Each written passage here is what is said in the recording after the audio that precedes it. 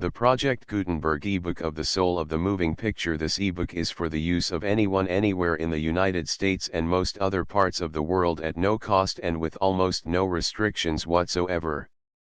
You may copy it, give it away or reuse it under the terms of the Project Gutenberg license included with this ebook or online at www.gutenberg.org. If you are not located in the United States, you will have to check the laws of the country where you are located before using this ebook. Title: The Soul of the Moving Picture. Author: Walter Julius Bloem. Translator: Alan Wilson Porterfield. Release date: February 26, 2024. Ebook number 73028. Language: English. Original publication: New York, E.P. Dutton and Company, 1924. Start of the Project Gutenberg ebook. The Soul of the Moving Picture. Transcribers notes: new original cover art included with this ebook is granted to the public domain. Other notes may be found at the end of this ebook. Scene from the Nibelungs. CP 93. The Soul of the Moving Picture by Walter S. Bloem. Authorized translation from the German by Alan W. Porterfield. New York, E.P. Dutton and Company, 681 Fifth Avenue. Copyright 1924 by E.P. Dutton and Company. All rights reserved. Printed in the United States of America.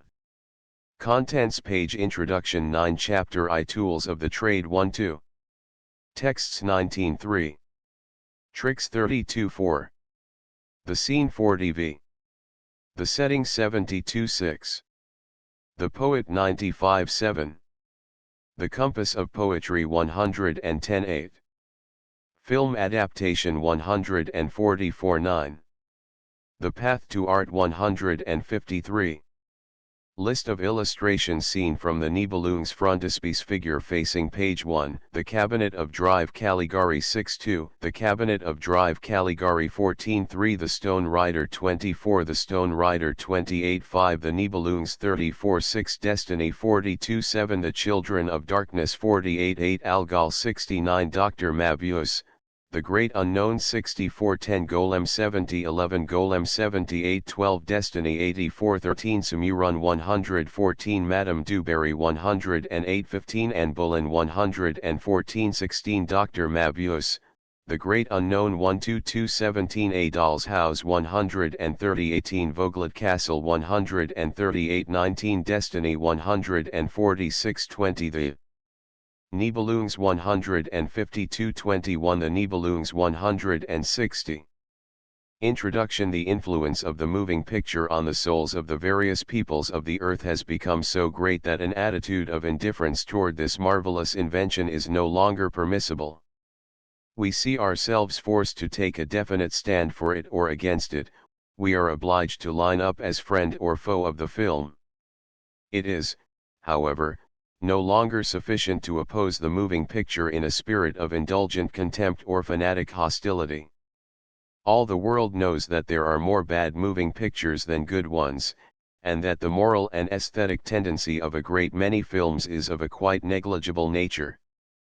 But if the moving picture were in reality the offspring of the devil, as many theologians and academic demigods the world over contend, thinking people would be at once confronted with this insoluble problem: how does it come that thousands upon thousands of human beings scattered over the earth are laboring, with intense resignation and passionate zeal, to the end that the film may be made more perfect artistically and cleaner from a purely moral point of view? The striving after money has naturally something to do with their efforts. To offer this, however, as a final explanation of this unusual situation would be an idle method of reasoning. You cannot explain the joy these men are taking in their creative efforts in this way, for their souls are in their work. To many thinking people, the real nature of the moving picture is wrapped in mystery. It is a brilliant and enigmatic riddle to them. They recognize, though they fail to comprehend, the fact that the moving picture, despised without restraint and condemned on general principles only the other day, has won an incomparable victory over the hearts of men, a victory, too, that will be all the greater and more beautiful once the psychic and moral perfection of the moving picture has been accomplished. The cultured man has an instinctive hatred of forces the significance of which lie beyond his grasp. He makes every conceivable effort to defend himself against them, to ward them off. But the people, the masses, throw themselves into the arms of such forces blindly and without question.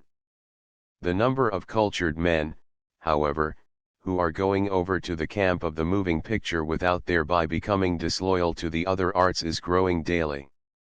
Even those sworn and confirmed skeptics who still look down upon the film from the heights of their intellectual superiority with superciliousness and contempt are bound to admit that there is something between the pictures which has a magic power to draw, which exercises an ineluctable influence in the gaining of recruits. The moving picture is an art based on feeling, and not on thought. It has to do with the emotions rather than with the intellect.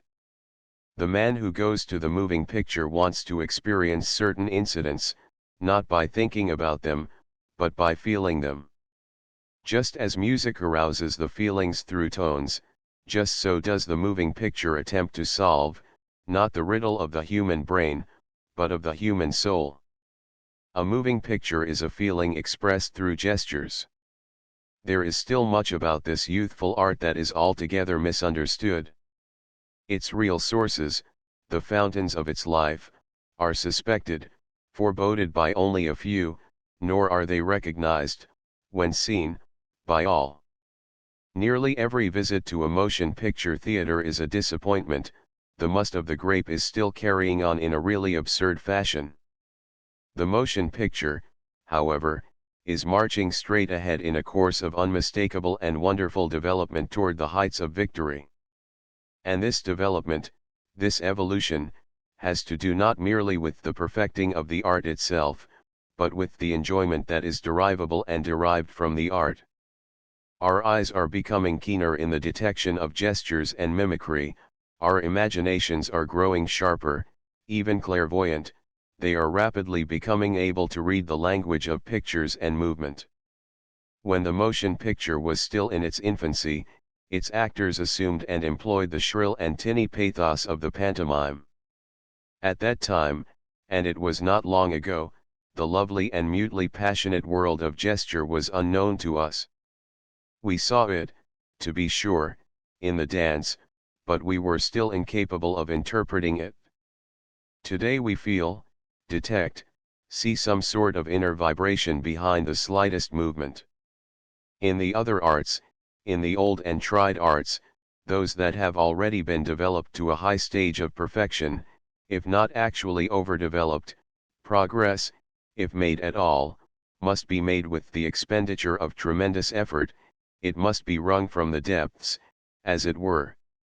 In the moving picture, on the other hand, 1,000 possibilities still lie quite on the surface, ready, indeed longing, for fulfillment. The great creator can think, feel, and dream new and novel features without falling into despair at the thought of what has already been done.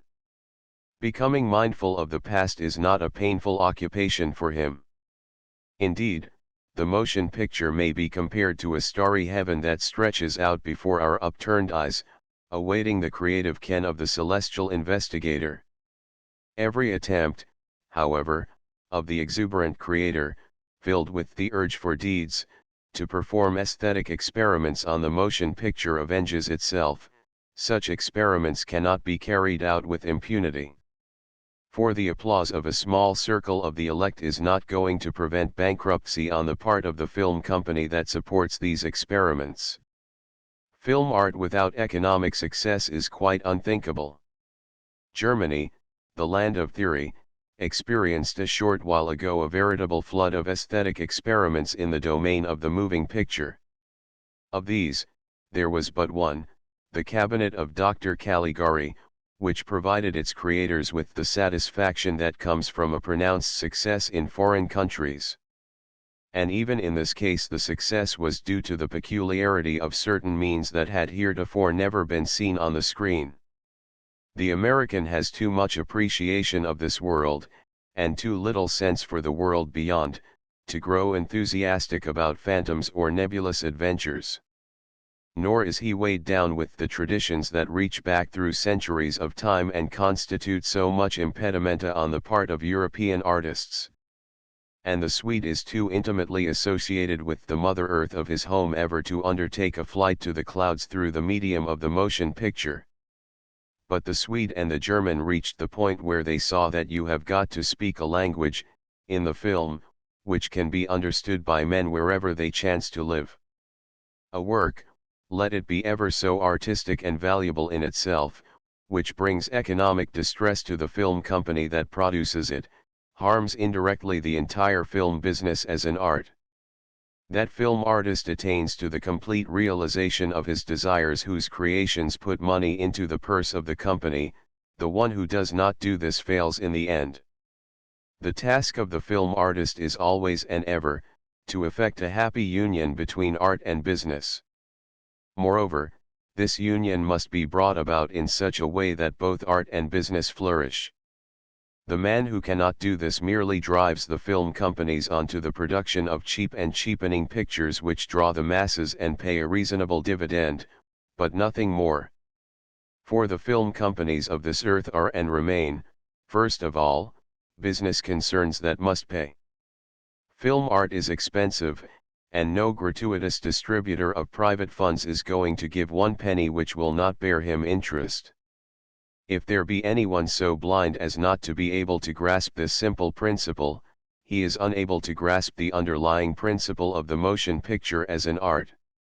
To fail to recognize commercial success as the basic condition on which film art rests is to call down upon one's head the irritation that ensues from ineffectual grumbling. Consequently, the much lauded redeemer of the film will be he, and he only, who can create what is at once of enduring artistic value and financial potentiality.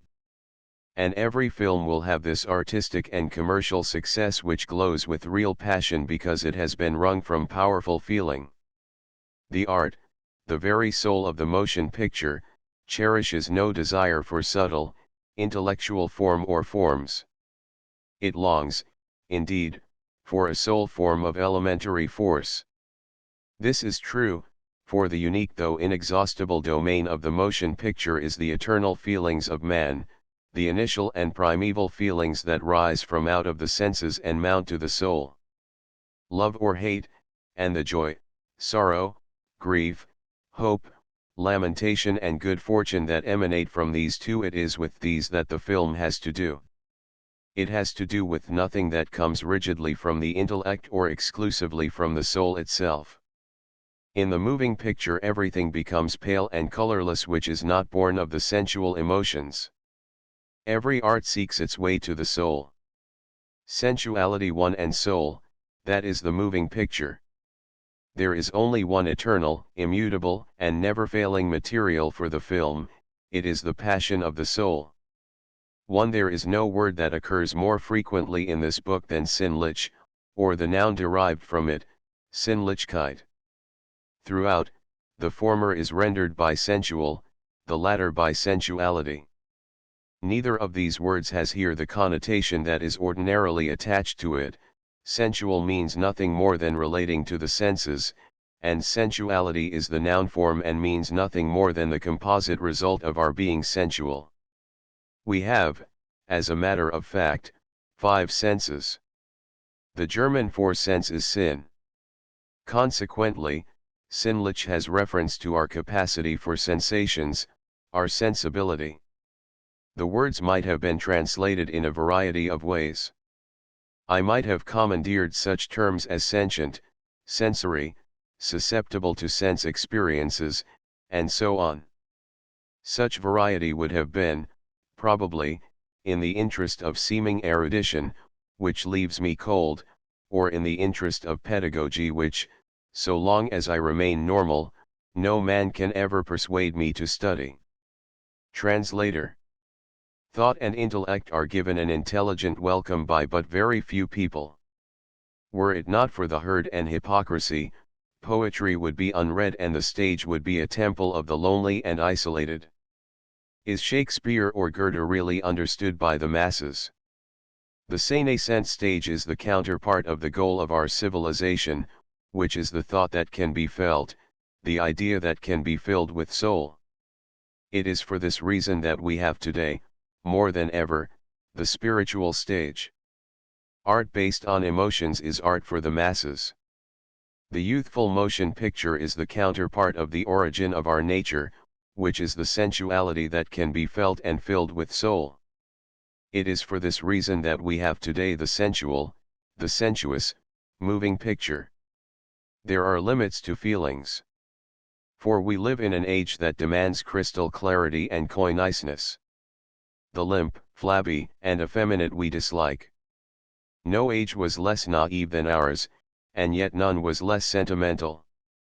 The motion picture is art for the masses, it is mass art.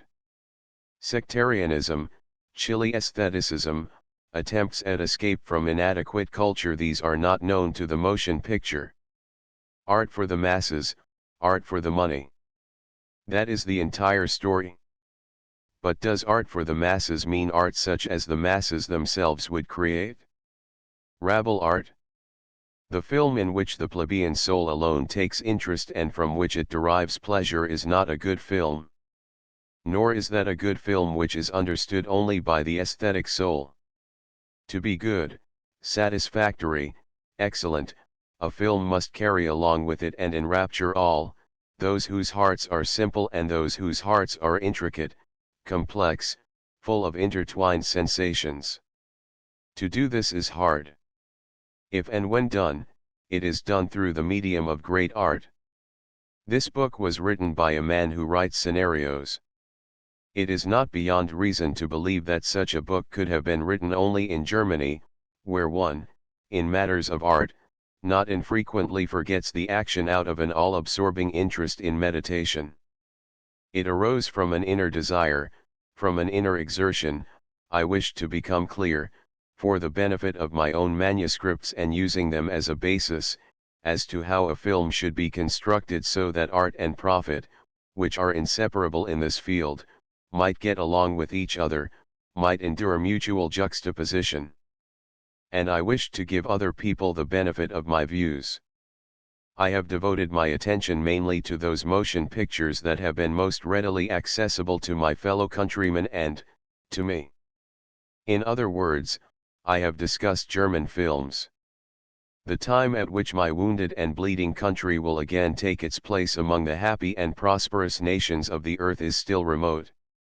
Moreover, it is only in rare instances that the best films of foreign lands are shown in our theaters. The taste, however, in the matter of the moving picture is virtually the same among white people the world over, and we are all striving, even competing, for the identical goal to please. I am quite mindful of the fact that a purely theoretical discussion has its limitations in value.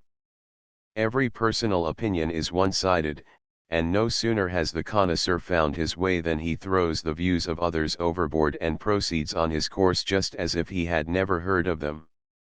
Nevertheless, the motion film of all lands, whether it be American or European, makes its appeal to human beings, every one of whom has two eyes in his head and a heart in his breast. Nor is this all. Every individual man, wherever he may chance to live or whatever his origin may be, has one fundamental ambition, one basic goal: joy, beauty, adventure. Perhaps I have succeeded in saying a few things regarding the general nature of the motion picture which may be helpful by way of showing how a successful picture is built up and produced. If I may be permitted to do so, I should like to express the hope that I have made a few suggestions of enduring value, even and also to those across the Atlantic. Nor is it judicious to overlook the fact that an idea is by no means worthless when it incites to contradiction or refutal. The smallest creation is more valuable than the most beautiful book of discussion. It is always permissible, however, to form certain ideas regarding one's own creations, and to discuss these ideas in a theoretical way. The one point to be kept in mind in this connection is, that we must never regard such discussion as the formulation of definitive and irrefutable opinions. A treatise of this kind dare not lay down an inelastic law for the film of the future. Limitations dare not be placed on the free creative ability of the mind and the soul. A real creator can break the chains of theory easily and without notice. For him there is but one rule that always holds: do your work well, and then you need not pay the slightest attention to the law as this is handed down. W.S.B. Bergrenik. In the summer of 1923. The soul of the moving picture chapter I. Tools of the trade. The special characteristic of a fool is that he always tries to do the thing for which he is not qualified. Art likewise commits a grievous folly when it attempts something for which it is not fitted, when it fails to undertake what it alone can accomplish. For this specific accomplishment on its part is, as a matter of necessity, expected of it. Whether this expectation be entertained consciously or instinctively is beside the point. Walter Harlan. The moving picture is scarcely 25 years old. Born of a matchless technical invention, it demands today, with the unrelieved arrogance of the proverbial upstart, complete recognition in the society of the arts. There, in the company of the established arts, it finds illustrious companions, each of whom looks back upon a proud tradition of hundreds and hundreds of years. The old arts, however, are reluctant about admitting the moving picture to their family. And, truth to tell, the film is bound to admit that its nursery was not as it should have been, for filthy hands taught it to walk. No man of intelligence refused to pay due honor, indeed to express his vigorous admiration for the invention of the moving picture and the talking machine. The moment, however, that these two creations of technical science asked to be regarded as means to a new and real art, this honor and this admiration were at once driven from the field by a frigid rejection. The masses, to be sure, sicklied over in no way with a pale cast of thought, conducted themselves differently. They forsook Olympus then and there and rushed with jubilant hearts into the temples of the new art. The film had arrived. The scholar refused to recognize it, he closed his doors against it. It was impossible, however, for him to prevent its spread over the entire earth. Owing to the very fact that intellect could at first not be persuaded to take a sympathetic interest in the film went on its way and became, quite naturally, the tool of ignorance if not of imbecility. To its initial champions any such concept as cultured civilization was unknown. Their sole objective was to transform the novel device into jingling guineas, and to do it as quickly as possible. It was not long, however, until the public that frequented the music halls and variety shows grew tired of the cinematographic disrobings and their attendant indechancies. What was to be done? Writers immediately set about creating backstairs tales of the worst conceivable type. There was but one slogan: money. And the money was forthcoming. Technical science, which has really never, of relatively recent years, been without a keen nose for good business, came to the aid of the scenario authors. As a result of this, the presentation of the pictures soon acquired a stage of perfection which the most enthusiastic dreamer had never once anticipated.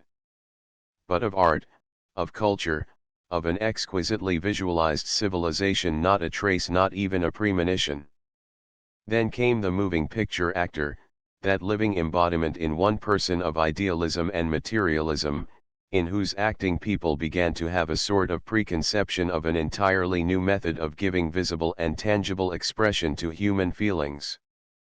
The belief that a new art was in the making was still vague, one's idea of it was still dim, but it was there. The scholarly world, whose unique privilege it always has been, is, and will be to denounce, decry, and damn the new so long as it has not been perfected, and despite such evidences of unquestioned greatness as it may reveal, at once shrieked as from a single throat, surrogate.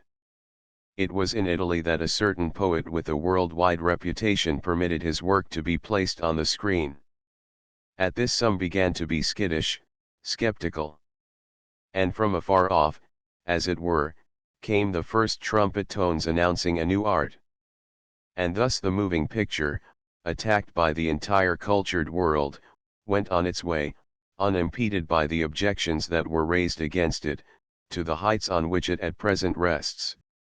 The scholar proved that there is one thing at least which he is not: a prophet, a seer, a herald of the new. To be a pioneer does not mean that one must cast slurs on that which has not yet found itself, it means much rather the ability to catch, by fair means and fanciful, the first distinct notes of remote clarity. No one will be able to have great faith in the motion picture who is not at the same time able to seal his heart against the veritable flood of artistic disappointments, and who is not ready to pay his homage to the few great scattered events and episodes that have gone toward the effecting of the clarity of which we have spoken. If you say to me, 9/10 of all moving pictures are bad, I shall reply by saying that 1/10 of all moving pictures is good. If this repartee on our part is possible from the point of view of hard fact, then it certainly must be possible to squeeze out all the faulty fruit from this budding garden of the screen. It is, in truth, ridiculous to try to prove the worthlessness of the moving picture as a whole by selecting, with much conscientious care, the worst pictures and holding them up as typical and abominable illustrations.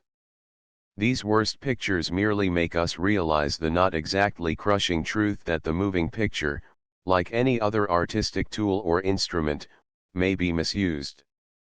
If we wish to prove the enduring value of poetry, we do not cite Kotzebue or Conan Doyle.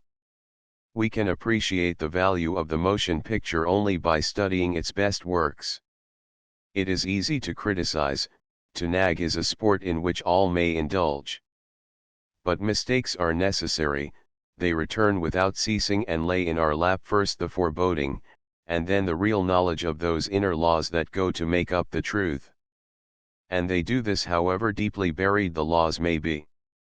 Technique stands at the service of civilization, it is the product of cold, calculating, judicial intellect. Art serves culture, it is the product of the warm, seeking soul. The moving picture wants to serve culture, it wants to speak to the soul, sprung though it itself is from cold technique. When, at the close of the preceding century, its inventors projected the first living pictures on the canvas, they did not even faintly suspect the measure of development that was in store for the child of their mind. The film was not created for the benefit of culture. If in the meantime the visualization of human feelings has come to occupy the lion's share of attention, it is merely a proof of the fact that the human soul has taken possession of the film in order, through it, to acquire new forms of expression for its feelings. Who would have the audacity to contend that the number of arts was definitely decided upon centuries ago, and that new ones cannot be added to the already existing list? Who will deny that every art has sprung from some technical invention or other? Even music, the most beautiful flower of human culture, was impossible and unthinkable until men had invented sounding boards, vibrating strings, and similar devices. Whether the technical apparatus associated with a species of art, and making that art possible, be elaborate or simple, concerns art itself in no way. For it is entirely and altogether a question as to how large the space is which it offers the soul. Fig. 1. Scene from the cabinet of Dr. Caligari. CP 79. Long before the moving picture was a reality, there was an art of dumb, mute, moving bodies which achieved its ends through crude and, viewed from the present point of view, distinctly laughable method of procedure. I have reference to the pantomime.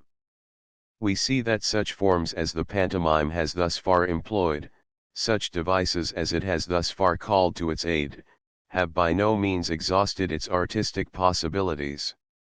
The mimic action, or incident, was laid at such a great distance from the spectator that the finer values of the enterprise failed of their real significance, they could not, in truth, be applied. The pantomimic actor, even much more so than is the case with the actor on the stage of the spoken drama when he is obliged to depend upon gestures for his effects, saw himself forced into an excess of pathos with which it was quite impossible for his soul to keep pace.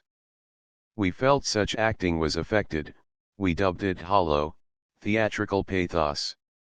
In order to make its mimic expression more refined, which means more artistic, pantomime called music to its aid, and music is an art of feeling.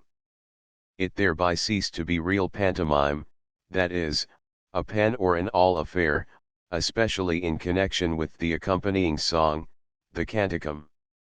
In other words, the hitherto existing forms of pantomime have proved to be inadequate and unsatisfactory as agents of transmission between the contents of the art they are supposed to represent and the spectators who are supposed to enjoy the representation. Then came the film. Anything that had previously been lost in the distance, anything in the way of tender emotions and delicate feelings that the spacious room of the theater had swallowed up, is now caught up by the lens of the film. A symphony of humanity can be made to vibrate in the play of a nervous hand, a chaos of opposing forces can be visualized with an equally small display of effort. What art had ever before been able to do justice to the animated and living hand? What other phase of art had been able to catch, hold, and delineate the twitching corners of the mouth? It was not until the film had been brought to its present state of perfection that there came forth from the pantomime this new and exalted art, the art of expressing feelings through gesticulation. The inexpressible, the unspeakable, that regarding which even poetry itself can do no more than merely touch or indicate, has been taken up by the film and made a reality in the sphere of art. Even years ago, the great German actor Bassermann played, in the moving picture, a scene in which the transition from unmarred joy to unrelieved grief was expressed in his well-nigh immovable face. Where was such an accomplishment possible before the invention of the film? On the legitimate stage? In the pantomime? The exploitation of the much abused gros offname, enlarged photograph or close-up, is, of course, perfectly justified when it is a question of portraying intensified feelings, provided the exposure be taken with becoming caution. But it has meaning, that is, it is to be applied then and only then when feelings are to be expressed which, in actual life, are revealed gently. The close-up is out of place in caricatures and facial distortions, it is intended solely for the more tender emotions. Gruff or even indifferent feelings cannot be reproduced with its aid.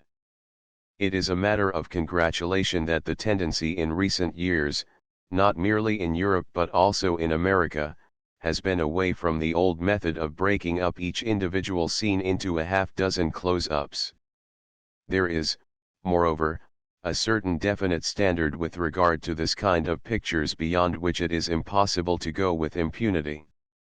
When, for example, a single head or face is detached from its pictorial connection and made to fill the entire surface of the canvas, the effect is disagreeable, the impression unsympathetic.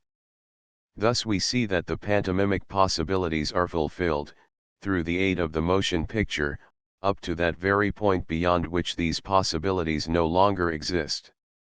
The significance of this is manifest. It is only with the aid of the motion picture that the very possibilities in the way of the animated, or moving, body can be visualized and exhausted. This in turn proves that the film was necessary, that as a novel and perfect form of expression of the human soul it is to be reckoned as an art of the arts, and among the other arts, without hesitation or mental reservation. The gramophone is also a technical invention, but we shall never be able to list it among the arts because it was not necessary as an aid to music. All that it does is to carry what it receives farther along and in an unchanged condition, just like the waves of the radio station. The gramophone does not bestow a deeper possibility of expression on the sound it reproduces. The motion picture is a qualitative gain for art, the gramophone is merely a quantitative gain. But, the people say, the film has its weak points, it is colorless, it shows a flat surface and not a well-rounded fullness, it is mute. I detect at once two disadvantages and one advantage. I am aware of the weakness that arises from the fact that the film reproduces flat surfaces. Life itself is rich and round, bodies move about in pliable fullness, there are such things as propinquity and remoteness, some things are near, others afar off. The film brings out all of this only in an imperfect way, indeed to a certain degree these concepts and realities are distorted by the film. There was a desire to transform this defect into an advantage, and the shadow picture, as well as the etched and colored film, was the result. Each was rather attractive, neat, even winsome, but in the framework of our art they were altogether without real significance. For the strongest impression of the motion picture is and remains the play of real human beings, and we cannot expand or contract our moving picture people just before they begin to play, and just so that they may have the right size. Let us rather be content with longing for the inventor who will present us with the plastic film. I appreciate the weakness that arises from the colorlessness of the film. Life itself is rich and variegated, it shines forth in colors of 1,000 hues. The flowers are beautiful, the blush on the cheek of a lovely young woman is filled with magic charm. We can indeed at this stage only seriously regret that this diverting play of colors has thus far not been a gift out after which the film may reach. The film as we know it is without color. But heaven forbid that we should become unmindful of the austere fact that all arts have their weak points alongside of their strong ones. How we should like to hear the angels on the altar of Ghent sing. How we should like to see the aurora of Michelangelo broaden out the glorious body. The truth is, however, that the motion picture, even in its present imperfect state, gives us an abundance, indeed enough, of pleasurable sensations.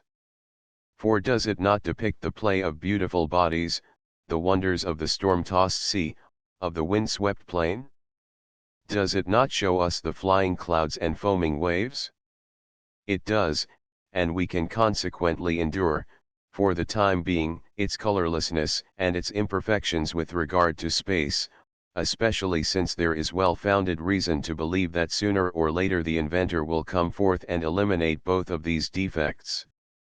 I am aware of one advantage. The film is mute where life itself is rich and resounding.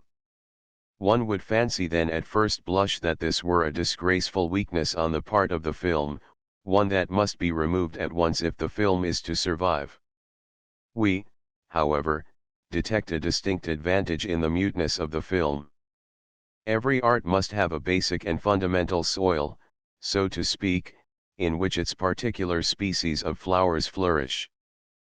Poetry has the spoken word, painting has color, music has sounds, the plastic arts the rigid body. It is in these that each seeks and enjoys its originality, and originality is the sole ground on which art of any sort justifies its continued existence. Therefore, grant to the motion picture its mute play of moving bodies, for if you are unwilling to do this, you will doom the film to become merely a hackneyed, parrot-like imitation of the regular stage.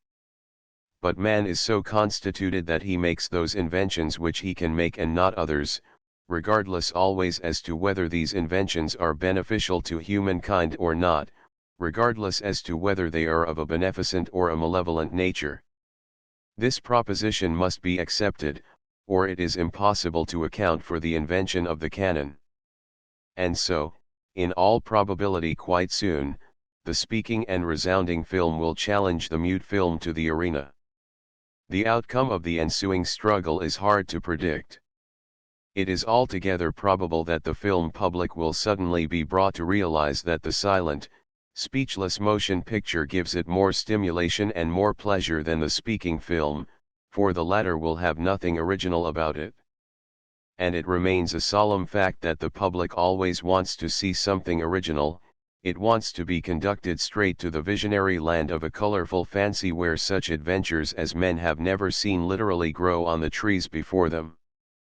Let us wait then and see how the world receives the speaking film. If it accepts it, one of the most beautiful, and one of the most recent, messengers of peace known to the human family will have been lost. For the film speaks today the silent language of the emotions, that language which is understood by all peoples and races wherever they may live. It speaks the reconciliatory language of the human heart. We have all seen and felt Americans, Germans, Frenchmen, Jews, Chinese, and even Negroes play in the motion picture. They all spoke with the voice of brotherhood, and no one hated them. Fig 2. Scene from the cabinet of Dr. Caligari. CP 77. The speechless silence of the film, however, is not altogether tolerable. The most taciturn of men speak a word at times, and the film dare not create the impression of total unnaturalness. The film is not pure pantomime. Misguided and obsessed theorists try every now and then to project a pantomime film on the screen, and every now and then these creations enjoy a measure of approbation on the part of the critical public. The characters of these scenarios are doomed men and women whose lips have been sealed. Their playing is often ungraceful and tortured, for there are not a few instances in human fate, as this is delineated on the screen, in which something must be said which cannot be said through the exclusive means of gestures. The subject matter of these pantomimic films has, without exception, been exceedingly primitive thus far. A marked case of such a film was the German picture entitled Scherben, which, nota bene, has also been shown in America.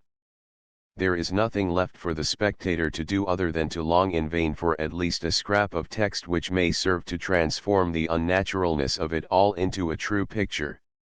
It has been felt, indeed, everywhere that the film dare not be wholly speechless. Words there must be. There dare not, at the same time, be anything even approaching a perfect lack of consideration for the art that is being indulged in. We dare not forget that the prime feature of the film is its silence. We are willing to put up with colorlessness and an altogether inadequate depiction of space and perspective, but we become indignant when living and life-sized human beings converse with each other for a long while and in absolute silence. Again and again, and even in the best of motion pictures, we see the soundless conversation. It is a mad conception that was unknown until the moving picture was invented. People speak with each other, often in regular word duels, and we have only the vaguest idea as to what they are saying.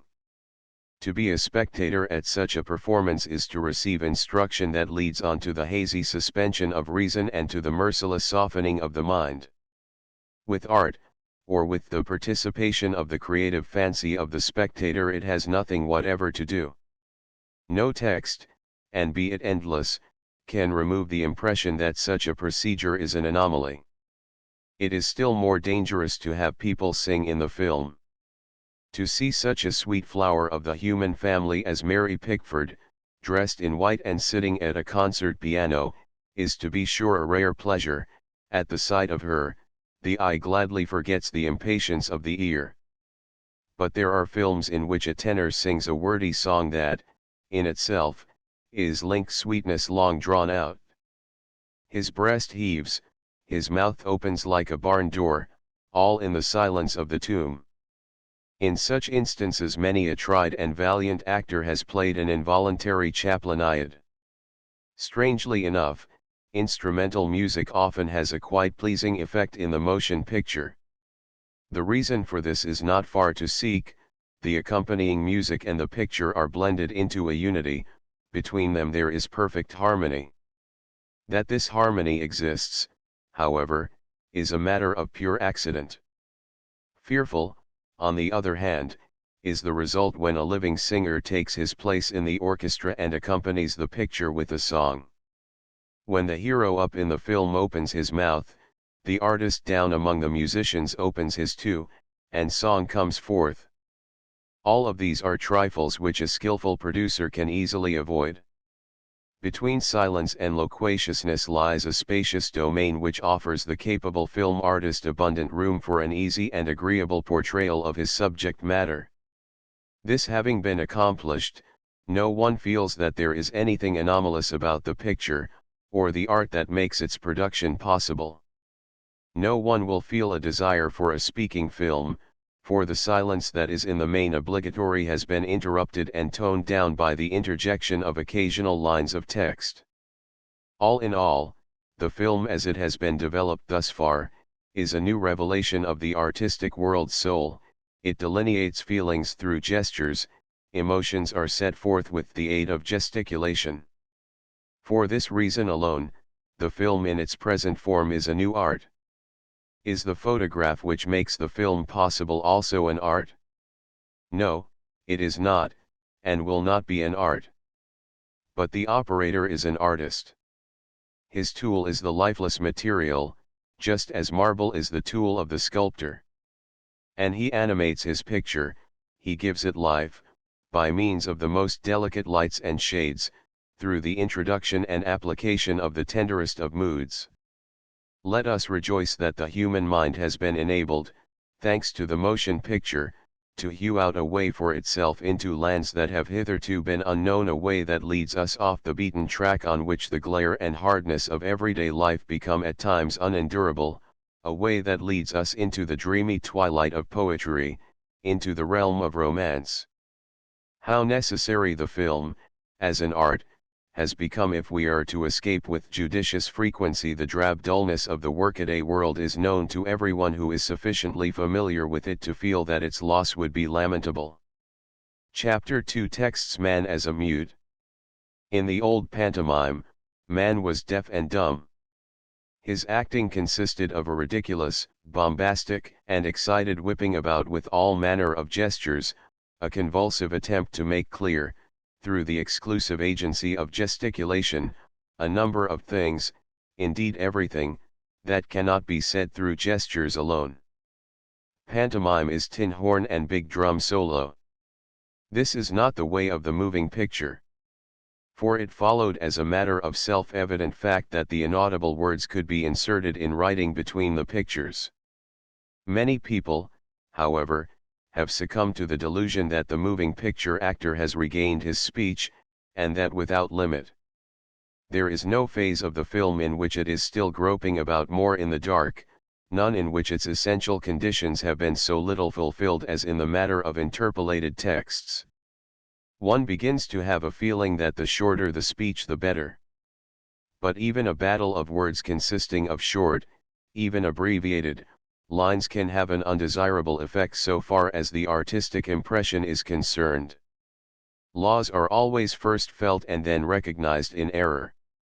It is even so with the texts that accompany the pictures of the film, they are conditioned by a state of concealed necessity which the artist is in duty bound to recognize if he would impart to his text the psychic impressiveness without which it is a failure, and the artistic importance without which it cannot survive. Fig. 3. Scene from the Stone Rider. CP 81. The contrasts between the picture and the text exist, they even stand out. But they have never prevented plastic art from attaching written explanations to the works that sail under its banner, that is to say, the creations of the artist are named. If such a designation, or naming, were not employed, it is within reason to believe that many a work of art would never enjoy a correct or adequate interpretation. It will probably always be a mystery as to precisely what Titian meant by his so-called, his inadequately designated, celestial and earthly love. These terms or names are superfluous, if not annoying, only when they convey an idea which is perfectly patent in the very nature of the work itself. Why ascribe set titles to such works as Traumerei, or The Water Carrier, or A Happy Home? Truth to tell, the interweaving of picture and text had been elevated to the rank of a unique art form by a great artist long before the moving picture began its ascendant course. I mean, Wilhelm Busch, with his pictures and verses. In our soul, Busch's contrasts are dissolved and intertwined, they constitute an organic unity, they are a spiritual entity. Aesthetic categorizing has consequently been secured, in turn, and that to the salvation of art. The discovery of the practical, artistic relations that picture and text should bear to each other have, unfortunately, not been made essentially easier thereby. There can be no doubt but that different peoples feel quite differently on this point. The Italian Gabriele D'Annunzio, for example, in his Cabiria inserts sentences of a length, effusiveness, and fustian which are just as intolerable to the art sense of a German as are the swollen and pathetic stage notes of his regular dramas. Are we to conclude from this that we Germans are cooler, calmer, soberer, and less buoyant than the children of sunny Italy? Or are we to conclude that our feelings are safer guides in matters of art than those of the Italians because we believe that the true significance of the moving picture is to be sought in the picture and not in the text? For it seems to us like an artistic contradiction, like utter nonsense, when the film, intended to create its effects through moving bodies, supererogates unto itself art forms for which better means have been provided, more appropriate ways found. The book was made for poetry, and if it is to be spoken, its place is manifestly on the stage. The task of the motion picture, let us repeat, is to express feelings by gestures. In this proposition there lies hidden a great deal of knowledge. Feeling does not belong to the text, the written text is not its sphere, it is not to be spoken, it is to be given form and substance through the art of mimicry. But there are motion pictures staged by men who at the very thought of an I love you, the warmest and tenderest possibility of this art, cannot resist the temptation to have these three words roared forth through so much accompanying text. But never mind. I love you, that would be an almost classically sober wording. The actors could play this concept so perfectly that such a sentence, however superfluous it might be, would scarcely be noticed. The more, however, the text endeavors to create atmosphere through itself alone, the more the film departs from real art. In a certain gloriously dilettantish screen creation one reads, Vera, you are so lovely and good to everybody, couldn't you be lovely and good to me too? Even a sentence such as you are beautiful brought a discordant note into the general situation. We should be able to detect, in each of our five senses, the way in which the beauty of a woman gains utter control over a man. If we are so bereft of feeling and fancy that we cannot see this and feel it, a whole volume of emotional text would not be able to drum it into our heads and hearts. One notices that the film authors frequently try to bring a bit of poetry into their texts. It is not wise to show me how much I lost when I erased the memory of the woman from my mind, said the tiger of Eshnapur in the Indie Chs Grabmal, Indian monument. In a case of this kind, words take to their heels, so to speak, wander out into the realm of undisciplined poetry, and lose all feeling for and connection with mimic action. But in the motion picture the word is not free, it is bound with secret chains to the mimic action. If these are broken, the ensuing contradiction jars on our senses in that two art forms are welded together which in reality have nothing to do with each other. The striving after lyric tenderness and beauty is noticeable in a great many German and American films. In this regard, the Swede is wiser, his feelings more commendable. His texts are more objective and material, and the effects they produce are more wholesome and artistic. For wherever and whenever the text displays an excess of fire and fancy, the spectator remains as cold as ice. His feelings can be aroused only by the gestures, by the movements of the bodies of the actors. In Dr. Mabius we were regaled with this bit of declamation, he who is he? No one knows him. He stands over the city. He is as tall as a tower. He is damnation, he is salvation, and he loved me. The public was not moved one iota, but it laughed tears. Instead of being exalted, it was disenchanted, it was sobered down. For the very simple reason that the laws of the motion picture text are different from and narrower than those that have to do with poetry. The film texts that are written in verse prove to be pretty thin and anemic in their effect, even when a serious and gentle poet writes them. We have but to think of Der Müde Tod, Weary Death.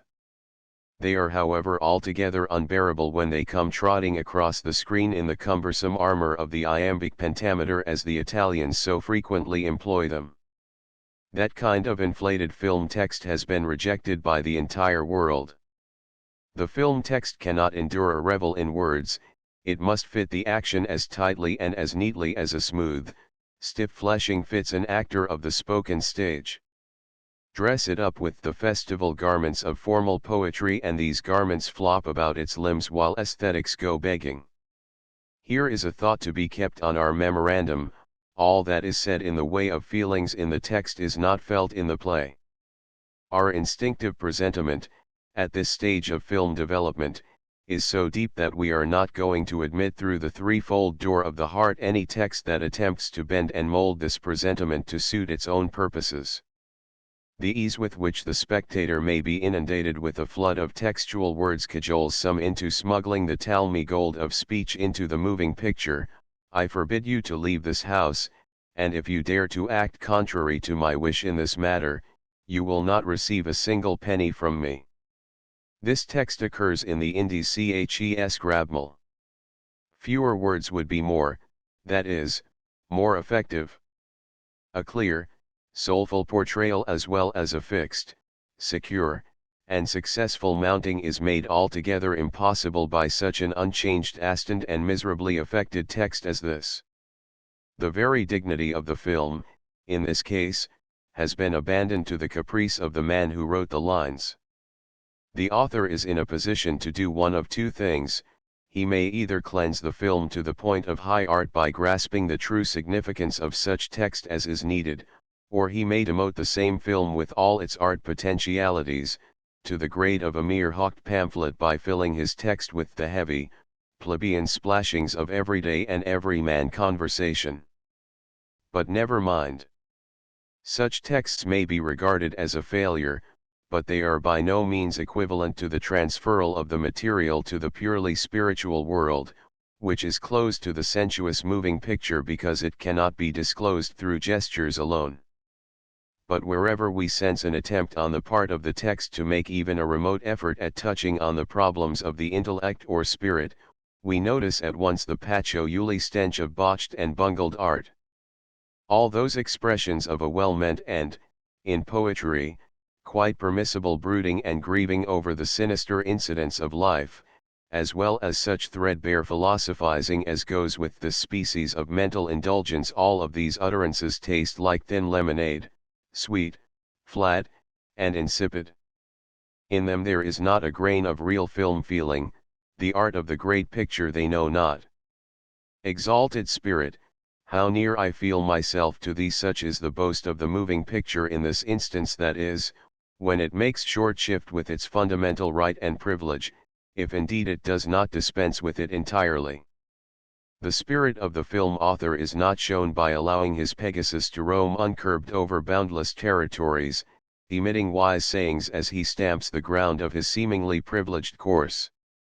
His spirit, the intellect that he may have, is revealed in its true light when he exercises an iron will in his search after the right expression, and makes this expression just as short and just as rare as the exigencies of the occasion permit.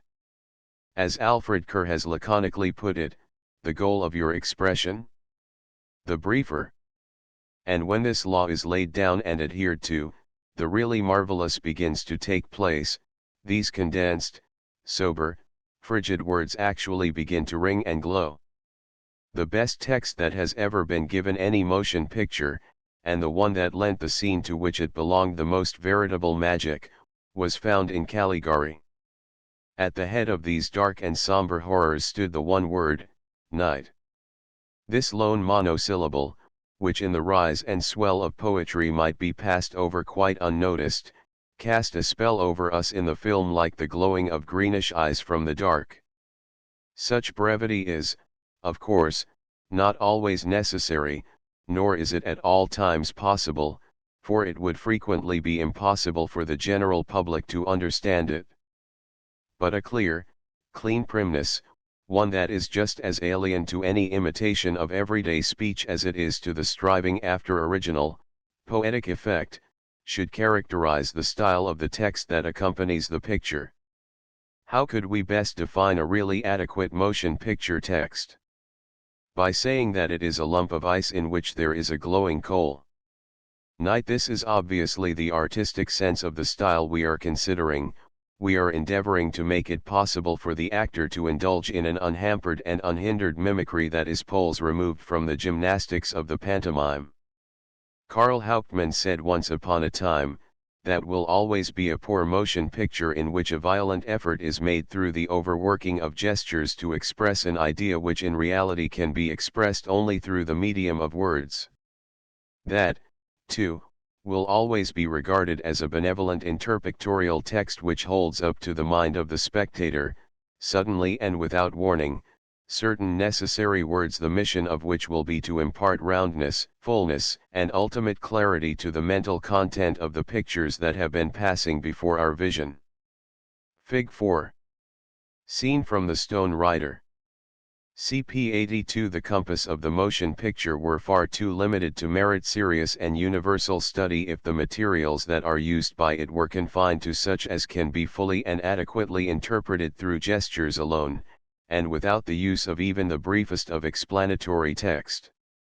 The American, who troubles himself but little about theoretical considerations, frequently mounts, in less important films, individual scenes with 6 or more bits of text arranged in remark and reply. There has been a tendency of late, however, to exercise greater moderation in this respect. The whole matter can be summed up by saying that with regard to the number of interspersed words, and the length of the explanatory sentences that are used, one's feelings are the only safe criterion to follow, and they set down this as an infallible guide. A text is good if it is effective. It can be effective only when it harmonizes with the pictures. And if it is to be effective, that is, if it is to find its way to the heart, the very narrowest of limitations are imposed upon it. The business of depicting feelings must be left to the actor. Any feature of the action that cannot be controlled in an unconstrained way by the art of mimicry must be cared for by the text. Under this heading would fall the announcement of decisions reached or resolutions made by the participating personages. But when the text essays to chew, swallow, and regurgitate what our imagination can dispose of by virtue of its own power much better than words can tell, failure raises its austere visage, for imagination, if not left alone, slinks into the corner in disgruntled mood and proclaims from its safe but sinister seat that the entire performance is a fraud, that what seems like splendor is nothing but cheap paint. It is not the mute but the monosyllabic character that the motion picture develops. We are becoming aware of the fact that there is a pronounced tendency in this modern age toward greater brevity. We are turning away from the prolix and diffuse. We are endeavoring more and more to say a great deal in a few words, and to use expressions that carry comprehensive meaning. The man of the motion picture is related by affinity and by his very being to the man of the first quarter of the century. In the hands of a disciplined and experienced film writer, the text, as a tool of the trade, disports itself benevolently, and is a handmaiden of the arts. In the hands of an inferior writer, it murders art and slays the canons of art, for the text becomes an end in itself, and its aesthetic lassitude as well as its gradual effacement, or rather extinction, robs in time the legitimate gestures of their specific meaning and their general significance. It is remarkable, however, that these facts, these bits of knowledge regarding the film, do not apply to the comic motion picture. Even the ingenious Chaplin, who makes more out of gestures than any of his colleagues, has never been known to object to a right good, or juicy, text. There are, in truth, quite a number of film comedies in which the foils and florets of wit are swung about with marked liberality and hilarity.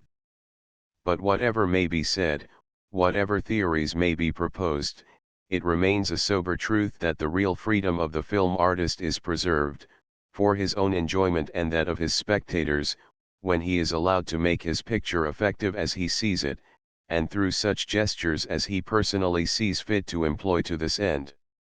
That is the thought the Swedes kept in mind in the making of their astonishing film entitled Eroticon, in which they played fast and loose with all academic deductions touching on the muteness of the film. And if asked, when is text permissible, we would be obliged to reply that it is permissible only when it is necessary. Chapter 3 Tricks. On what planet was the man of the moving picture born? Did he, and does he, first see the light of day on some magic star where the established laws of nature fail to function? Where time stands still, or runs backward? Where spread tables emerge from the earth? Where the wish suffices to enable a man to fly through the air, or to disappear without a trace into the ground beneath him? Long before the World War, when the real power of the motion picture to represent feelings was as yet unknown, and when serious literature, on this subject or on that, was as yet unable to rise above the low level of the cheap pamphlet, one of the most valiant of German literati, Julius Babb, referred to the trick film, the fairy film, as the exclusive species of creation with which the so-called moving picture could legitimately lay claim to success, achieved or potential. The pedagogues rushed to his support, they showered him with applause, they demanded the fairy film, they hated and even damned the serious motion picture. But never mind. Let us grant that the film Babb and his supporters had in mind enjoys substantial possibilities in the way of setting forth certain types of pictures. Their contention merely increased the scope of the moving picture. But did the picture they had in mind add to the artistic scope of the business at hand? Babb wrote at that time these words: "For the motion picture, and in the motion picture, it is easy to have water run uphill, to have a venerable costermonger of the gentler sex soar through the empyrean heights, to have a snail overtake an express train. Now, there is at least one irrefutable proof that a given thing is not art: unlimited possibilities. These make up the stock in trade of the trick film. In such a production there is no development, there is nothing in which the artist's soul triumphs over the soul of the merest mechanic. There is none of the torture or anguish that goes with the act of real creation. There is nothing more than a trick played on the object in question. The trick film is the work of a cold hand. The inventive mind is constantly bringing out new and quite ingenious tricks, magic tricks. Having become experienced in this, it has the devil kidnap a railway train and make off with it through the air. But this is not art, it belongs to the variety shows, it is in place where all that is asked for and paid for is physical cleverness, legerdemain, art without soul. There comes a time where we really feel sorry for the motion picture artist when he finds tricks indispensable if he is to give an adequate idea of the miraculous magic in which he is interested. We will concede that in the trick film, and particularly in the fairy film, a certain measure of inner and intimate development is possible, and is at times evident. This art, however, always has a flaw in it that defies mending. Any art that forms an alliance with pure mechanisms in order to be effective, or to bring out the intended effects, is to be distrusted from the very beginning. For art ceases when mechanismus begins to play a role that can in any way be considered creative or important. The purpose of art is clear: it is to serve in the colorful reproduction of a scene. Fig. 5. Scene from the Nibelungs. CP 82. This fact should be recognized, and in the films that set forth that reality which makes the warping and twisting of natural laws impossible, there should be just as little use made of tricks as the situation allows, and when employed, they should be employed with extreme caution. For the spectator, enlightened as he may become through the papers and magazines, is all too apt to catch on to these tricks.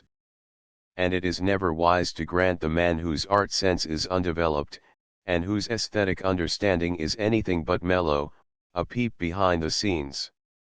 The sole place that the artistically immature can occupy with impunity is in front of the stage.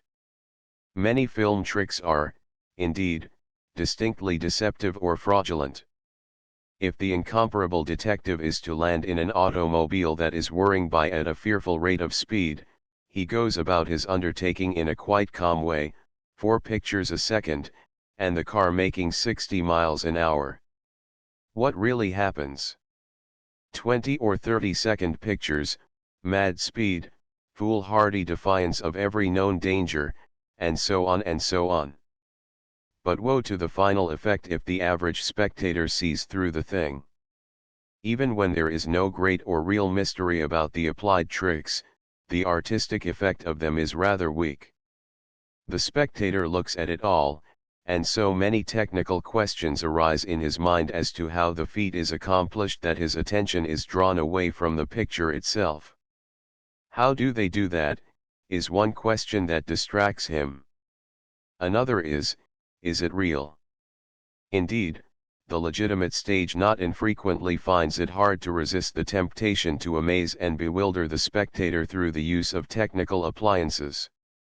Simple tricks, such as the sudden appearance of a dream figure, the unforeseen vanishing of magic people right in the middle of the picture may, in urgent cases, be employed. They rarely radiate anything that even distantly approaches what might be called psychic power, as did, for example, the unpretentious and altogether laudable tricks employed in the indie CHES grabmal. The truth is, we are reluctant about submitting to these mechanical devices, we refuse to be duped. Be the management and mounting ever so clever, we feel too keenly the presence of the cold mechanism. More complicated and more difficult tricks, which really deceive no one, are the appearance of the same person twice in the same picture. When such takes place, 2 thoughts, or feelings, fight rather vigorously for dominance. We don't like to refuse homage to the at times marvelous art of the actor, as in the case of Henny Porten in Cole Hyesel's Tochter, or Ossie Oswalda in Pup, and the situation can be so captivating that it is out of the question for us to witness it and remain cold. But the point is eventually reached where we feel the impossibility, indeed the very absurdity of it all. Just hand the old quackerwadger over to me. I'll cut him in half and each part will dance on the rope just as comically as you please. This is all very well, but you cannot expect a man to be an earthworm, for which dual dancing of this type would be a mere trifle. Any pleasure that we might otherwise be enabled to draw from such a performance is vitiated by the ineluctable consciousness that we are witnessing a trick of a distinctly technical virtuosity. But it is still more impossible to feel that we are in the presence of an artistic performance when, and it is common enough the scene demanding that a man be pushed off some dangerous ledge or rooted from some death-giving height, a big stuffed doll is substituted for the mortal thus to be visualized. In Golem, for example, we know full well that it is not the actor, Lothar Muthel, who is swept from the tower by the raging ghost. And we merely smile when the golem drags a stuffed doll around by the hair. The presence of Merjam's clothing helps neither one way nor the other. Or take another type of situation, where would it be possible to find an actor who was willing to have himself hurled high into the air on the occasion of one of the numerous and popular automobile collisions? In such a scene, where the living actor, of course, does not take part, the most that even the naivest of spectator experiences is a quasi-thrill just as the hero receives his bump. After that there is nothing left but the disagreeable feeling on the part of the spectator that the staging of the piece was inadequate. The man of the moving picture is born upon the same earth upon which all the rest of us live, move, and have our being. The established laws of nature apply to him just as they apply to us. Flying through the air, disappearing into the earth, these are the inartistic little simpletons that belong to the movie in its most desperate and degraded age. It is not the degree to which we can imitate that makes art, art is determined by the degree in which figures are fashioned that have souls in them. The fairy tale imitation on the part of the motion picture is fearful, at least in those instances in which, in order to carry out the trick, the lion's share is allotted to the text.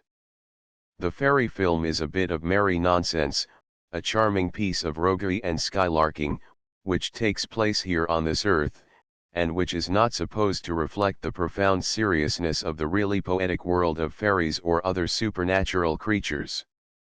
But we are at a loss to know what to do with the fairy film, for the fairy world in this hard, sober, material, and at times, brutal world of ours has become about extinct, depopulated, dead. For this reason alone, the fairy film cannot hope to succeed as a business proposition. Within the last year, the magic tricks that were once so common have almost completely disappeared from the screen. The Swedes, the most artistic of all film peoples, have never found the trick necessary, not even in their fairy films, though the Swedes belong to a race that loves reverie, likes to dream, and enjoys visions. Chapter 4. The scene. Let thought impart fixed content to the forms that move across the stage in restless search. Goethe. All that has been said thus far is supposed to serve as an Ariadne thread through the labyrinth of the moving picture. All individual forms should be bound together and be reminded in this way of their common purpose and objective. For it is impossible, if art is to flourish, to permit each individual section of this manifold complex to scream aloud, and that with all its might, in an endeavor to drown out other sections by coercing them into a parrot's cage, where the most they can do is to observe an obligatory subserviency. There is no art in which the star system, the mere existence and independent, inconsiderate activity on the part of a few gifted persons, is so nefarious as in the motion picture. This is an art in which there must be an unreserved ensemble of effort, a friendship of minds, a perfect harmony of creative souls. In the orchestra of productive spirits that plays in the motion picture, no man dare be master, no man dare be assistant. The manager himself must be primus inter pares. And neither the author nor the manager is the chief creator of a work.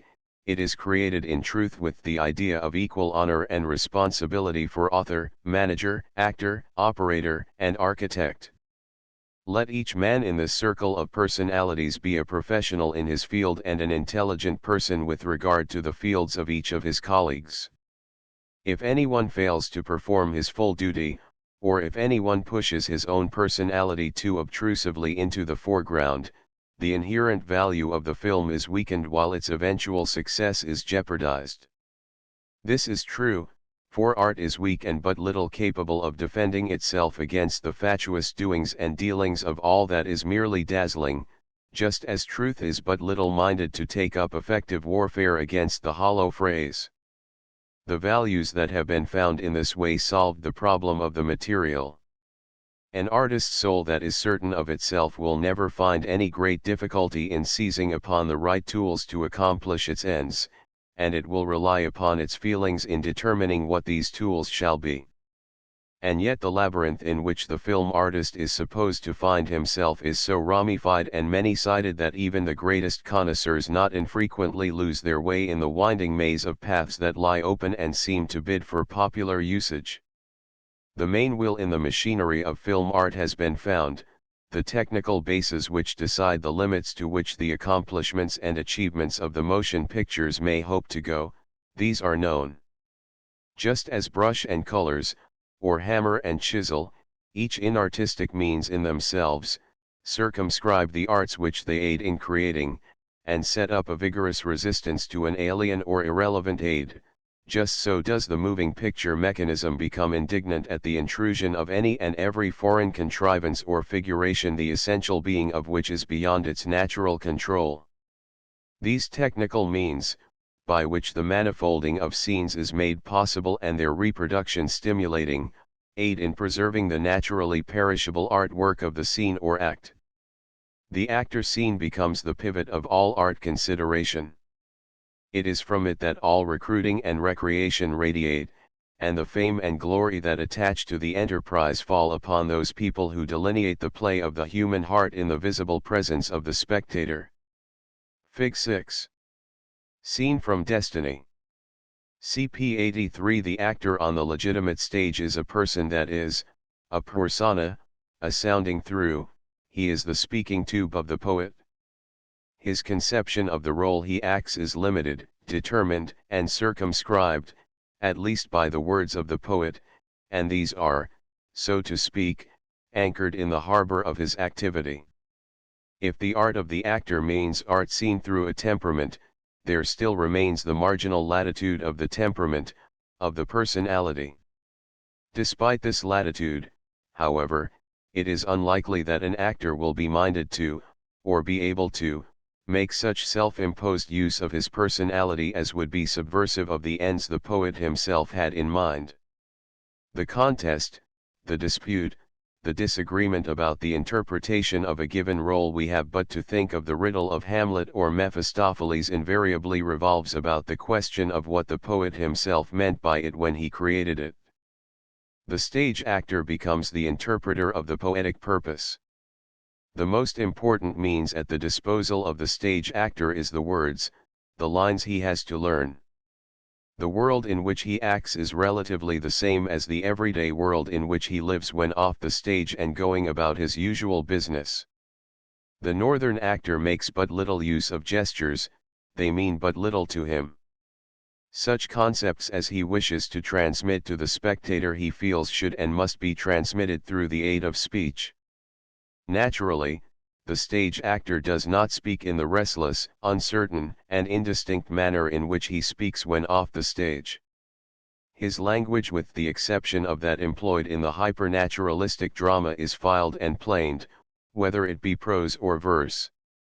But he makes himself understood by his dramaturgic colleagues, principally through the same means that he employs when he wishes to convey an idea to them in daily life. In the frame of the scenic apparatus, the actor plays in the course of a few moments, and in one progressive and uninterrupted action, his role from beginning to end. In this case there is no such thing as the splitting up of the action that is to be gone through with into 100 or more different scenes. It is only rare, to be sure, that the artist observes the whole of his playing from the wings, but in the scenes he has to play the character of his role is developed in logical sequence, and he has become familiar with the entire play through rehearsals or through previous performances. He is his own auditor. The lines of the poet are transformed also for him into intoxicating music to which he resigns, by which he is inspired, and on the wings of which he is carried along. In addition to all of this, there comes that rare and invaluable reciprocal action and reaction between him and his spectator, the force of which lends an inextinguishable and inescapable force to his receptive soul. There is only one thing that tortures him, and from which there is no possible escape.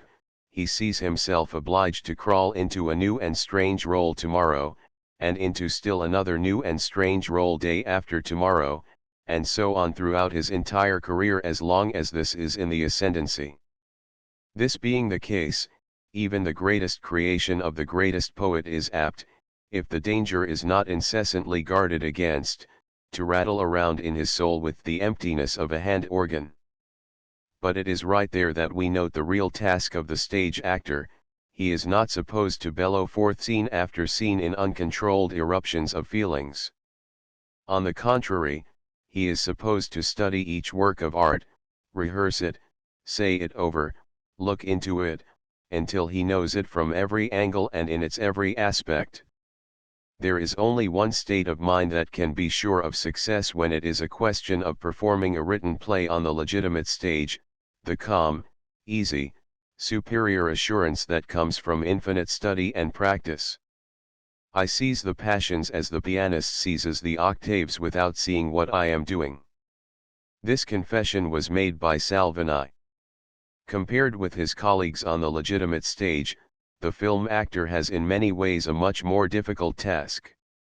The Italian and the Frenchman, both highly gifted in the art of mimicry, are much better adapted to the art of gesticulation than is the stiff northerner, or the snobbish cosmopolite whom the moving picture of all peoples takes such great delight in portraying.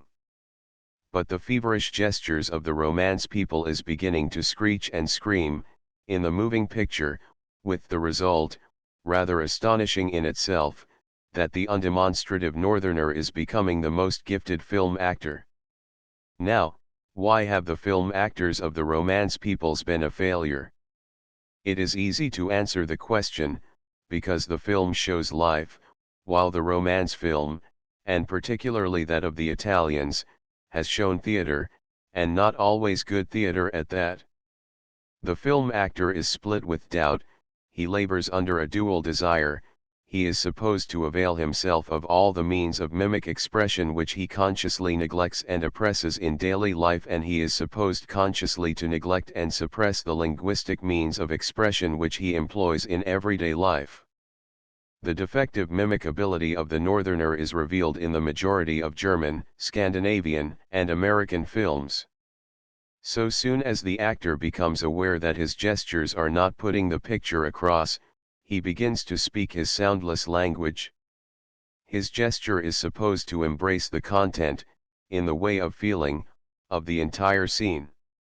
In this striving, the actor is supported by the peculiarity of the film mechanism, which catches up even the gentlest and most subdued mimicry and holds it up before the spectator. It would be impossible, especially for a northerner, to play an entire mimic action, in all its shades and nuances, at one time or in one concerted effort. This explains why the pantomime could never rise above the level of a rather crude art form. But the film dissects the action, winnows its parts, and allocates them to various places or dramaturgic localities. Everything that happens in the same place is assembled, while the picture is being taken, and made into a united and single play. This is done, of course, for practical reasons associated with costumes, decorations, and travels. This being the case, the actor does, and has to, concentrate his entire attention, for a very short time, a time that is generally measured in seconds, on the mimic material and means that are naturally placed at his disposal. This human weakness, which makes a relatively long and at the same time inspired action impossible, has been made the basis of photographic technique by the American. His reasoning and his technique must be commended. Where his European colleagues generally let the apparatus stand during the entire scene and then play a few close-ups later on, the American takes a picture of every individual scene, and from all conceivable angles.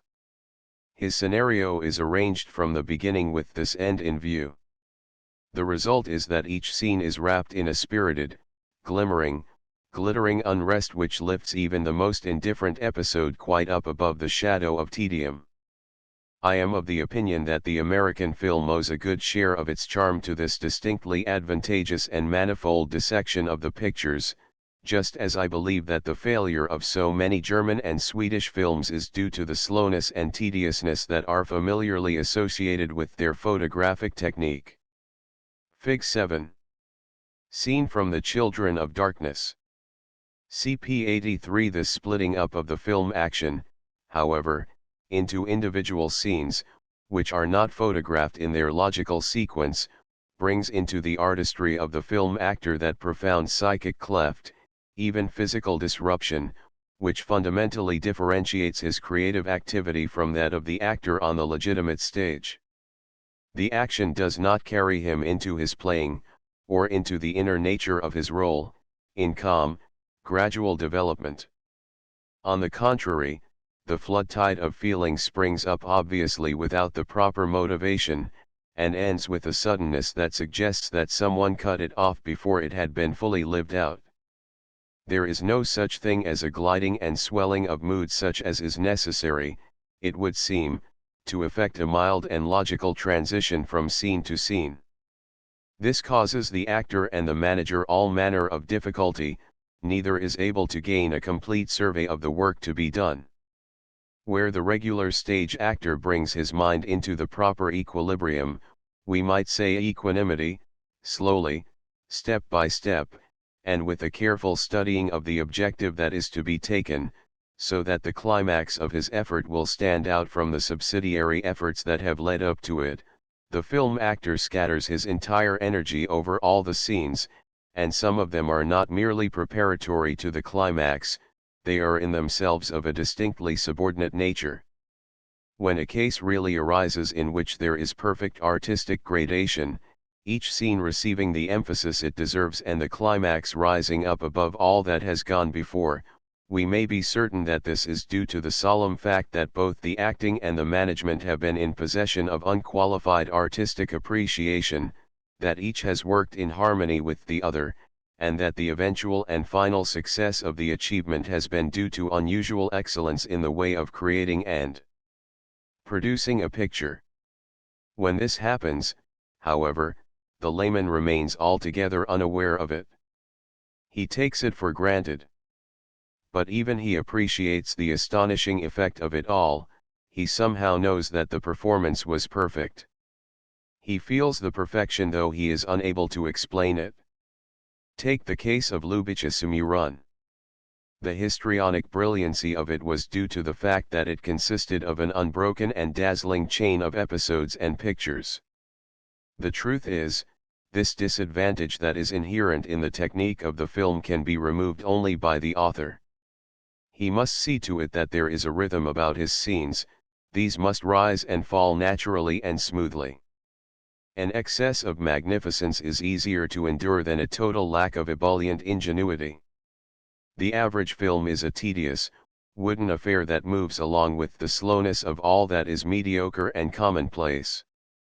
For in the very inherent inability to get a complete survey of what is taking place lies a hazard which only the best of film actors, and these only when urged on and inspired by the best of producers, can take with ease or success.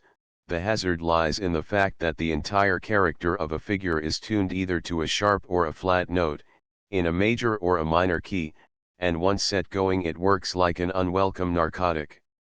The actor plays on a certain day just one individual scene, now from the first and then from the last and still again from some intervening act. Then on still another day he takes up another scene from another act, and so on until the mosaic of all the scenes has been, not composed, or arranged in becoming sequence, but heaped up in a veritable pile. It is perfectly easy to see how that fine feeling that is associated with real art, and which even the least gifted actor in the spoken drama has at his immediate disposal, escapes the less gifted film actor, when this method of playing is in vogue, and especially so if he is not carried along by a colorful bit of poetry. He is simply not in a position to bring new colors, new tones, new passions into his acting, and therefore into his act. The result of all this is that entire film actions are played by one or several actors on a single string. The women of the film fraternity are frequently characterized by this very type of playing. Indeed, it is rare that any one of them can boast of the innate possession of that choice ability which enables them to vary the chords that are struck in their souls by the actions they are supposed to depict. There are a few, however, who have the psychic power which spells variety in the creation of character.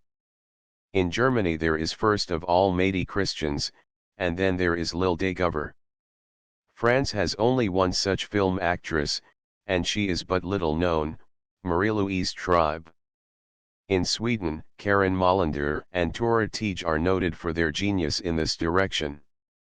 In America, colorful film actresses are as numerous as the sands of the sea. But in all film countries the average film actress is a tired, tedious, washed out, and worn out character.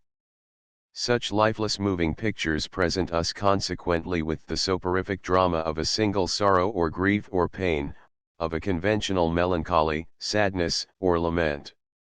And these emotions are reiterated time out of mind, and through the abnormal exploitation of sentimentality they become swollen and mendacious. Indeed, even buoyancy and mirth can sound hard and tinny if they are made to trip along without variation or interruption. It is the task of the author and the producer to work hand in hand with the actor to the end that he may be enabled to put life into his acting. To do this, flashes of light must be shed, in the real and artistic sense, on the action of the play. The individual scene must be made to appear in its true light with regard to the play as a whole, that is to say, this must be done if the complete and completed play is to give the effect of unified art, art as an entity, art in its totality. The dissection of the action into countless inorganic parts naturally has its effect on the artistic form of the film actor, and gives to his efforts a tone and quality that is altogether different from what we are accustomed to in the case of the actor in the spoken drama. This is seen first of all in the rehearsal. Such a thing as the learning of a role by heart, or the practicing of gestures before the mirror, is unknown to the film actor. With him the rehearsal is rather an experimenting.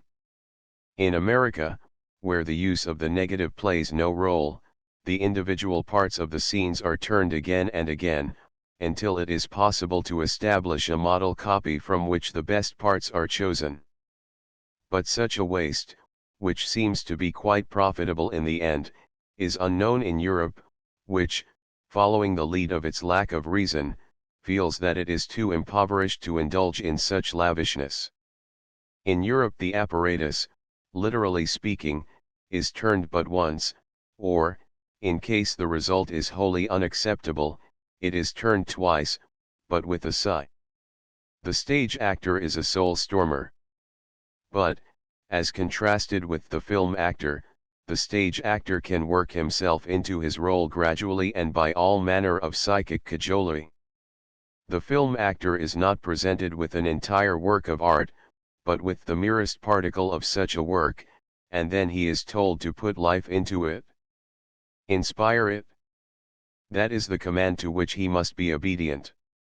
That is the trial by fire of the film actor, says the doughty Danish director, Urban Gad, when he can poetize himself, so to speak, into the role that he is supposed to create, when he can feel the situation in its entirety. Then he is the born film actor. Otherwise he is merely a more or less well-trained circus horse. The creative work of the film actor is, consequently, not a matter of slow and possibly even tiresome learning in solo and ensemble, it is a matter of ingenious and spontaneous improvisation. The man who has to stand up before a mirror and see whether this gesture is fitting and another permissible is no film actor. And it is from his ability to rise from nothing to an exalted and passionate art feeling that the pride and joy of the film player owe their origin, and having originated, they cast a beneficent atmosphere over the art that is called into being.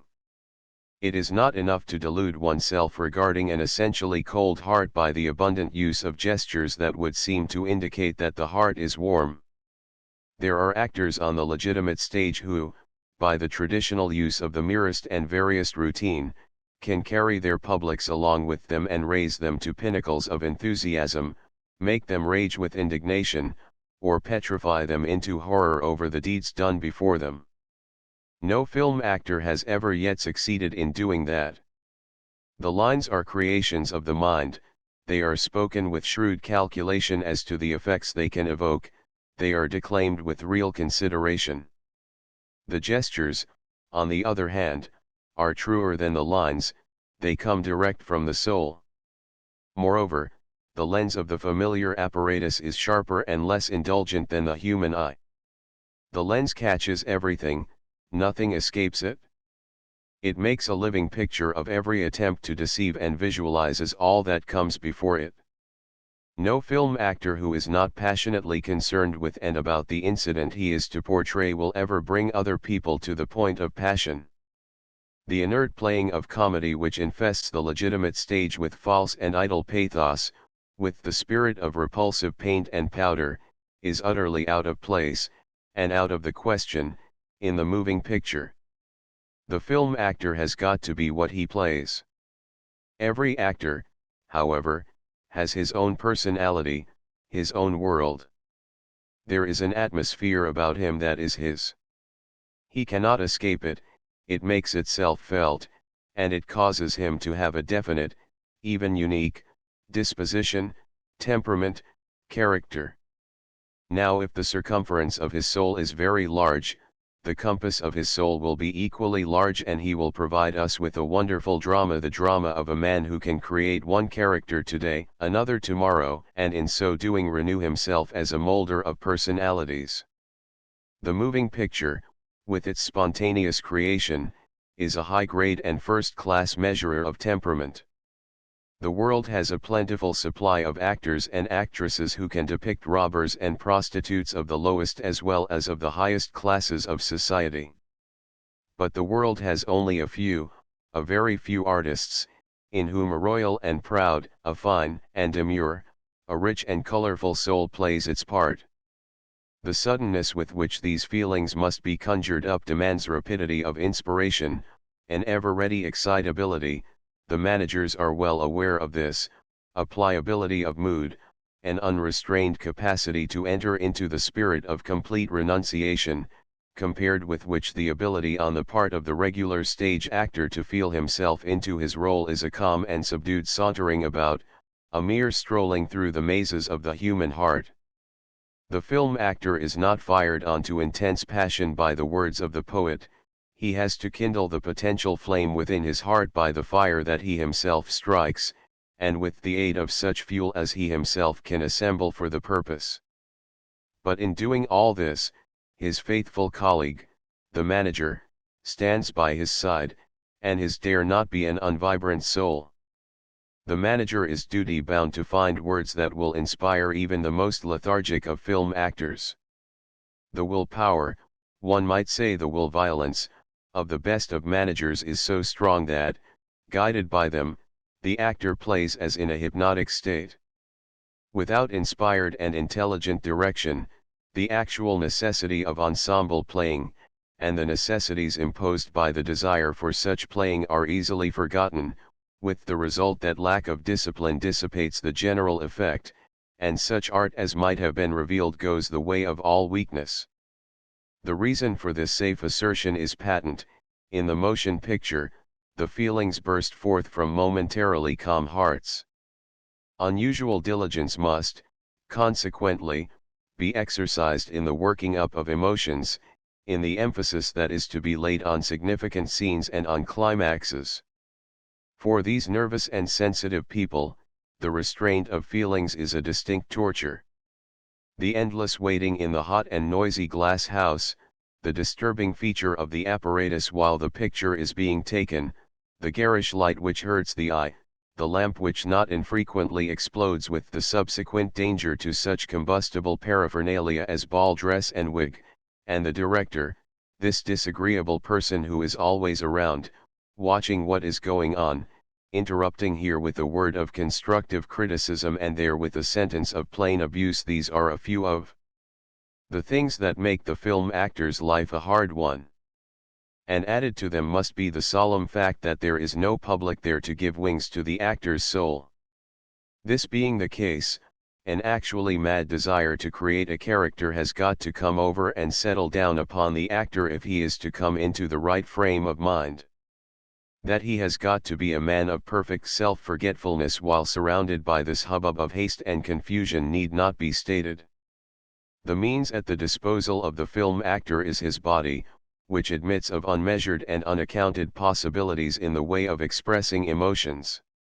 It was only a few years ago that we learned that there is no condition of the soul for which the body does not have its appropriate and interpretative movement, and today we hardly have an inkling of the profound depths of the soul for which bodily agitations or affections may be found, and will be found, once the generations that are to come shall have learned the true significance of mimicry. In the future, mimicry must develop into an intimate and familiar language.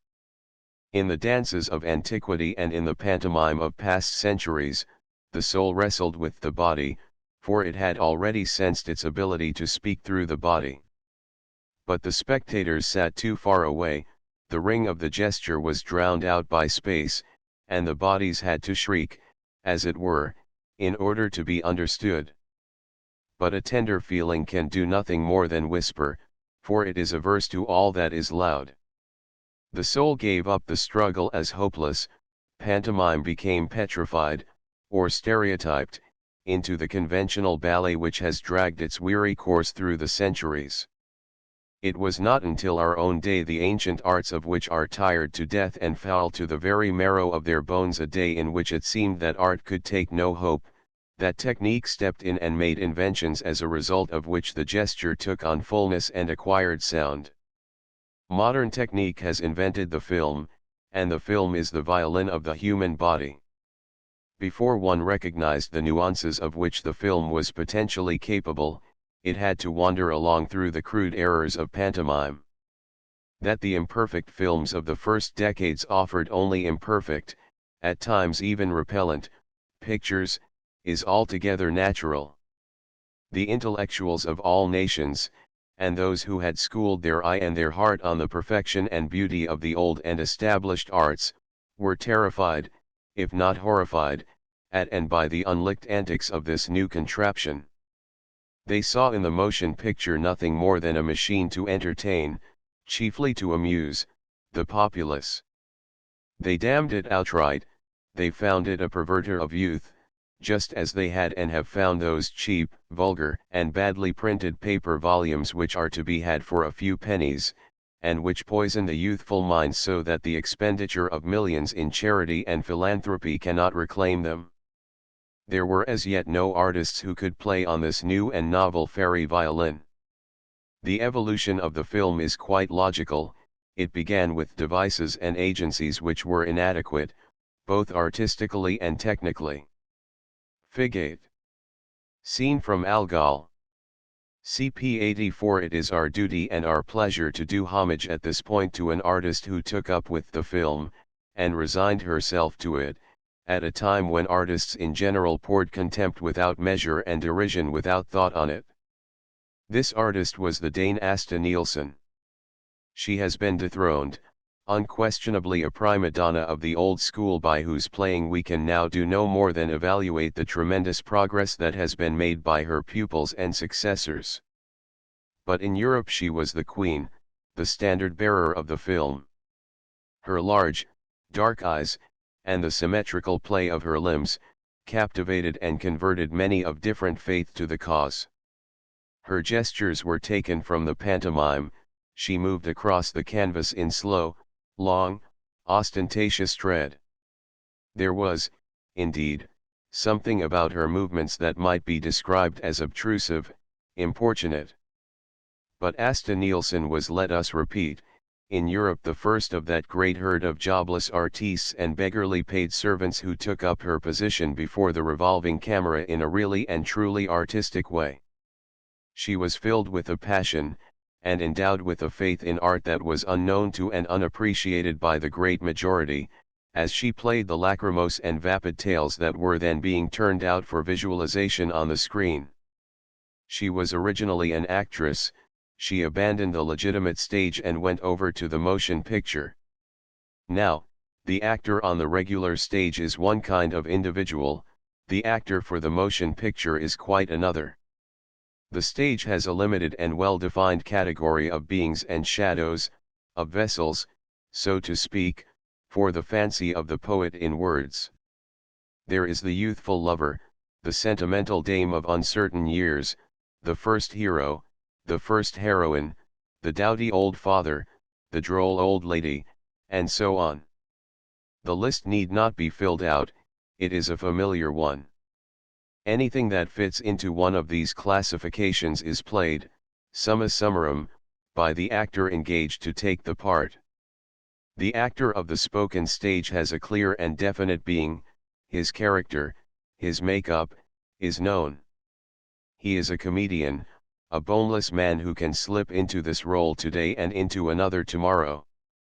In his position, whatever it may be at any given time, he engages in a really fraudulent and affected game. That is the comedy which devours in time the very character of that actor whose gifts are naturally none too great. He becomes a player of all parts, he creates all roles, he grows into a poser without truth of soul. Only the tremendous characters of the rarely gifted, of a Garrick or a Keynes, win the victory over the insidious phrase, assimilate any role they essay to interpret, and transform it into a part of their own being. I do not know whether Asta Nielsen was a great artist on the legitimate stage or not. I hardly believe that she was. For there is the atmosphere of comedy about her roles, an eternal conflict between truth and phraseology. No one had even a remote conception of the unsparing nature of the film lens in the early days of her histrionic glory.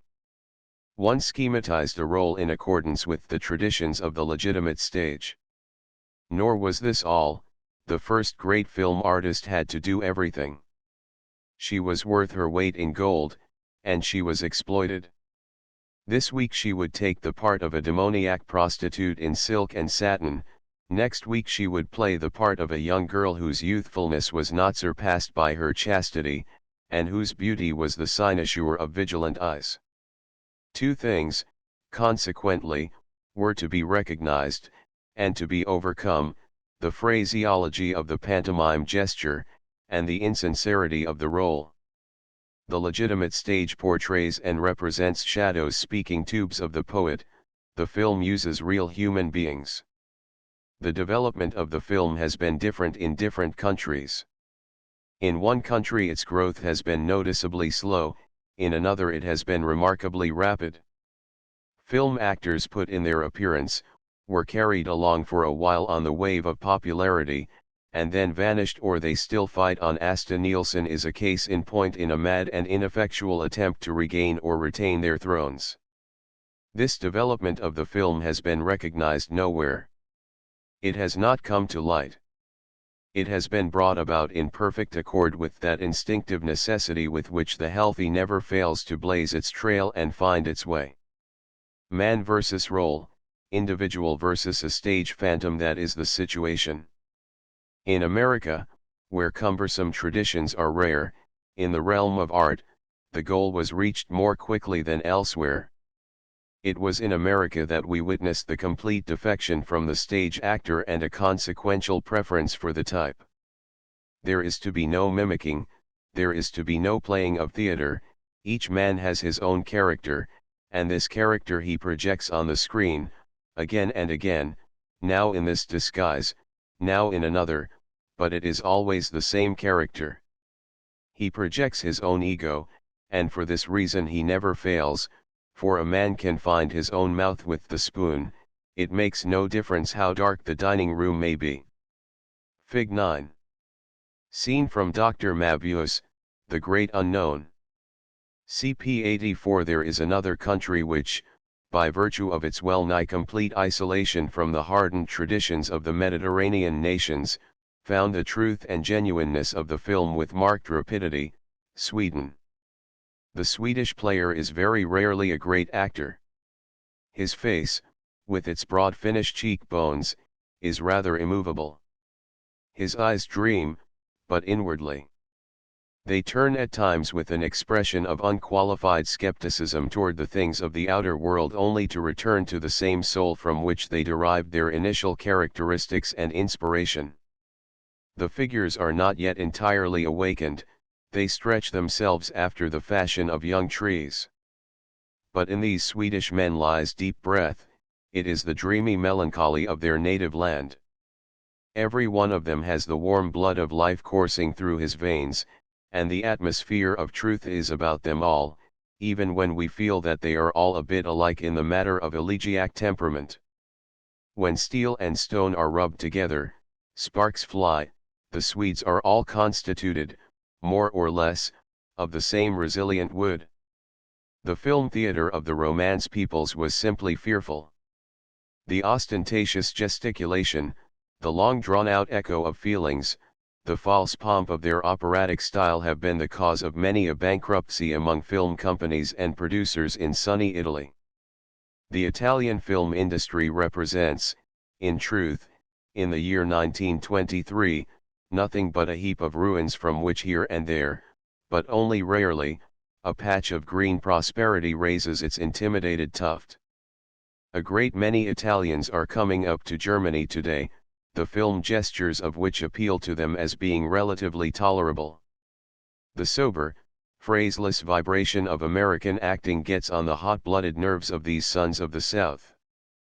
We Germans, however, are fully convinced that the way we had been following, in the matter of gestures, up to 1923 was a false one. Our producers rarely have the courage to go fishing for film actors, for new and youthful faces, in the great stream of humanity that flows by them without ceasing. Until only 1 year ago, we fancied that no one was fitted for the screen unless he had proved his ability on the stage. That was a grievous error. We have, to be sure, some clever character players whose psychic powers were not corrupted by the pathos of the stage. I mention, among others, the famous Jennings, Wagoner, and Scunzel. They are great on the stage for the very evident and simple reason that they dominate any part they play and make it yield to the dictates of their own personalities. But we have no youthful favorite among the ladies, we do not have the smiling hero, who lustily packs up life and carries it off on one shoulder. But our greatest lack is in another direction, we have no young woman, we have no radiant girl. She is lacking, but only in our moving pictures, in life she is present. And if we wish to bring these charming and lovely young girls into the moving picture world and project them on the screen, we have got to make up our minds that there is but one place where they can be found, in life itself. We have got to recruit them from the flowing naturalness of their laughter. We begin with a decided aversion to the star system. And it must be said that all of those presumptive and presumptuous film princesses, whose abilities would be remarkable indeed if they bore the slightest relation to their caprices, have disappeared from the studios. These stars made, until quite recently, the production of a picture in Germany an excessively expensive undertaking because of their lack of willingness to work, and their eternal talking. This explains why Fritz Lang, of the Dicklebioscope, showed so many new and strange faces in his marvelous picture based on the Nibelungen saga. It is rare, in the case of the legitimate stage, that a part is written for a special actor. Whoever fits the part is assigned to it, and he creates the character. No other course of procedure is thinkable, for a drama is written for 1,000 stages. There is something solitary about the film, we regard it as something that takes place but once. It is difficult to write good film characters if the writer is unfamiliar with the players that create the characters. Hampered by this lack of personal acquaintance, the most that can be accomplished by the author is an acceptable sketch. One has to associate with the prospective film actors, and study their personalities without letting them become aware of the end in view and the caution that is being exercised in attaining it. One has to study the player's unconscious movements, the mirthful action of his hand, the sensuous expression of his eye, his gait, his manner of sitting down. The whole man is sometimes revealed by the way in which he smokes a cigarette. One must make the actor angry and nervous. Each expression of impatience, of joy, of tedium that is characteristic of a given man must be noted down in the film book. One has got to make a portrait of the man who is going to play the part the author has in mind. He must be depicted, in my film book, just as he stands before me, just as he acts and reacts toward the producer, the director, and toward the poor people who make up the crew of supernumeraries. I have got to have the man, and not his mask, if I am going to succeed with him on the screen. The poetic play associated with this type of acquired information and insight is at once singular and fascinating. We lift a human flower up out of its original soil with its tender roots and transplant it to a new clime and a new earth. There it finds itself again, safe and carefully guarded, it smiles, and develops its flowers. It is only in this way that the characters grow from their own power. Made to grow in this fashion, they reveal in their every movement, as in every deed they do, the saving sign of inner truth.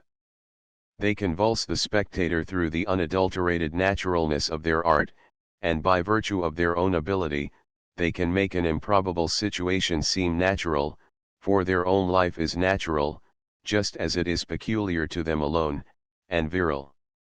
It is impossible to be a great film actor if one is small and unworthy. The person who is cold by nature, and who carries an unsympathetic heart in his breast, will never be able to do more than simulate real feelings. I do not believe that a prostitute would ever be able to play the role of an angelic creature in a film.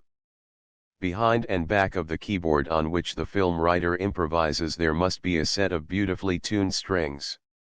Otherwise nothing comes of the effort but the banal clanging of the hand organ. The film actor must be first of all a human being, a real man, a clear and unequivocal character of life and from life. The picture of his soul is found only in everyday life, never on the stage. And his adaptability to the moving picture is determined by the manner in which he conducts himself in the life he leads from day to day with other men. If he is beautiful, if his body is erect and pliable, so much the better. But he must be a man of character. Character and temperament, two things that cannot be learned.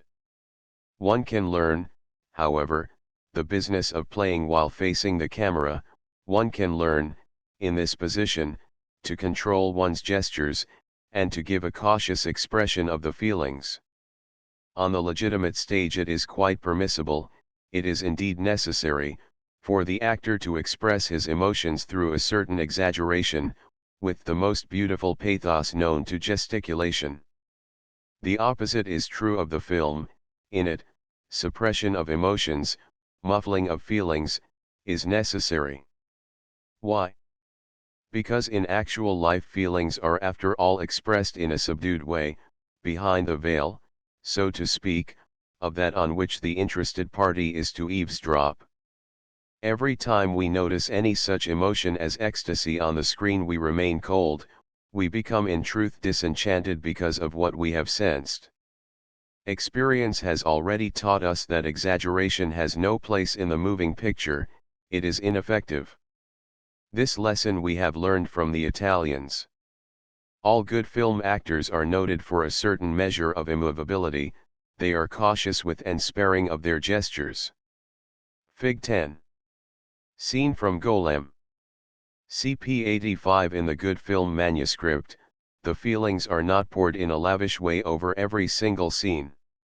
Over the majority of scenes there should rest a splendid freshness, a sunny everyday life filled with a wholesome humor, the chief inspiration of which is the very joy of living and the atmosphere of activity. The isolated scenes of real feeling should be played all the more quietly and calmly if the natural instinct of the actor prompts him to display unusually strong feelings. In other words, the more excited the actor, the less excited his acting should be. I personally place the wreath of honor on the head of that actor who creates the coveted effects with the least expenditure of visible energy. In every gesture, in every flash or darkening of the eye, there should be concealed a deep truth which is illumined and illuminated, secretly, by the warmth of the feelings that the artist in reality experiences. Chapter V. The setting. The director of the legitimate stage is supposed to create an art form which rests essentially upon the spoken word, with its artistic possibilities and potentialities. His entire setting, from curtain decorations to background and supernumerary costumes, is supposed to intimate and indicate in a symbolic way, though it must be conceded that the meaning or stage strives after ideals of its own in this regard. The word rings out in front of the pictures and traverses a jagged line of the background up to the mountain. Mimic art calls for a sharp milieu, a pronounced environment. Since the descriptive power of the gesture does not extend beyond the hidden contents of the human soul, the figures of an unenvironed motion picture would float about in empty space. The world of the spoken drama is limited to the cubic feet of space within the theater. The motion picture, on the contrary, has the world for its field, it moves in perfect freedom. The camera follows the actor wherever he may go. If he betake himself to the uttermost parts of the earth, it is there too. So far, then, as decorative setting in the motion picture is concerned, there is no such thing, from an artistic point of view, as limitation or consideration. The very freedom, however, which the motion picture enjoys in the way of scenic alternation and variety necessitates constant indulgence in this freedom. A mimic action dare not drag its weary course for hours at a time over the same setting. There must be frequent change of scene. Its psychic powers of expression are too soon exhausted for it to tarry with impunity, or satisfaction, for any considerable length of time on the same scene. In Germany we have made some experiments with films in which there was no decoration. One of these, the Rex film entitled Scarebin, is said to have met with success on the other side of the Atlantic. I feel, for my own part, that the unvaried and undecorated scene of this paltry milieu was pretty tiresome. A good film should show an abundance of pictures, it should have 3 or 4 milieus follow close after each other, rebound against each other. We might as well make up our minds to it that the need for entertainment on the part of the public is so great that nothing short of gay, if not gaudy, variety will suffice. For this reason, decorations are made, each one of which has a definite stamp or character. Rooms in which human beings live and work must show traces of human habitation. With the stage this may not be necessary, for the illuminating, enlivening power of the poet's words lifts the mind above the external picture. The stage of Shakespeare transformed the really immutable and altogether unpretentious setting once in Macbeth's banquet hall, another time in the grey field of the witches, and it did this through the animating fantasy of Shakespeare's lines. The stage is style art. Indeed, the intellectual would have it this entirely.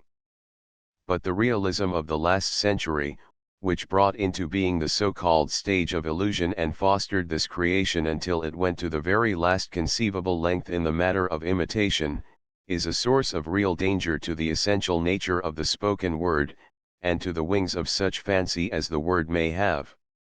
The great mass of spectators the world over demand from the stage, and also from the film, that it hold up before them a picture of reality. But in contrast to the film, the spoken stage cannot be regarded as the spiritual property of these masses. Regarding film setting, the first question that arises, and it is a very fundamental one, is this: which shall it be, style or reality? Shall we prepare scenery that is related to the style of the legitimate stage, or shall we copy life as it is? The realism of the spoken stage is cumbersome and inadequate. You have got to let the public sit and wait a full half-hour to change a single setting of elaborate decoration. And after all, do what we may, it is only a defective and sometimes even miserable transcript of nature that is conjured onto the stage, despite the ingenuity of the machinist and many other near colleagues. The Berlin performance of Andalusia represented, a few years ago, the forest act as follows.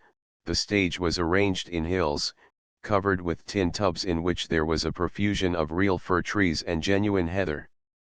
Diagonally across the stage ran a real brook. Behind an invisible wire cage squirrels hopped about and frightened birds flew from corner to corner. Such a pompous stage setting as this is absurdly complicated. The stage that goes in exclusively for style will produce the same psychic effect with the most simple and elementary means. If style decoration is so made as to meet the exact needs of the stage, if it suits the stage in every way, well and good, but this is not in itself irrefutable proof that we should follow the same rules in preparing decoration for the film. The ways and means of the two arts are fundamentally different, and the public that each attracts, and from whose patronage each must survive or perish, is in neither case the same. Moreover, it is the duty of each art to do what it can. It is only a fool who attempts the very thing for which he is not naturally fitted. The lens of the moving picture camera sucks up the world about it with unlimited greediness, but it rebels at the mere intimation of perverse or distorted art forms. The materials with which the film deals, which it handles, are far too simple, natural, and human to endure any sort of studied or affected decoration. The spectators in the motion picture want to see an interesting action on the part of human beings, they demand beautiful and picturesque decorations, they wince at, if they do not reject out and out, such pictures as owe their origin to, and would please the art critics. The urgent need for good and original settings is ubiquitous, every film nation feels it. But strangely enough, it has been given the consideration it calls for neither by the Americans nor by the Swedes. Both peoples, if we may be permitted to say so, are perfectly contented with pretty pictures. But real decoration is a vast deal more than a mere frame enclosing, in rather indifferent fashion, the human heart. Within the compass of the play, the psychic or psychological effect and impressiveness have their quite real meaning, they are important. This fact has been recognized, let us state it candidly, by the Germans. The German film may be a very imperfect creation, but you have got to admit that in the way of inventiveness, wealth of ingenuity, and such atmosphere as can be created by decoration, it has accomplished a great deal, indeed, in some instances, it has gone too far. An instance of excess in the field of decoration was that clever and ingenious film entitled Dr. Caligari. It may be referred to as the masterpiece of doubtful decorative art. Illustrations number 1 and 2. This was the meaning of these decorations, they were intended to surround or accompany the action as a sort of powerful tone, they were so many notes. The action itself was hostile to life, misanthropic, dour. It painted the gruesome fantasies of a mind diseased. It was an unintended, but not on that account ineffective, bit of irony that this picture of a deranged world was enveloped in hyper-impressionistic decoration. The action was that of a madman, the scenery was as it was. One saw oblique and twisted houses painted with all manner of mad flourishes, rooms no wall of which was rectangular or perpendicular or level, passageways of the same description and streets that cannot be described, rhombic windows and doors, bent, warped, and splintered trees which reminded of the monumental drawings that are associated with Chinese painting. In these pictures, the composition of them was an inimitable success, there was a perfect reflection, in error and knowledge, of the inevitable characteristics of decoration. Fig. 11. Scene from Golem. CP 86. We had to do, first of all, with the oft-repeated objection to this much praised and much calumniated film, that in that insanely distorted milieu the actors moved about in their own human, unfractured, and undeformed bodies. Werner Krauss alone, who played the title role, was so unqualifiedly successful in making his being fit in and seem at home with the spooky element of this heap of distortions that the environment apparently enveloped this magician with a singularly magical veil. The unnaturalness of his predicament was made to appear natural. With the others it was altogether different. The magic circle in which they moved left the impression that it was merely a ghostly and ghastly mantle that flopped about their figures. It simply is not possible to squeeze such inherently contradictory material and motivation into a single frame. The decoration, always easily changed and varied, must adapt itself to the form and figure of the actor, which is unvariable and cannot be changed. This being the case, the following basic law compels formulation and observance: setting dare not distort reality.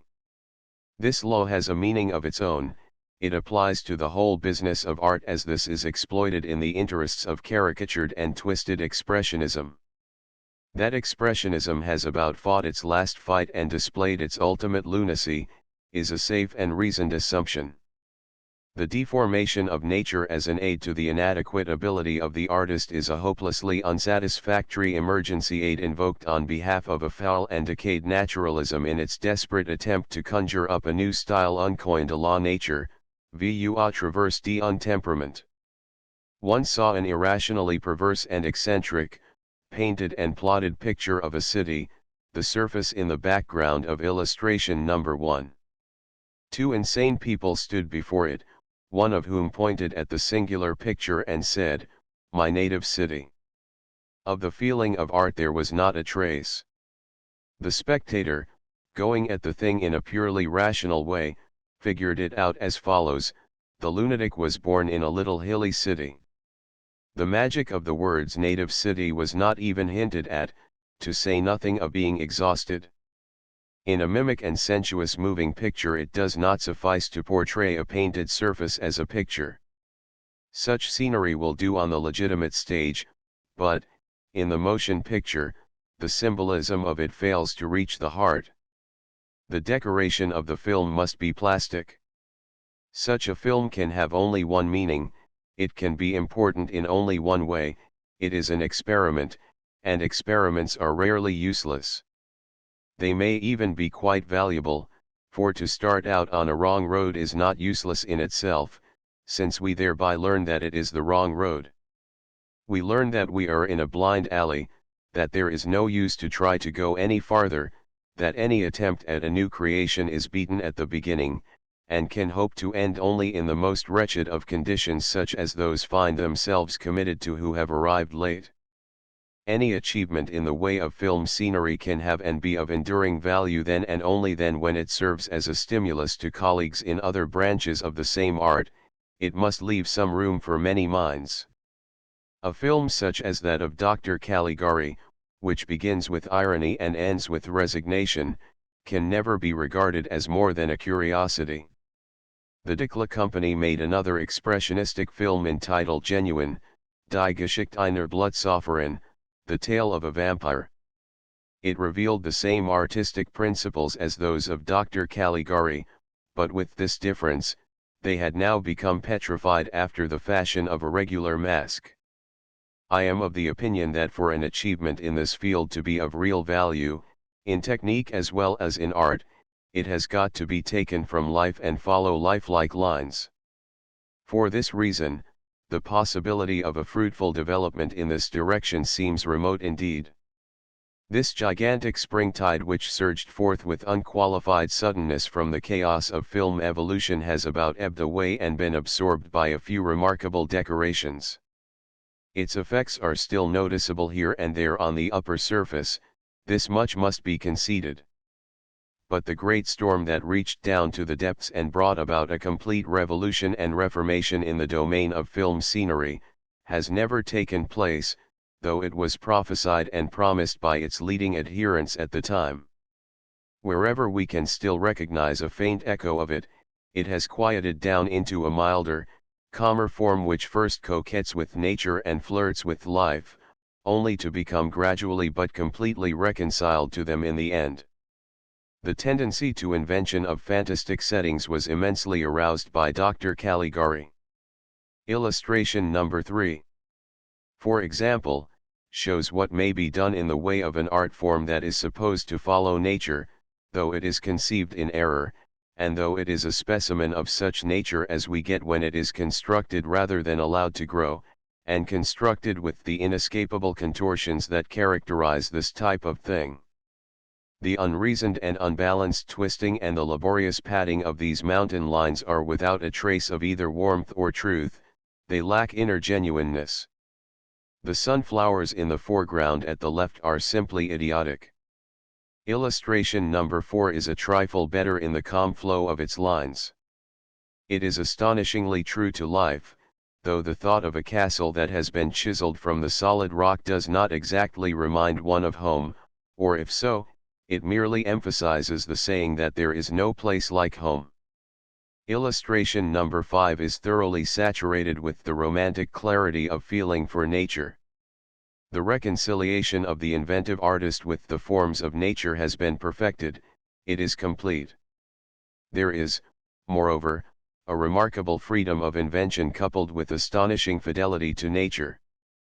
In all of these pictures we recognize an ever-increasing moderation, an intimate and sympathetic pressing forward to the forms of reality that are not slavishly copied, they are felt, and that in a vigorous and natural way. Before we enter upon the open road of scenery that is faithful to reality, however, we must follow for a season romantic setting by way of familiarizing ourselves with a number of its amiable ramifications. The playing or sportive mind of the artist in pictures roams about and remains resting, in time, toying like a butterfly, on the bizarre forms of the fantastic world. Illustration number 6, for example, shows us a magic garden in Asia. There is an easy and refreshing humor about it, it is charming as a picture. It has only one fault, it is inappropriate as a bit of decoration for a film. For the film picture passes by in a few seconds, and it is not the business of the decoration to draw attention away from the action. Such complicated pictures, with all their captivating byproducts, can be studied in detail and with much thought and consideration, but not in the film. There is no time for them there. All decorative scenery has to be well arranged, it must be lucid, clear, and easy of survey. Illustration number 7 is confused and hard to read. Moreover, this scenery has nothing to do with the action. No one would ever suspect that this room was occupied by an American millionairess. Let the decoration be as grand and glorious as the human mind can make it, if it is not a frame, or a framework, for the things that go on in the human heart, its effect is swollen, disingenuous, and undesirable from every point of view. The odd and fanciful device fails if it is not truly and inwardly affiliated with human fate. This is proved by illustration number 8, the cramped and even convulsive style of which, with its black and white norm, does not convince. The plastic effect is altogether inadequate and defective. This picture is shown here because it is a brilliant refutal of the oft-repeated assertion that the film, as an art form, has to do with and rests upon the art of black and white. There is neither artistic nor objective value in the picture, it is merely a curio, a bit of nourishment for underbred curiosity, and was born of a deformed notion. Fig 12. Scene from Destiny. CP 87. The curiosity, however, of fantastic forms is not to be ruthlessly denounced and rejected if back of it lies a graceful notion, a happy idea. Illustration number 9 shows such an original scene of vibrant freshness. The dancing girl is pictured as an undisciplined, capricious little creature, and one is bound to admit that a setting of this sort throws a captivating and intriguing frame about the radiant soul of man. This picture has nothing in the world to do with naturalism. It is of merely momentary significance and, like illustration number 8, has but little bearing on, and consequently but little significance for, the real value of decoration. But in contrast to that pale black and white drawing, this dance scenery gives evidence of a brilliant artistic brain from which ingenuity radiates and in which confidence may be placed when it is a question of brightening up a film. One sees that it comes from a brain which creates pictures in an easy even if extravagant mood, pictures which fire the imagination somewhat after the fashion of a cool flask of seasoned and sparkling champagne. We had a wonderful fulfillment of the fantastic decoration in Wegener's Golem, that fairy tale which told of the breathing of life into a figure of clay through the magic power of a Jewish rabbi, who made the monster his servant until it, having reached the point where it had real feelings, turned against its lord and master. Poelzig had created the milieu for the romantic action, illustration number 10. A fairy play of spooky streets and ghost-like alleys, the old house of which bent and crouched under the vault of heaven. There was the doomed and damned world of the ghetto, isolated from all things agreeably human and threatened by gigantic walls. The sober fact of the business is that when genius takes a hand in the matter of scenery, and visualizes its ingenuity, doubts disappear and faith rules supreme. We give in, we resign. Was this world a copy of reality? Was it the sole product of the artist's wish? The whole thing was a play, a marvelous mask, the expression of an animated and enlivened will. There was much more style to the interior of the rooms. and for this very reason they were less natural, they were more alien to free and easy conception. But the room of the rabbi, with its low, crooked, burdened walls, the stairway of which the least that can be said was that it was heavily constructed, illustration number 11, was entirely in keeping with the city sighing as it was under its mighty load. But Golem lay apart, it was a unique picture. The swirling, over-decorated flourishes of this world which had become so introspective, which had retired unto itself, and which retires unto itself again and again and at every opportunity, did not somehow make the right replies to the questions of our soul. The final echo, the longed-for repercussion of those wishes that creep into the hearts of the children of men, are always and invariably lacking in fantastic art. Such art may cause curiosity to grow, on such curiosity may batten, but it is never the creation that at once constitutes the longing and stills the longing that has been aroused. The film is not the art in which a visionary fancy may rage until its rage is over. On the contrary, the film represents the most perfect union of active and modern life with the symphony of feelings. And it is not until we reach the point where the film dips down into hard reality, whether it be the reality of the present or of bygone ages, is of but little consequence, that its art of decoration is confronted with those problems and tasks at the sight of which the human eye begins to glisten with ardent enthusiasm, is confronted with those works of the film in which every picture, every feeling, and every gesture preaches its toi residential adjutor. Settings befitting reality do not necessarily have to be smooth, unconditional, and unconditioned copies of reality. The chief desideratum is to have life and atmosphere in them, they must be filled with tender emotion, gentle animation. The following pictures belong to this category. Illustration number 12 reveals in a kindly, loving way the milieu of a South German village. It is full of fancy, yet it is faithful to reality. The sole point in connection with this picture lies in this question: a German film company made this picture, very few people took part in it. Would it then not have been better and, in the end, less expensive, if the company had actually gone to one of the countless South German villages and taken the photographs on the spot? Illustration number 13 is a trick setting from Lubitsch's Simurun. It is only a few yards in height, and the effect produced is so natural that one fancies one is really surrounded by colossal buildings that stand out all alone. Illustrations number 14 and 15 offer an interesting study in comparisons. In number 14, the grandiose scene from Madame du Barry, smaller minds have all too often been influenced by this scene, to their own detriment.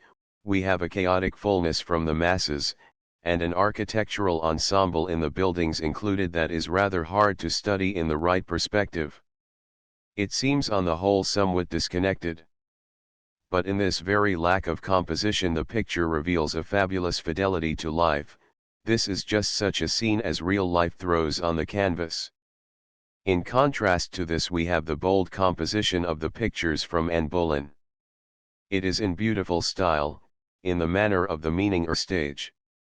There is fullness and there is order, it shows genuineness instead of truth. A continuation in the development of this imitation, which in this case is ramified and multiplied down to the last and minutest bit of gimcrack on the houses, is no longer possible. Such additions as may be made will have to consist, not in making the decoration more intensive, but in making it more extensive. It must have to do with surface and not with depth, as in the buildings of the Indies Ches Grabmal, for the limit in intensity and depth has been reached.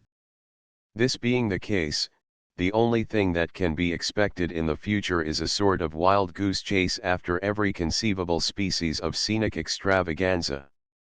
One architect tries to outdo the other in building high buildings and big buildings and complex buildings, with the result that the firm that has the greatest resources, or the best credit, will, in the end, carry off the prize.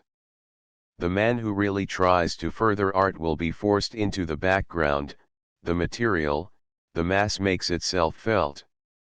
Scenic views have, in truth, already been constructed, every detail of which, and there are many, rather militates against real effects so far as the film is concerned. This is proof that the way of film setting is unique unto itself. There are such things as faithful imitations of indispensable film style, but to follow them is to be led out onto distant paths that are alien to the essential objective, for lavishness is never a sign of control.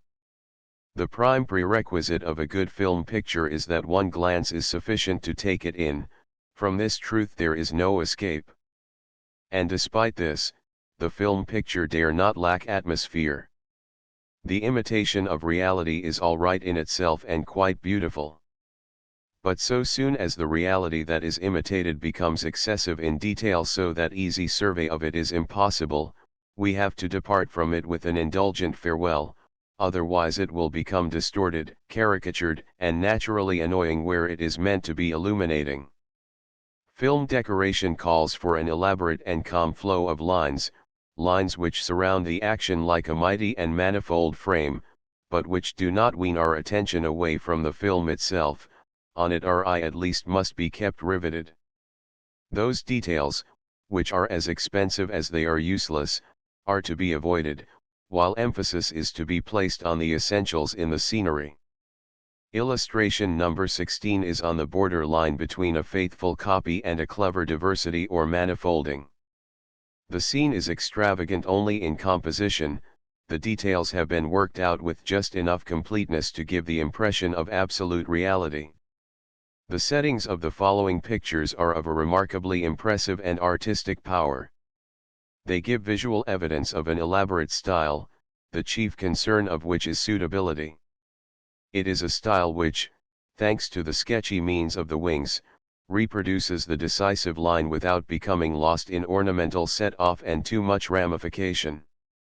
Illustration number 17, a quite unostentatious setting, shows, with unreserved fidelity to life, a house wing of plain compactness, and of an unusually modest atmosphere, which encompasses the action and aids in its effective visualization. The scenery in illustration No. 18. The picture is from Voglet is inimitable. The loneliness and desertion of the two people is seemingly in the act of beginning to strike up a deep note, just as if one were to draw the bow across the bass string of a violin.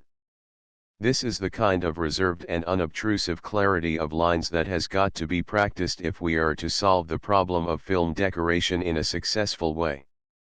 Such practice absorbs and assimilates the fundamental elements of all styles and tones them down into one grandiose picture such as illustration number 19. It leads one out beyond the narrow confines of the atelier and onto piles of human occupancy in the open air, creations of the architect's mind which make no attempt at a microcosmic delineation of details. It has the whole, the entity, rather tower up before us, in microcosmic fashion, and uses to this end, not the pebbles of excessive embellishment, but the huge square stones of all great buildings. Instances of such are illustrations NOS 20 and 21. It must be conceded that settings, if strenuously composed, as we have indicated, call for a certain simplicity in the matter of photography, a simplicity the strict observance of which necessitates the taking of the photographs at a considerable distance and from obvious points of vantage. For it is clear that it is impossible to get a picture of such objects at any or every angle. Such strong compositions are practicable only in the films that have to do with heroic subjects. We may lay it down as a general rule that a heavy composition, because of its heavy arches, can easily become disadvantageous to the lines. The quiet, peaceful day of rest in illustration number 21 is beautiful. But it is not merely setting that must be made with due regard for the effectiveness of the film for which it is intended, the costume that the actor wears must also be given discriminating attention. We want a replica of reality, this goes without saying. But wherever the reality is unattractive, or characterized, to be specific, by a bewildering fullness of lines, then it is that we need probability or better still, verisimilitude. To play some great episode in the same costume in which it originally took place is in itself a noble idea. But it means nothing to the film to place the costumes of that time, glittering with color and badigeoned with all manner of spangles and buckles, before the, after all, color-blind eye of the camera. The big, balloon-like costumes of the Renaissance, the Italian as well as the German, make a rather poor picture of unknown colors and indifferent lines. To take a picture of this kind and do it effectively requires an artist who is cautious in his exploitation of all things stylistic, modest in his desire to display his inventive power, and trained in the art school of experience. We may say, in general, that there is no single costume of any age or all ages that is entirely effective on the screen. It is a serious fact that cannot be lost sight of that, in this domain of the moving picture, the effects we so ardently strive after depend not so much on genuineness as on the appearance of genuineness. Take the frontispiece. What a splendid clarity and lucidity of line! But the costumes of those times were like the ones that constitute the glory of this picture only in general proportions and outlines. And thus it comes about just as in the most exalted works of art of all ages that each individual part serves the whole, and there is none of that greediness for isolated triumph that results, if unleashed, in a dazzling and distracting display of the arts of the virtuoso. Our film world is a business affair, but every sane man is willing and eager to let the grand ideas of real art have the fullest possible play provided these ideas are effective and imbued with sufficient life to work in harmony with our business interests. The motion picture is art for the masses, there is not a shred of use to try to deny this, or to evade the conditions that this unpliable fact necessitates. Such decoration as it calls to its aid must, consequently, be of such simple, even primitive, impressiveness that its place in the motion picture becomes at once clear even to the untrained and obtuse eye. It is injudicious to launch out on any artistic enterprise which cannot be felt and appreciated by the masses. Such aesthetic hardiness as characterized Dr. Caligari, with its voguish art forms, can never be regarded as more than an unusual attempt which took the masses by surprise. Let that kind of moving picture become the rule rather than the exception, and the people who have hitherto flocked to the motion picture will fail to re-enter it and, bent on entertainment of some kind, they will betake themselves to the kino to those narrow, moldy pits in which the canvases that are displayed consist of a spiced and peppery potpourri that is especially concocted to seduce the eye, canvases that are born of low but intense avidity, and which are given to such children of men as are most easily moved by the same impulse. Chapter 6 The poet I will praise the sons of Atreus, of Cadmus will I sing, but my harp will be in tune with the theme that makes love ring. Anacreon. We have progressed with our subject up to a certain point, proceeding at all times from the external to the internal, from that which is without to that which is within. As we have done this, the parts have been placed in our hands, the mechanism and the scenic picture. The individual who unites these two parts into a coherent whole, and who breathes the breath of a full and pulsating world into these united parts, is the poet. The means are in his hand, just as hammer and chisel, the picture stands before his soul. The longing of every artist is to fashion and give shape to a heaven and an earth, he longs to compress the whole of bubbling life into his picture. But the marble block gapes at him and says, of sound in me there is not a note. I am immovable. Colors do not radiate from me. Fashion me into a living picture. Give me form and life. It is even so with the moving picture. It has its own world, a narrow, hard, unwieldy world that is not unlike the heartless junk of marble.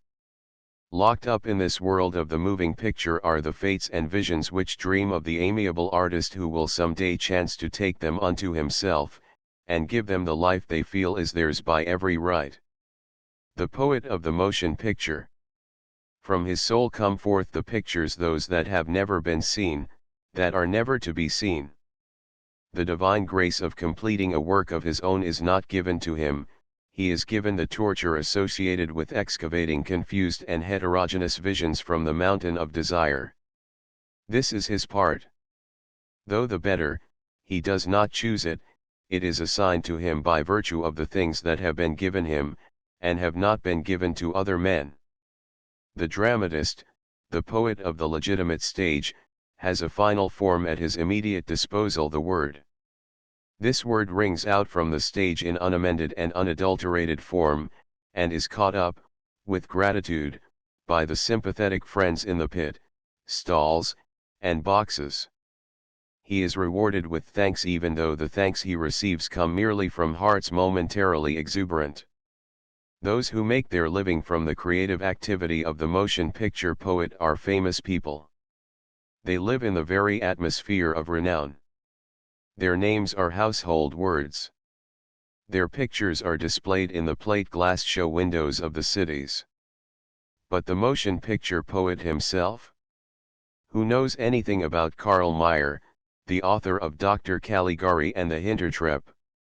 Who ever heard of Hans Goss, the man who wrote Madame Riekemeyer? Who is in any way familiar with the name of Hans Crawley, who, in collaboration with Lubitsch, wrote Die Puppe, Kohlheisel's Tochter, and a number of our other most brilliant scenarios?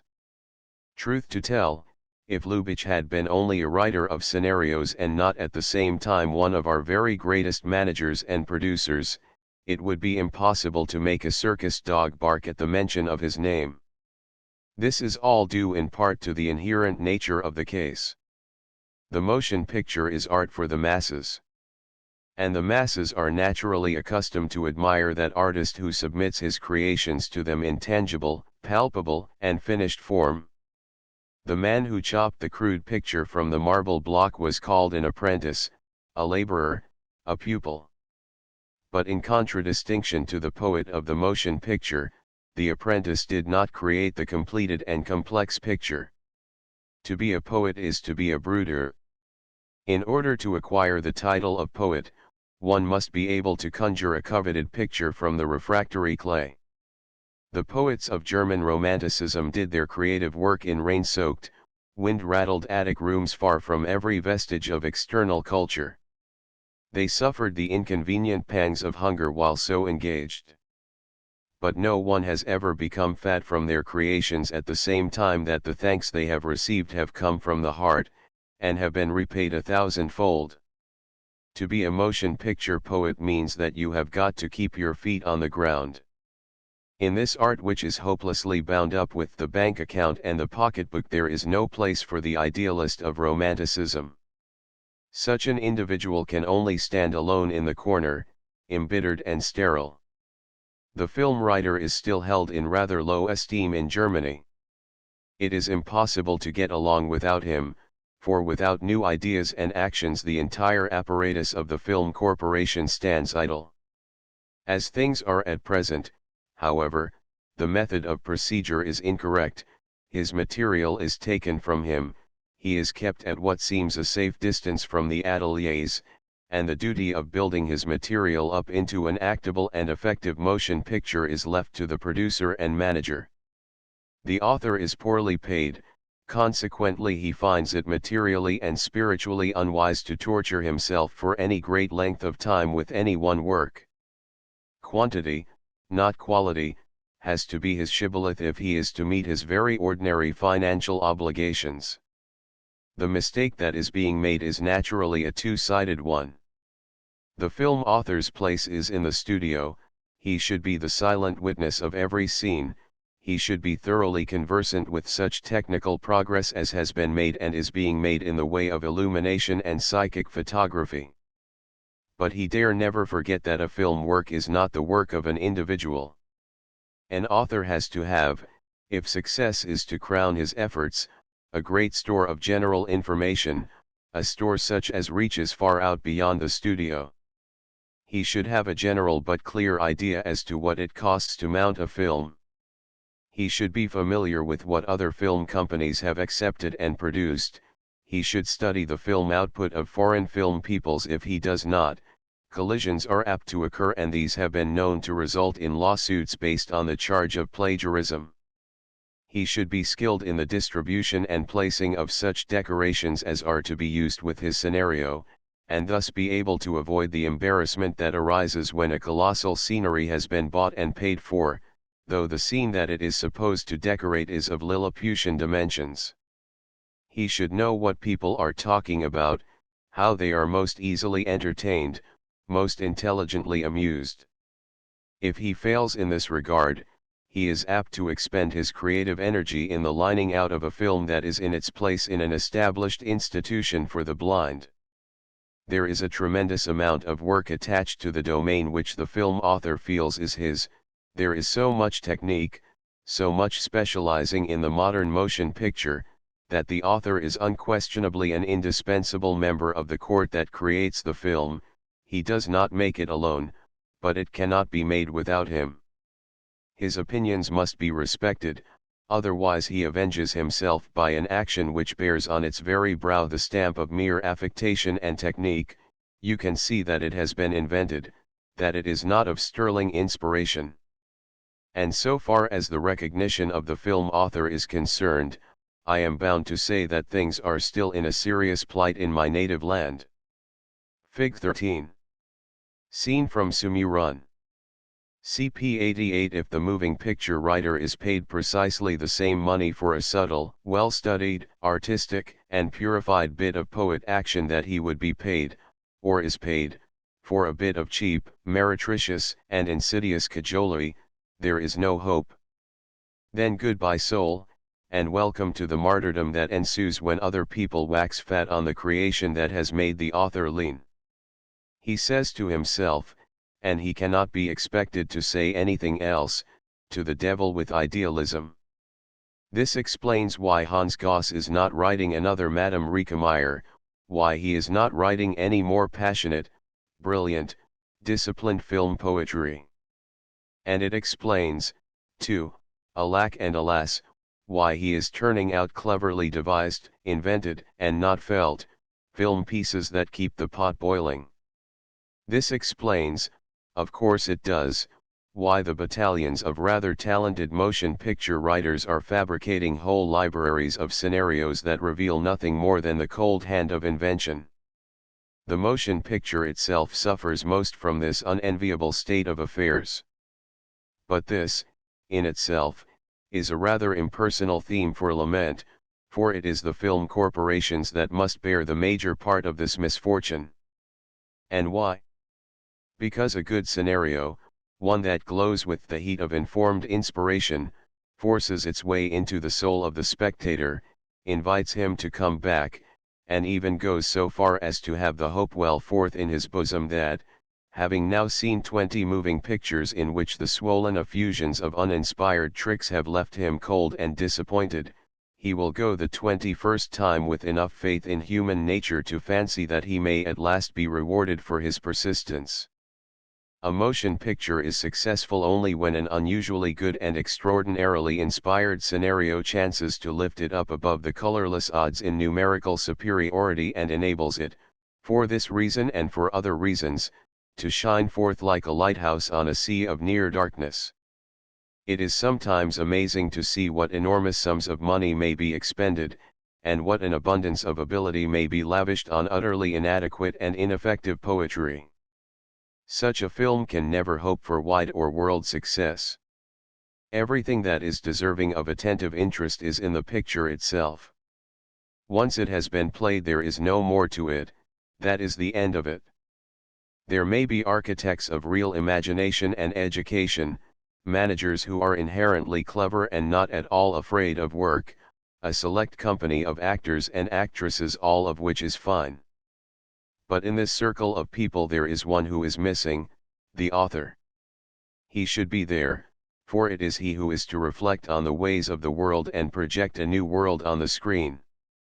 It is he in whom and through whom the work of the others is to acquire the breath of real life. But, though it is a hard statement, it is true, in this art not a finger is being moved in the exclusive interests of the idea of aesthetic progress.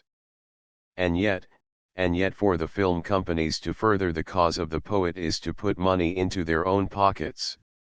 The best field the film companies can possibly develop is the mind, heart, and soul of the naturally gifted film author. The film companies will never have splendid and effective scenarios to work on until they have made up their minds to reward, in a practical way, the film author, splendidly and effectively, for his labors, to recognize him, in a practical way, just as they at present recognize the leading manager and actor. I am ready to contend that the best film actions are written in Germany, but that the very worst manuscripts and clue books are also written in Germany. This is true of the average. Those companies in which the film author enjoys the same rights and privileges that the manager enjoys, and in which the two work hand in hand, are having one success after another.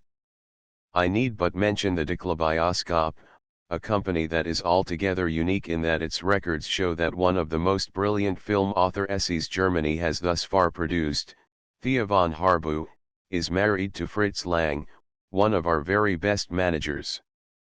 It is a remarkable fact that no one can write a film alone, and that it should not on this account be attempted. A good film, other things being equal, is created when two adequately endowed writers, one of whom can depict action, the other of whom can arrange the scenes, rub elbows in a common and mutual effort. When it is done in this fashion, the film glows with the fire of creative genius and is altogether vivacious.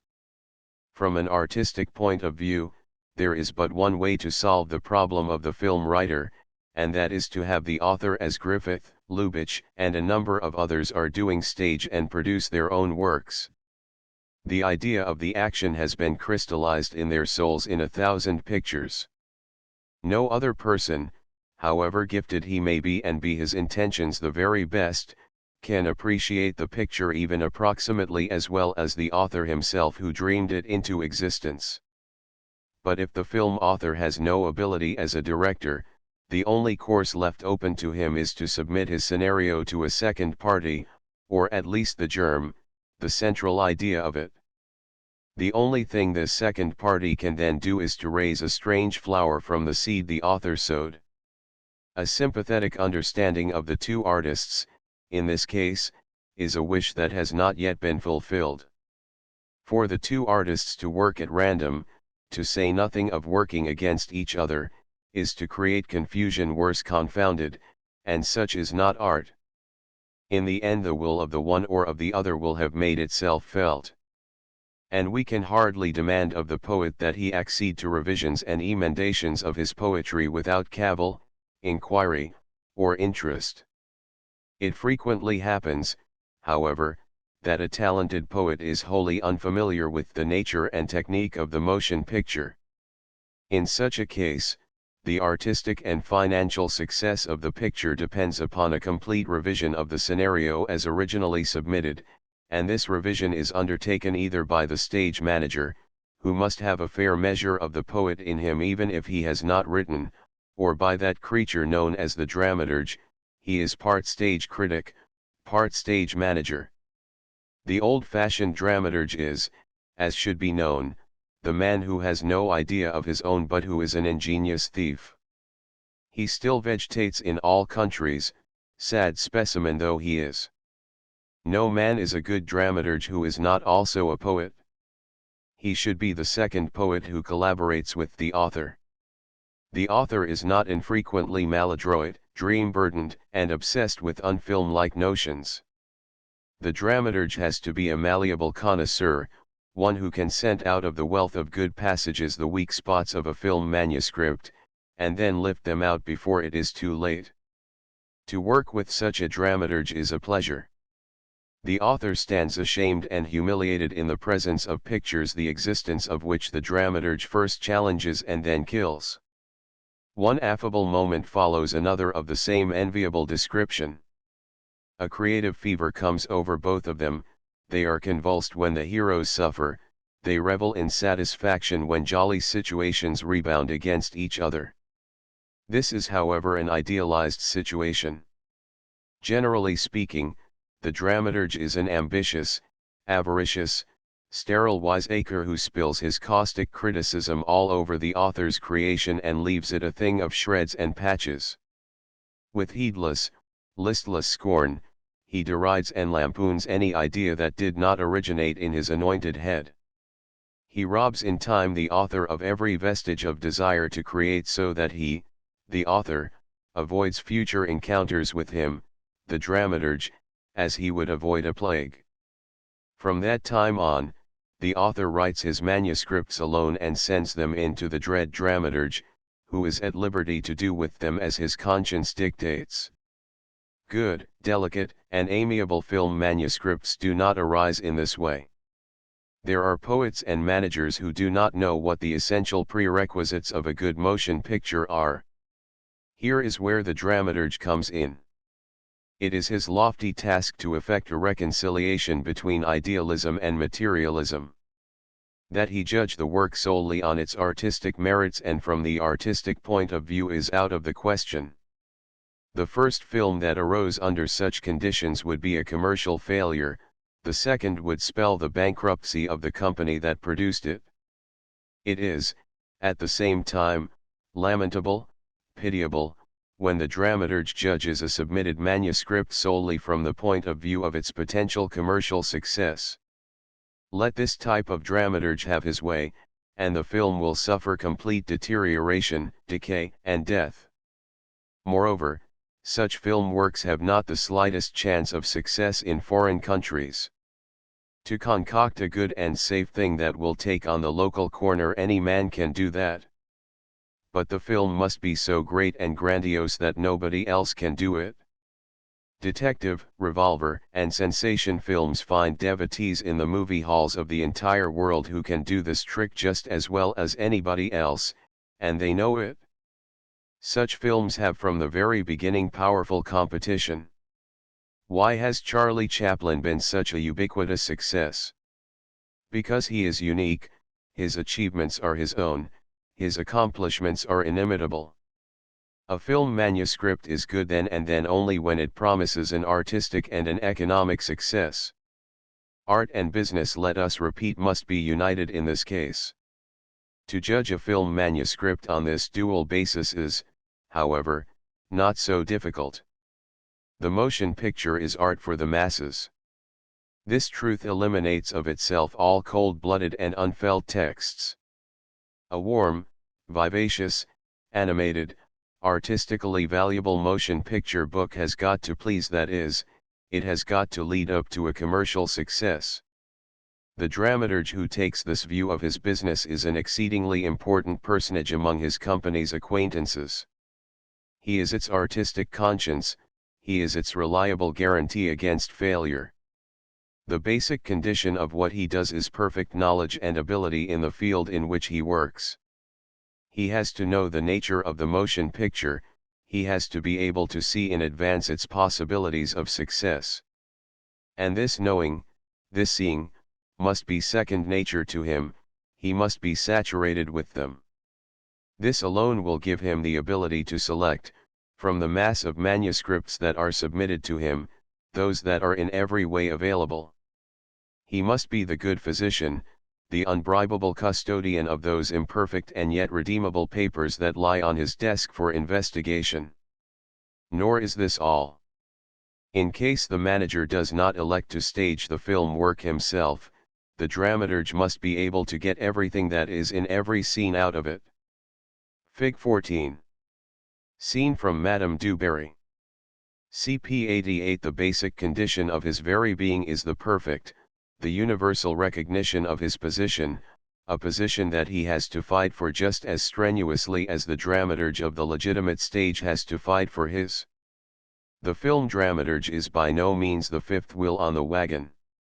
Indeed, every art, including the art of the theater, moves along on many wheels, every one of which must be in working order if the wagon in question is to enjoy easy and unimpeded motion, and is eventually to reach the point where those who are driving it, in this way and in that, would have it go. Chapter 7. The compass of poetry. The word is the world of the legitimate stage. It rings out clear from the actor's lips, forces its way through the spacious auditorium, and reaches the ear of the most remote spectator. The gesture is drowned out in this same space, it is the handmaid of the spoken word, to which it lends corroboration and the expression of will power. The word is an enigmatic symbol of thought. What our ear receives is a fleeting fugitive sound, almost an indifferent sequence of sounds. What our mind receives is the meaning liberated from the sound. Death. The meaning is clear. Remove the meaning, the sense that lies hidden in this word, and there remains nothing but a null and void sound picture. Death. Make a single, insignificant change in the sound, substitute br for d, and the meaning, the sense of it, is completely changed. The word is the instrument of the mind. As Heinrich Laub has well said, we termed the stage, while it was still in its first, naive period, a Schauspiel. The word means a play that is seen. But the stage is neither a Schauspiel nor a Hörspiel, a play that is heard, as in the case of music. It is a Gedankenspiel, or thought play. Those values of the stage action which we perceive through the aid of our various senses are merely symbols and forms of expression for the intellectual or spiritual values. The word itself, as a matter of fact, loses its significance as a sensual sequence of sounds, as an acoustic phenomenon completely except for a slight fragment of beauty that lies in the word as such. The distinctive earmark of the stage action is the spiritual style. And since every art fashions the soul, stage art is the spiritual soul, it depicts feelings through thoughts. Unintellectual, obtuse, dull people do not thrill us on the stage. Dramas whose characters are peasants and the lower classes of workmen have to be embellished and doctored up with a goodly measure of strong theatrical devices in order to be really effective. We have but to think of the efforts that have been made to arouse interest in such plays as Scogner's Faith and Fireside and Hauptmann's Teamster Henschel and the Weavers. Consequently, it is never the dark, flat levels of purely impulsive life that are sought after by the great dramatists whoever they may be and in whatever age they may live. The great stage people are characterized by an abundance of spiritual wealth. Heinrich Laub was right when he said, mind and thought are the drama's weapons of attack. They are also the weapons of attack of the grand characters that stalk across the stage. Wallenstein, Faust, Macbeth, Lear, Hamlet, these are the characters that are sought after by the actor, for they all enjoy the very highest of spiritual wealth.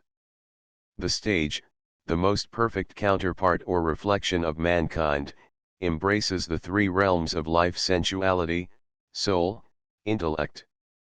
All those glorious figures are choked and convulsed by sensuality. Their paths led away from sensuality and back, if possible, to pure intellectuality. That course goes so far that one of the very wildest of them remarks at the close of his career, life's but a walking shadow, a poor player that struts and frets his hour upon the stage and then is heard no more.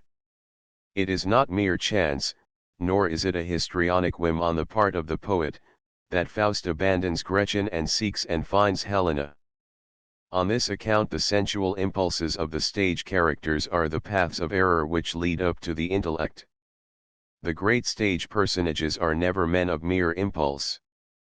Thoas is not a barbarian of the senses, Tell is not a rude, crude fellow just as nature made him, Romeo is not a mere sensual seducer but a psychic visionary. The legitimate stage strives after great, free thoughts, and characters such as Faust represent the very strongest expression of its arts. In this excess of excelsior, however, in this defection from the wishes of this earth, lies a real danger to which not merely the poetizing dilettante is apt to succumb, indeed the very greatest of German poets have at times failed to escape its intriguing peculiarity. It is the danger of the too high, of Arctic clarity, of the exclusively intellectual. The soul glows through real art like a vestal fire, pure, mild, serene. Let the flight be too hardy and too upward, and the fire goes out, art ceases, and shrewd, shivering theatrical dialectics set in. In the case of the motion picture, the opposite takes place. The word withdraws, becomes unessential, often directly adverse to art and the canons of art. Then it is that mimicry steps out and up and becomes the bearer of the action. If humanity had been born deaf and dumb, it would long since have perfected its mimic apparatus so completely that it would be the tool and symbol of thought. What can the gesture mean to us? Feeling that is so familiar to us that it awakens sympathy on the slightest provocation. Only that which is from the very beginning impulse within us is sensuality. Mimicry is the symbol of sensual values. The sign, the prognostic, the distinctive mark of mimic action is the sensual style. And since this art signifies the expression of the soul, the motion picture is the sensual soul. It is feeling expressed through gesture. Consequently, an impulse that is not in everybody is not felt by everybody. This explains the failure of quite a few works. The homosexual film, for example, Anders als die Andern, different from other people, was a source of disordered loathing to those other people. How can we expect a healthy individual to feel the excitement of an insane person, as in Dr. Caligari, or of a pathological vampire, as in The Vampire? And how can we expect a human being with a strong constitution to sympathize with the demented antics of a nervous wreck and feel his feelings after him, as in Nerven, Nerves? Fig 15. Scene from Anne Boleyn. CP 88. With a certainty that is growing from year to year, the film writers of today choose their material from such domains of feeling as have a universal and altogether human appeal. They depict the impulses of the soul, but only up to that point where the healthy feelings terminate. It is one of the wonders of peace that these impulses are common to all the peoples of the earth. The intriguing writ of the Asiatic soul becomes, in this case, clear and simple. Even the barbarian nations, the Negro, the Eskimo, the Moroccan, rejoice at the sight of our films with the joy that spells appreciation. It seems, however, that a great motion picture cannot be built up around peoples who are impulsive and that only. The characters of Hintertreppe were impulsive, those of Scarban were lethargic and animalistic. We were moved but not convulsed. The impulse in itself, and in its isolation, is uninteresting, for it is unpsychic. We sympathize with and feel the feelings after those who display them only when the impulse is raised to a passion.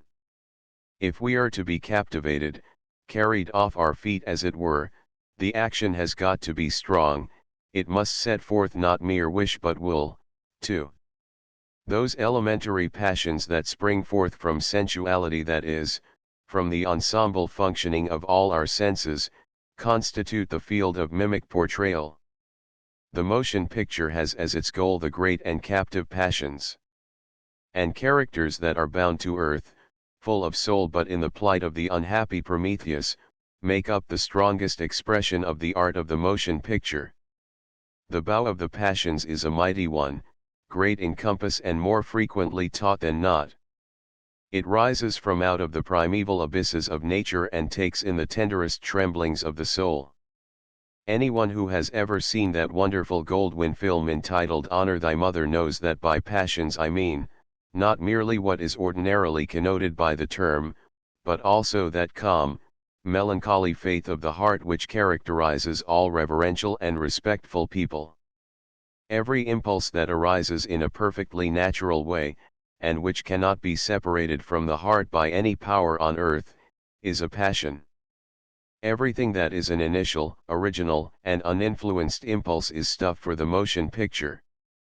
But just as all art moves about a certain pole, about that basic impulse which flouts reason in the exercise of the drawing force that one man has for another, and that pulls them both along toward the inescapable judgment handed down by the senses, just so does the motion picture itself obey the urge, and that with unconscious docility, to move on to the fate that finds its basis in human love, and in so doing it moves on to the highest, unexhausted, and inexhaustible goal, its eventual formation and conformation.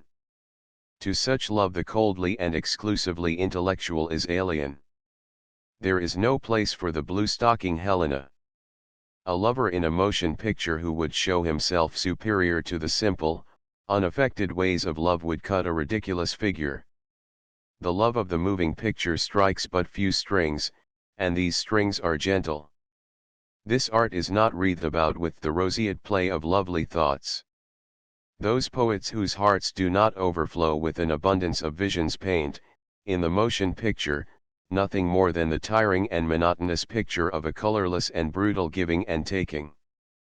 But just as the great Garrick could move his audience to tears through the mere recital of the alphabet, just so can a fiery soul fill the violin of the motion picture with more nearly inner and more truly intimate notes than a soul that is halt and blind can fill the entire orchestra of the stage. Passion is pure, it is clean. Wherever the soul is moved, and whenever it moves with the action, there is purification.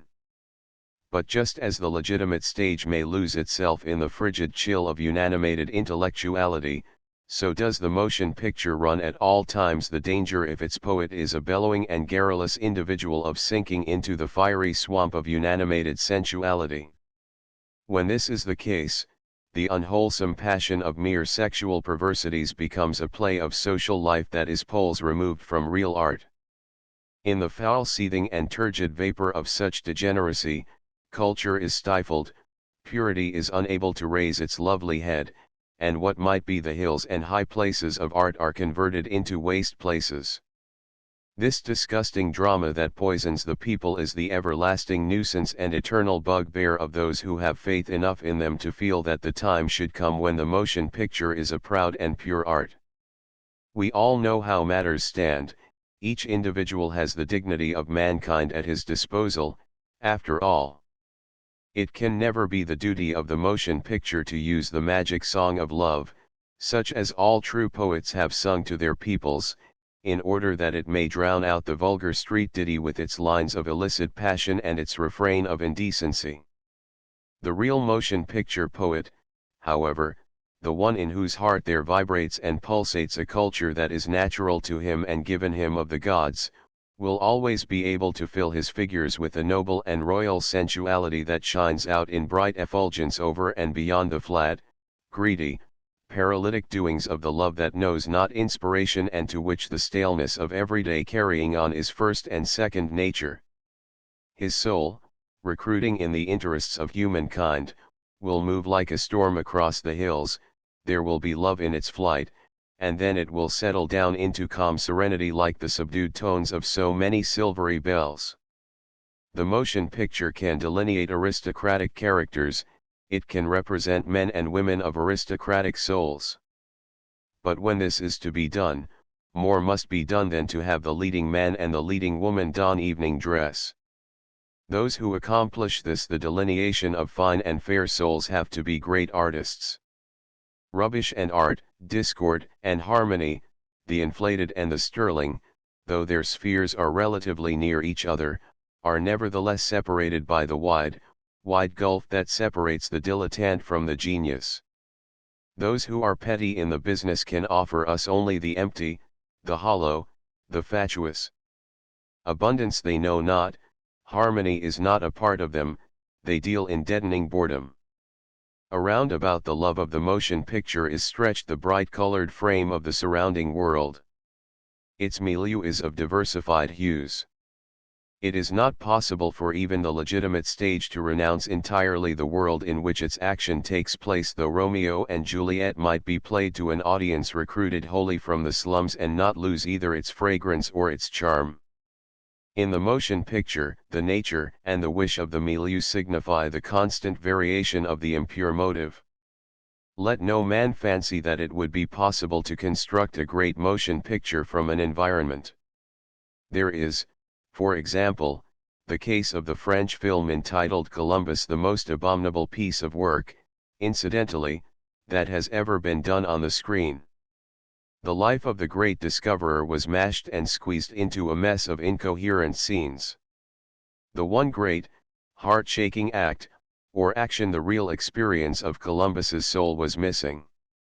In like manner, the film entitled August der Stark, August the Strong, went up in smoke between the Baroque castles of Saxony, around which the gala coaches moved in unending procession while the uniforms shone forth in all their kind of glory. In between all this revived and represented ostentation were 6 love scenes, a new one for each act, each of loathsome brutality, and in each of them the poet was the matchmaker. The surrounding world, the milieu, becomes the exclusive servant of the feelings. A historical film is a love action of times long since past, and never a treatise on the cultural history of that time. Schiller compressed the whole history of the 30 Years' War into his Wallenstein. In it Max and Thekla drift along as if on a small floating piece of ice. The legitimate stage can do that sort of thing, provided the individual that does it is a genius and has genius. But the most ingenious motion picture actor is the one whose hand forges the historical motives into a splendid yet unobtrusive frame, and places this frame about the action of the soul. He cannot count upon fidelity to history, he is lost if he endeavors to reproduce historical events. Whenever the great men of history appear in the motion picture, they have to feel great, they must display great emotions. The muse of the motion picture is anacreontic. There is the case of Madame Rickemeyer, which was brilliantly staged by Delmont. In it Napoleon, Talma, Josephine Beauharnais, Juliette Rickemeyer, and the people associated with them were bound together into a fate that was pure, shot through though it was with smouldering passions. We had a foreboding of the flaming forth of a dark and princely soul. Closely interwoven with the action, though detached from it for a few minutes, was a picture of Napoleon standing off on a flat elevation surrounded by a few officers. It could be seen only in the distance. A rider comes up, and then another, and then another. Each is in haste. In the valley below we catch sight of a fire, there is smoke. A certain fate that was an entity in itself, a strange and urgent fate, prevented the various pictures from becoming separated or allowed to stand out in isolated importance. The picture as a whole, the whole of the picture, cast its shadows over the scene. Napoleon, already long since made a part of the action, stood there as if to say, "Here I am. I am coming." The sensual motion picture knows no God. The poet of the spoken drama can convert a hut into a house, a cabin into a castle. The motion picture man builds up his houses and castles until they reach the very skies, but they remain formations of this earth. They are grand, perhaps they are beautiful, but they are never holy, they are never exalted. The divine services and mysteries of the motion picture are mere parades of brainlessness. That which is supposed to be holy leaves an unholy impression. Religiousness is dissipated into the merest emptiness. The boastful seeker after God remains a man in prayer, he gesticulates with his hands, and his hands are empty. Fig 16. Scene from Dr. Mabius, The Great Unknown. CP 90 Priscilla Dean, whom we love very much in Germany, played in her film, The Beggar Woman of Stamboul, a charming scene of prayer. A lovely little girl knelt down and folded her hands. There was piety in the scene. But her action was a sweet, imitated, childlike gesture, while in her little head there was no room for the superhuman picture of the Creator. But why nothing but sensuality, you ask me? The answer is easy, it is utterly impossible to photograph an idea. One should never try to project the invisible land of dream or wish on the screen, for such a land is the creation of the brain. Experiments of this kind have been made often enough naturally in Germany. But every single one was a failure, for the idea thus treated becomes even more cold and bloodless than on the legitimate stage. One cannot catch up an idea through the medium of faint and feeble symbols. Moreover, the road that affects to point to the place where ideas are translated to the hearts of men leads in reality to an infinity of texts, to a surrogate of the intellect. Let us be modest, for the domain of the film is rich enough as it is, and the man who creates exclusively from the abundance of things seen, from visions as it were, will never exhaust the fountainhead. But there is a gap in the sphere of sensuality, there is an empty place in the field in question. Those silent heroes who have turned away from the world, and behind whom and back of whom there lie struggle and passion, step out from the world of sensuality, in which they have become and remained mute, into the realm of spirituality.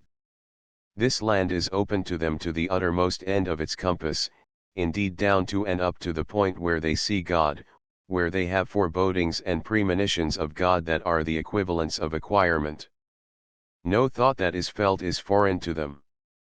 But they do not speak of the visions they have had, every word from their lips would be profane, it would be a matter of desecration. The great, strange, lonely figures of the motion picture, back of whose brain the thought shines forth, are not to be understood through thought. They are to be felt, not thought. They are not to be conceived of as wise men and prophets, they are brooders and sufferers. One would have to, and one might, write a Christus film that is apathetic and undramatic, Christus the man, making a pilgrimage over the earth, a stranger, unapproachable, silent, immediate, unknown, not understood. Such a film could be made a vast deal more effective than a Christus drama on the spoken stage. For on the stage the Christus dare not remain silent. He would have to appear as a speaker. The humble carpenter's son would have to pass before us, and on by the mute greatness of his own soul, engaged in an endless flow of words of wisdom and thoughts that lie too deep for men. It was such a Christus nature as this, invisibly crucified, that our wonderful Bernhard Goetz played in his Indies Ches Grabmal. Even under the slag of this adventuresome action there shone forth the pure glow of a passionately suffering heart. When Rami Ghani raised his hands we understood that before this gentle, imperative gesture the tigers of the field slunk away in silence while lifeless things fell to pieces.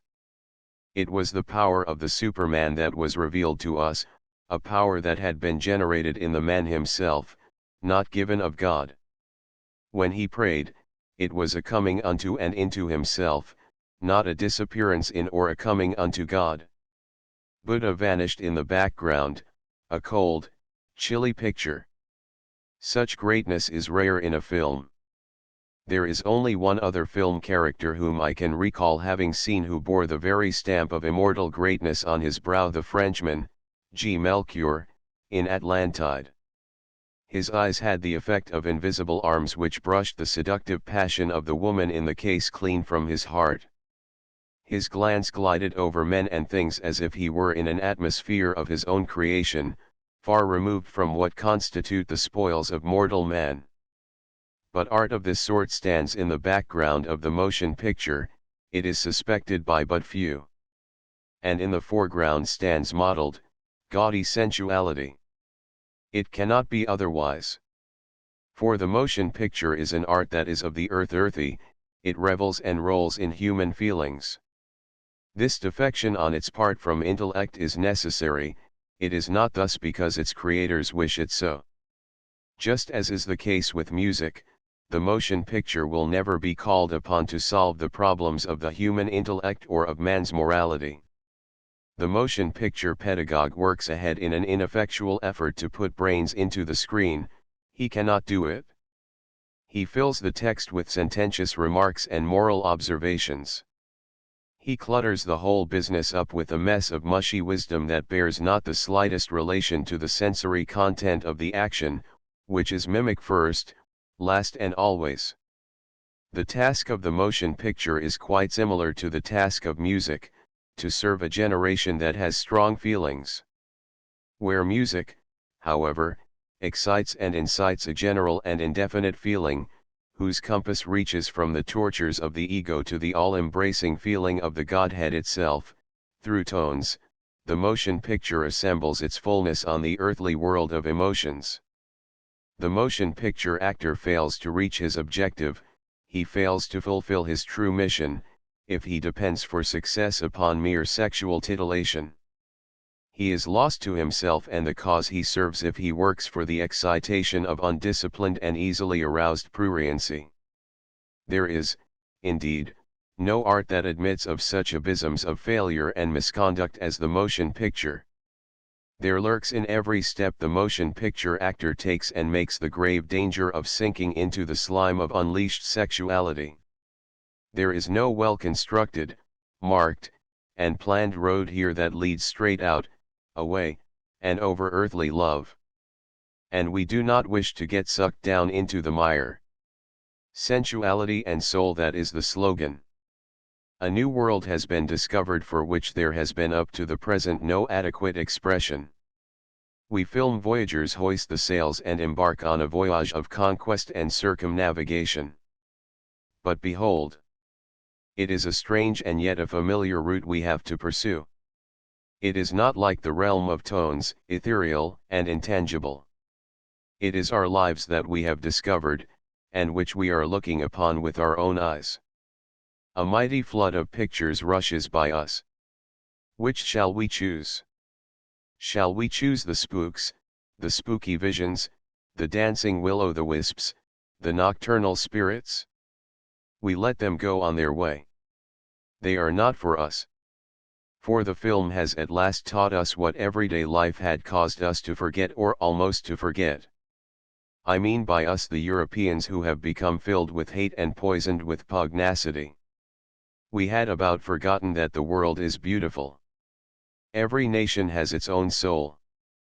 But where the spirits of the various peoples stand in the presence of each other, and opposite each other, alien if not directly hostile, separated as it were from each other by foreign languages, the real souls of all the peoples have grown up from the brotherly roots of humanity.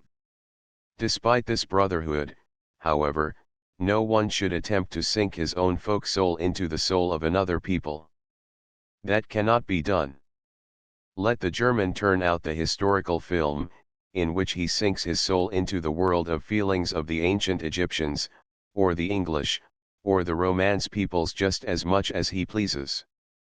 It is his business, and no one can stop him. But the fact remains that the historical film is always a somehow colorless creation in the popular sense. It is always somewhat affected if not a bit fraudulent, and in the case of any nation it is always touched up and retouched with the same artificial masks. The historical film is here and here to stay, however. There is a good reason, in those ages of violence and lawlessness film themes grew on the trees. There was a dazzling world full of adventure such as the film will never completely turn its back on. I am of the distinct conviction, at the same time, that it is the modern film which most effectively discloses the real nature and aim of the film. It is the most popular, it alone is true. In it there are no masks, and there are very few bigwigs and pasted mustachios. The people do not have to sink themselves into unknown deeds and inexperienced acts of gruesomeness. They stand before the camera of the world in which they live, it is their own feelings that the lens takes up into itself. In the modern film each people goes its own way, it has its own feelings, its own heart projected on the screen. It obeys the inescapable and inevitable commands of its own public life. Every man does what he can, he acts on what he himself knows. And as Goethe once wisely remarked, life is interesting, it makes no difference where you take hold of it. The differences in peoples are wonderful as the modern film shows. The American rejects any and every film that does not stand with both feet on the ground of actual life. The American takes his film themes from his own activity, and it is a gigantic one. He binds his people close to the world. He has them engage in the calling that is theirs. He is as little inclined to scorn the orphanage or the tent of the cowboy as he is to close his eyes to the elegant urban salon. Wherever he goes, he notes what he has seen with the hard pencil of the professional reporter. He eavesdrops, he listens in on life in every form. With the essential he is but little concerned, he is out for the picture of his milieu, of his environment, of the world about him, and this world of his is bubbling over with life. He is objective, and his objectivity has not been distorted by any theory of art that confuses the issue when conditions change. He seizes the world wherever he finds it most interesting. He does not hesitate, once he has seized it, to place his people in the surrounding, and he endows his people, as it were, with the fates and the fancies of their new setting. The American film is always most effective when it takes its material from the checkered and chic fullness of the very present, when it depends for its inspiration upon reality. It aims at genuineness, it tries to be true. It seems, at least, that it never tries to depict a milieu which it does not know. The great city is the Mother Earth of the American film. The minute it abandons the city and goes forth on voyages of discovery in nature, it loses its vivacity, its effectiveness, its sense of reality, and goes over into watered makeshifts or highway romanticism. Fig 17. Scene from a Doll's House. CP 91. The American despises all heavy, tiresome, serious art. He depicts a highly colored life, bubbles over with mad, or at least unexpected, ideas and notions, and has his spectator laugh and weep. An omniscient Lord knows that he never lets him do anything but laugh, or anything but weep. The more extravagant the thing is, on the heights and in the depths, the better. After all, life is beautiful. One laughs 10 times as willingly as one weeps. And no sane man wishes to see this belief in the joy of life, and the eventual victory of happiness and strength, taken from us. The American has not a shimmer of a conception of dramatischer Aufbau, of dramatic composition. He is innocent. The most he does is to indulge in a brief exposition, which he expresses in a few and none too labored words, in which he has something to say about the general significance of the people in whom he is momentarily interested, and then the thing starts. The American film is effective, and its effectiveness is to be explained on the ground of the American people themselves. They know precisely what they are after, and they proceed without delay. They are not hampered by inertia, they are intelligent, they are diligent. The American's creative action is sure and simple, it is not reflective, nor congested with too much brooding, and it certainly is not based on systematic philosophizing. His film is just as unsentimental as his life. The majority of his scenes are noted for an atmosphere of sobriety. This and that takes place, but if a catastrophe does not follow, there is no use to get excited. In the few scenes in which the fate of one man rebounds against the fate of another, the will of one man stands face to face with the will of another. The American film is, so to speak, dramatic only in a secondary or subsidiary sense. The hero of the American film is the man of deeds. In the first act his goal is set, in the last act he reaches it. Everything that intervenes between these two acts is a test of strength. The strongest wins, every time. The whole action revolves about this hero, and the good ending is more a matter of logic than of anything else. It is the judgment handed down as to who was the most powerful. There is no such thing as a weakling among American film heroes. It is not interesting, it is not effective, therefore we don't want it. That is the history of American filmmaking in so many words. The basic principle of the American film is expediency. It is expediency, suitability, availability, that makes the American exercise great care in choosing the title of his film, in having the action grow in interest, and in using decoration that fits the case and represents, on the whole, a genuine and solid picturesqueness.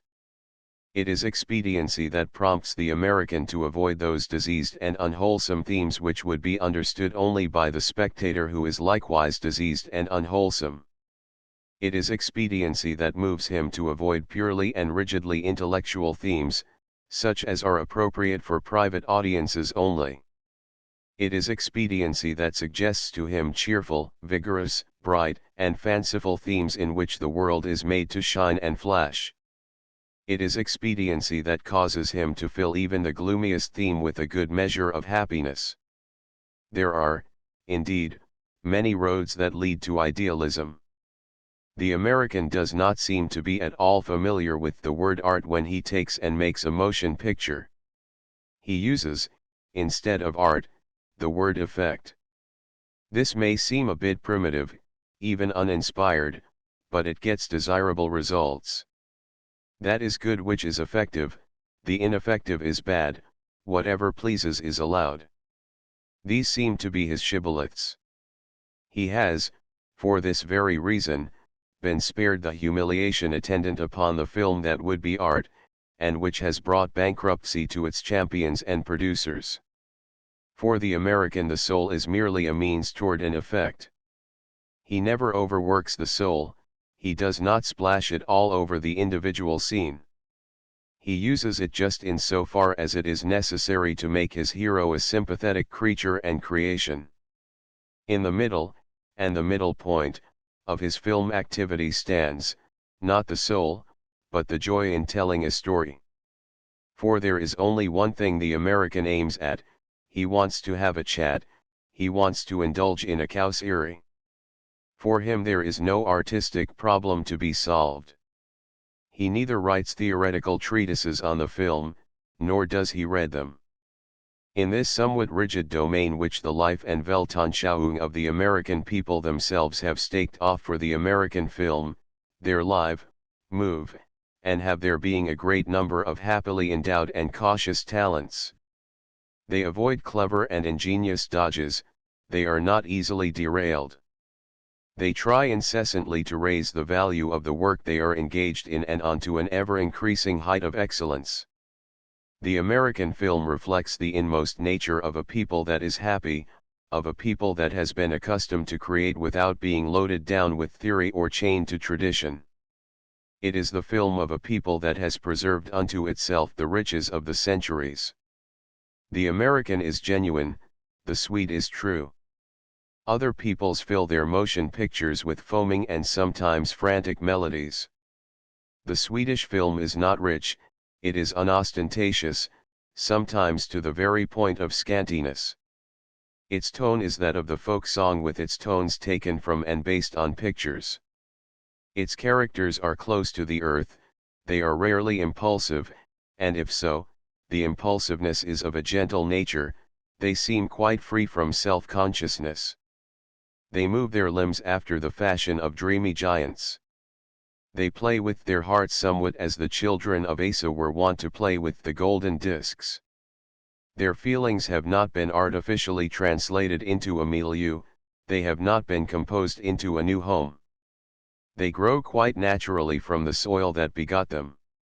In the case of the American, or the German, film, we have the conflict first, the milieu proceeds then from this conflict. The canon of the Swede reads, "In the beginning was the earth." On this soil, excessively aromatic or iridescent fruit does not thrive. The passions of the Swede are subdued, they whisper like waving grains swayed to and fro by a gentle breeze. Because of their lack of display they seem, to the eye and ear of the person accustomed to the bluster of an industrial life, a bit primitive and monotonous. The Swedish film is an Aeolian harp which is moved unconsciously, the few wonderful tones that lie as potential factors in its strings are melodies only. The reflective element of this film is remarkably impulsive in character. It sinks itself with burning fervor into the depths of the heart, never rises to the chilly clarity of abstract thought, and rarely loses itself in moral fustian. The Swedish film retains its perfect naturalness even when it concerns itself with urban personages and chooses, perforce, its decoration and setting from the fashionable drawing rooms. When it does this, it is a matter of secret mask. These men in evening dress, these décolleté ladies, remain after all peasant children who wear their foreign garb with naive gaiety. At times the Swede grafts an alien twig on the young wild tree of his motion picture art. When he does, it is German if subtle, French if erotic. The Swede paints his picture with a fine brush, embellishes each on rather broad lines, and coats every picture with a shimmer of hearty intimacy which to a film connoisseur of another country seems altogether unobtrusive. The film action, the ebb and flow of pictures, seems to him a matter of indifference. He avoids excitement, he shuns the raging of man against man. Invented, and therefore affected, action, be it never so refined, leaves him cold. He loves to see things grow, the secrets of the inner life are precious to him. His heroes encircle the coveted goal without bodily moving out of their tracks. All of this is at once an advantage and a disadvantage. It is rare that the manager of a Swedish picture strives for such brilliant effects, or for such a wealth of ideas, as characterizes the American and German film manager. Swedish film technique stands nearly still, if it moves at all, it is a cautious move. This is true, indeed, of Swedish film art as a whole, that art which came as a direct revelation to, though it left its imprint upon, the film art of other peoples, and especially upon that of the Germans. Swedish photography is not infrequently dull, it seems to have been lighted up from underneath, it makes no attempt to compete with the chiaroscuro for which American and German operators are noted. The Swede creates for himself.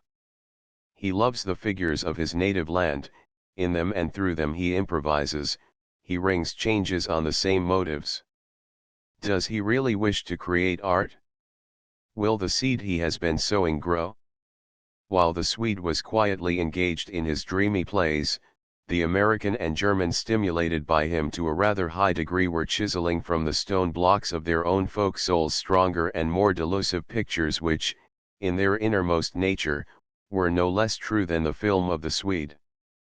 Since the Swede makes no attempt to speak to the world, but only to a limited circle of intellectually inclined people, he is always threatened with an imminent exhaustion of means.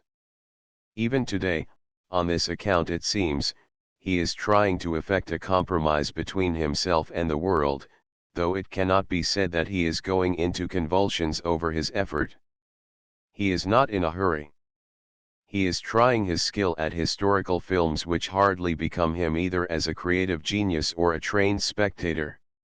He is snatching his figures out of the earth and giving them, at the expense of verisimilitude, and following the bad example of the German social film, the rather rootless and precarious existence that attaches itself at all times to mundane as distinguished from mundane life.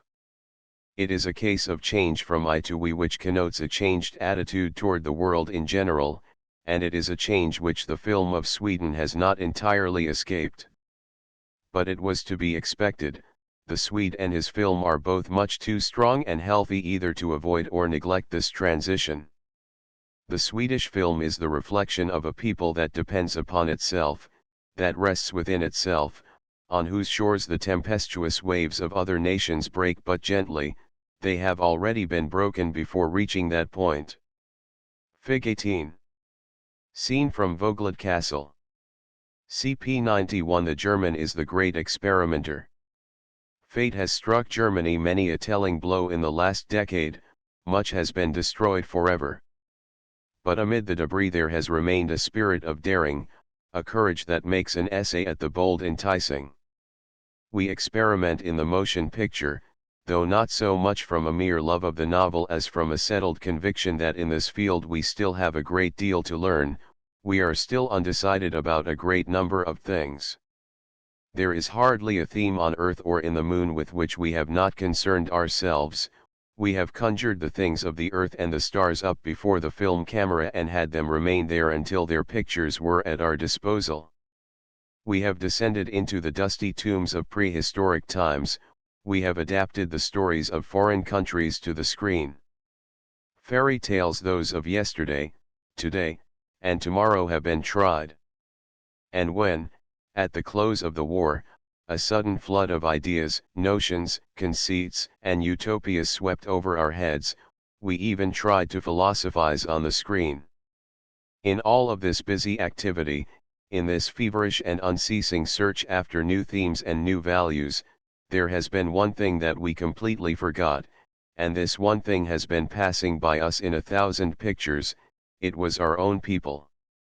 Of German films that introduce us to the whirling life of our country, particularly from the rural point of view, we have hardly an indication. A real beginning in this direction certainly has not been made. It is there, however, and there only where uniqueness of real character is conspicuous, that one finds the type of originality that pleases in itself and defies competition of any kind.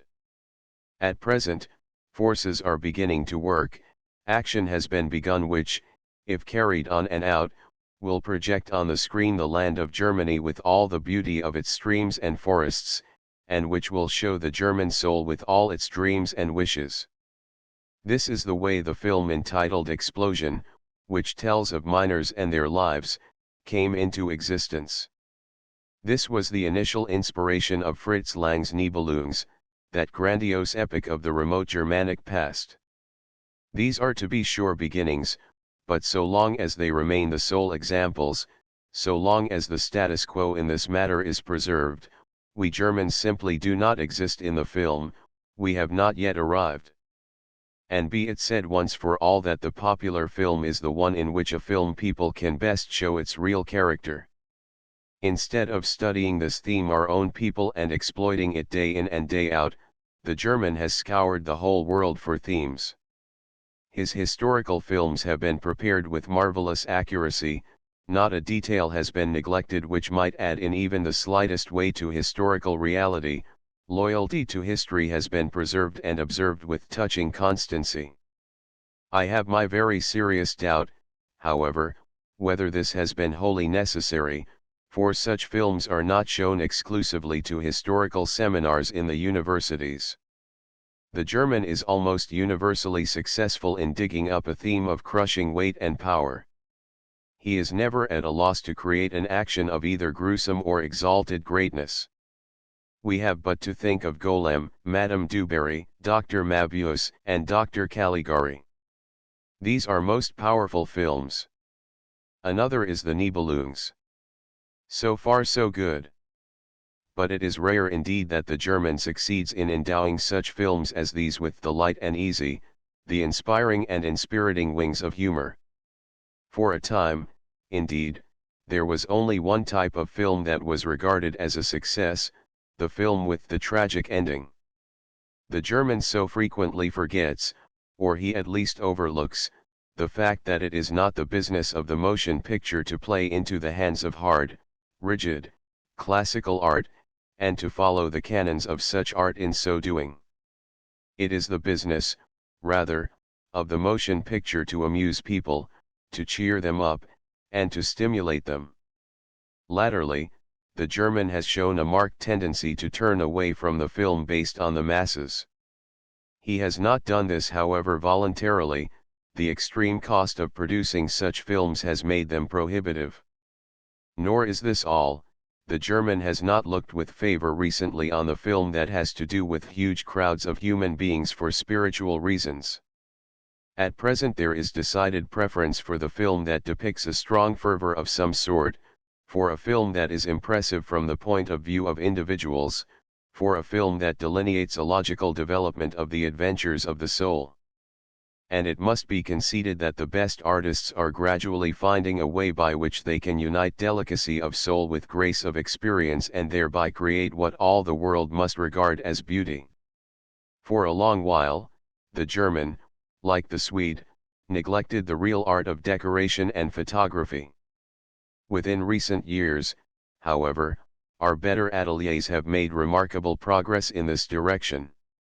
Some of our films that have been created since the making of this progress, such as Sovereign or The Stone Rider, need not hesitate to stand comparison with the best of any country. The small film companies have been obliged to close owing to the unprecedented depreciation in German currency. This, however, is not a matter for profound regret, for their quality could never be said to be the outstanding feature of their creations. Nothing but quality can ever make the trouble that has to be taken a matter of eventual gain. In the art of motion picture, genius is its own reward, but pains are well paid. The German film will come once the chaos that reigns supreme at present has been eradicated, and the situation becomes brighter all around and everywhere. Today, Bolshevism raises its ugly head in the east. In the west, heavy artillery is in position while fleets of bombing planes whir through the air. The atmosphere is thick, so thick, indeed, that it casts a heavy shadow over the country. Chapter 8 Film Adaptation. The mad search of the motion picture for appropriate material created a unique caricature, second-hand art. In general, it is regarded as a sign of unoriginality, if not of actual sterility, when a work, which speaks a different language in the domain of art, is translated into the language of the motion picture. It is not dissimilar to the situation that obtains when a given individual, unable to write anything on his own account, translates from the writings of others. But the languages of words, words that act as the handmaidens of thought, are all members of the same great family of the human mind. When languages of this kind are translated, the only change that is made is a change in sound. The meaning remains the same. The essential traits, the underlying faculties of a poet remain quite intact if translated cleverly, knowingly, and modestly. It is the spiritual soul that shines forth in poetry. The motion picture is not of this confectionery, the Swiss Karl Spitteler would say. All that can come to light in the film, and particularly in film adaptations, is the sensual soul of an action. From this it is evident that when a bit of literature is adapted to the screen, the adapter is obliged to set up a quite different objective from that which the original poet had in mind. Attempts have been made to refute the necessity of this change of purpose.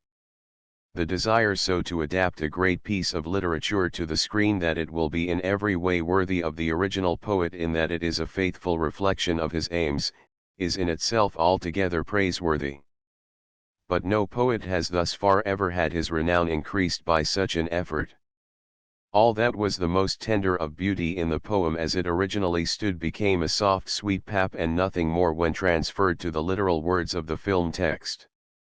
Attempts of this kind have not only been unsuccessful with regard to the poet that was to be honored, the truth is, no good motion picture has ever been made in such a way and with such an aim in view. The result has invariably been a surrogate that afforded nothing more than a glassy tedium. The problem of film adaptation cannot be solved by reverence alone. For the spiritual soul mocks the coercive oppression that goes with gestures and refuses to be confined within the narrow circle of such art as the motion picture has at its command. Gold becomes a mere quasi-precious metal, beauty degenerates into paint and powder, truth is rooted by phraseology. No one who is at all judicious will ever attempt to adapt to the screen a bit of poetry whose entire art consists in a complete absorption by and amalgamation with the world of pure thought. Goethe's transcendental works run but little risk. Those works, however, in which there is a union of the spiritual soul with the sensual soul stand in ever-present danger. Shakespeare's works, for example, are remarkably divided in this regard. They are full of fissures. He hid his pure intellectuality in an action that is glaring, medieval, and vigorous. Fig 19. Scene from Destiny. CP 91. What do we mean by film adaptation? We mean the separation of the sensual action from all the rest. The feelings, transfigured through pure intellect in the original poetry, are lifted from their initial surroundings. Adapt a poem of the spiritual soul in this way and a journalese tract is the result. Take the case of Hamlet, death through poison, the son as the detective, the Queen Mother suffering from aberrations, a duel with poisoned blades, and a conclusion of fourfold death by poison. In such a bungled compilation there would not be a single trace of Shakespearean spirit. In such a thing the riddle of Hamlet would not be solved but cracked. But since film adaptations are the order of the day, we might as well pay them our respects, bow to them, and confess that they exist. There is no use to deny the existence of that which already exists. A fact is a fact. Moreover, film adaptation is not so contrary to all the laws of nature and art as it would seem at first blush. For there are many poetic creations of magnificent beauty of action whose picturesque fullness poetry alone can do nothing more than merely touch or indicate. There are other poems whose world of feeling is congealed in cold abstract thought. In such cases the motion picture reclaims its original due. There are also poetic works, such as Schiller's Fiasco, which are just as effective in the poetic form as they are in the form they take on at the hands of the motion picture. A work, consequently, the sensual action of which is so strong that a masterful, and dignified, motion picture can be made from it, may be adapted to the screen. To transform a creation of the human mind and soul which constitutes, judged from every conceivable point of view, a work of real and great art from the sphere in which it originally stood, and in which it was originally created, to another sphere, and into another species of art, is always more or less sacrilegious. If done, it must be done well, and done completely. There is no room here for piecemeal work. The adaptation of a poem to the film calls for a recreator who is a stranger to mercy. He dare not shrink from tearing up the tenderest flower by the roots and transplanting it to a new and strange garden. Anything that does not fit in with his purpose must be ruthlessly cast aside. Follow this recipe, and a work that is not appreciated by the uncultured, great though it may be metamorphosed into a work that is appreciated, on the screen. Indeed, a new work of real art may arise in this way. In a case of this kind, the original poet may after all have his renown increased despite the fact that the film to which his name is still attached corresponds in no way to what he originally had in mind. Nor should we ever fancy that work of this kind is unnecessary. The Norse adaptation of Björnson's Sin of Solbakken, one of Björnson's short stories, written when he was still a young man, seemed, in its finished form, as if Björnson had had the film camera in mind when he created it. Picture after picture was shown, and that at great length and great breadth. Of Björnson's unquestioned passionateness, however, which resembles the roaring power of an ice-cold mountain stream as it gushes down the hillside, there was not a trace. To adapt is to use violence, to do violence. The adapter will never succeed in finding and filming the original purpose of the poet. The adaptation of Fiasco was good, it was a success, but it was not Schiller, it was not a child of his mind. And it would have been still better had it resembled Schiller even less than it did. The action should have been adapted much more to the needs of exclusive mimic portrayal. To try to spare the poet, to hurt his feelings in no way, is to render him a disservice. It is unfortunate that productive poets can be persuaded to subject their works to the adapter only with difficulty, as Karl Mayer in the superb film Schloss Vogelad. This is true, though the thought that is required to adapt a work to the film is so great that the process in itself requires originality and reveals a spirit of the most real productivity. For it is after all easier to create a new work from the beginning than to take a finished work and transform it so completely that it meets the requirements of an entirely new and novel art. For the author the adaptation is frequently a most unsatisfactory affair. The book often leads the adapter astray, follow it, and he loses himself in byways that are unknown to the ways of the film world. In such a case the entire production has to be recreated, which means that it has to be rewritten. The result of this is that everybody is dissatisfied, and not a few are in a bad humor. On the other hand, the author may allow, or may have allowed, himself to be carried away by a veritable wealth of ideals. He changes everything, he adapts everything, he makes new characters, he develops new action, he cajoles a new fate into the composition as a whole, he invents new episodes, he even creates a new milieu and a new atmosphere. The result of all this may be, to be sure, a quite good film. But it may be so new that it is incorrect to speak of it as an adaptation. In such a case, the original author falls into ill humor, because he feels that violence has been done his creation, which is equivalent, he feels, to having been neglected or slighted. The manager is also apt to have his face wreathed in frowns, for what has become of his funds? He has paid out a handsome royalty for what? For nothing, he feels. His case seems justified, for he paid for a given book, but there is not a trace of that book in the film which is to care for the needs of the box office. And our old friend the dramaturge is in the worst frame of mind of all, for he feels that the author has gone about his business with excessive independence and with too little concern for his excellent criticism. From all of this it should be manifest that it is rare that a good adaptation is the result of a single effort. Adaptation is a slow and complicated process. There must be untiring revision, with the disagreeable result that a manuscript promised for and by a certain date is not ready at the stipulated time.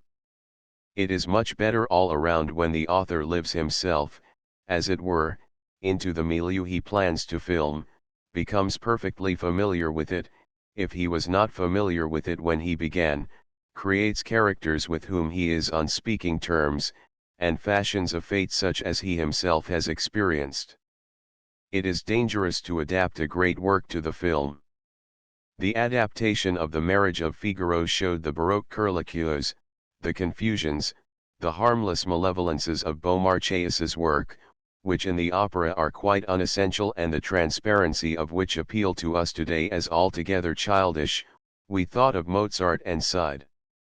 And Hamlet? With Asta Nielsen. Without Shakespeare. Adapted after an old saga. Why, that was merely and after all a stolen creation. The living poet may decide for himself whether treason has been committed by the adapter who visualized his creation on the screen, and did it artistically, but as an artistic motion picture. The dead poet is unable to come to his own defense. If his work cannot be adapted with piety, it is always the privilege of the would-be adapter to leave it alone as an act of piety. Fig 20. Scene from the Nibelungs. CP 91. Chapter 9. The path to art. The lyric poem is poised on a shoreless sea. Its prime feature is its indefiniteness. It leads on to the undetermined goal of mortal mood. But harmony, that resting which satisfies itself, soon exhausts itself. And, to repeat once more, undetermined mood may easily be converted into monotony, or it may change to a chaotic ebb and flow that connotes the surging of unanticipated floods rather than tidal regularity. No progressive work of art revels in planlessness. The sails in which the winds play, as an idle mood may dictate, do not indulge in their seeming gaiety with impunity. Punishment of one sort or another follows. The helm decides a certain course, in this course lie the fruits of strength. In poetry, mood is rooted by action. The feelings remain the driving power. For when feeling and passion form an alliance, action ensues. A purely lyrical stage drama such as Anton Wild-Ganz's Armut, Poverty, fails to produce the really deep echo, our sympathy, rattling around itself as the sole pivot it can commandeer soon runs out. The stage, which finds in the play of thoughts a rich variety, needs nevertheless a will power that guides and gives direction to the stream that flows by. The motion picture, which is much less gifted with wealth of color, labors under the coercion of a strong action somewhat as violin playing labors under the coercion of melody. There is no such thing as a lyric motion picture. Now, This is of course old, grey theory which applies to the average film, but which never applies to the exceptional creation of the God-endowed genius. Such an exception, and one of marvelously subdued and magic beauty, was Honor Thy Mother. This film had not one loud tone apart from a single cry of wild anguish. Its action was the divine mercy of a human heart. This is all very well, one man could do it once. The Swedes, on the other hand, have suffered pitiable bankruptcy with their lyrical films, though some of them were of exceptional beauty. Success has a better chance of realization when the action is a little robust, strong-fisted. That excesses in this direction are fatal is shown by the idiotic action of the Eddie Polo films. In the film whose action is benevolently vigorous, the lyric element loses its independence. It is dissolved in the action, comes to the fore every now and then in individual places with renewed force, and has a subduing effect on the flow of action. In this way, the moving picture becomes a cheerfully moved and never breathless art. But if the poet throws discipline to the winds and pours out his lyric gentleness over every single scene, his action soon and inevitably sinks into an inert and dripping morass. There is also no such thing as an epic motion picture, just as there is no such thing as an epic stage play. The epic has an action that is, a general trend and direction of events, but it has no distinct goal. Episode is concatenated with episode like pearls on a string. In the last analysis, however, there is no such thing as pure epic. When Ulysses the great sufferer is driven from shore to shore, there is something more to his case than the mere driving. Back of his fate stands a dramatic question: will he return to Ithaca? Will Penelope have remained true to him? Will he be able to overcome her wooers? This being the case, the episodes of his unenviable existence are not concatenated without plan, there is no aimlessness about his affair. The incidents of his life are joined together into a complete circle, they end with dramatic necessity, not with epic arbitrariness. The epic of the Nibelungs is dramatic to the core. The Italian motion picture dangles about in epic robes, attaching, or affixing, scene to scene with proverbial epic breadth. The real action is included in just a few isolated scenes. The picture exists for its own sake, and it is surrounded with perfectly colossal decoration. We have but to think of the Dante film, or of Cabiria, and to a degree of Quo Vadis.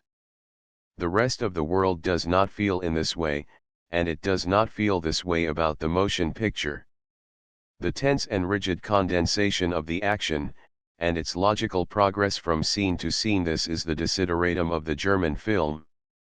The fates we see all about us, and of which we ourselves are so many living proofs, are not to glide by each other and dissipate in the winds, they are to rebound against each other, and end when their struggle is over.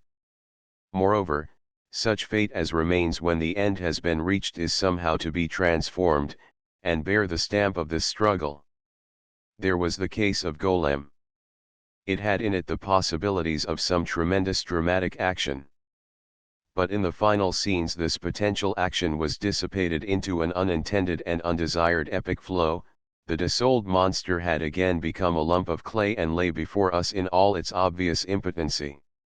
Everything will turn out all right, the houses that have been burned down will be rebuilt. And the Jews take Golem on their shoulders and carry him off to the synagogue. Hail to thee, Rabbi Lahu! He has saved the city for the third time. Life will now go on its usual course just as if nothing had happened. And with this the whole affair is over, it is forgotten, and it has been erased from the heart of the spectator.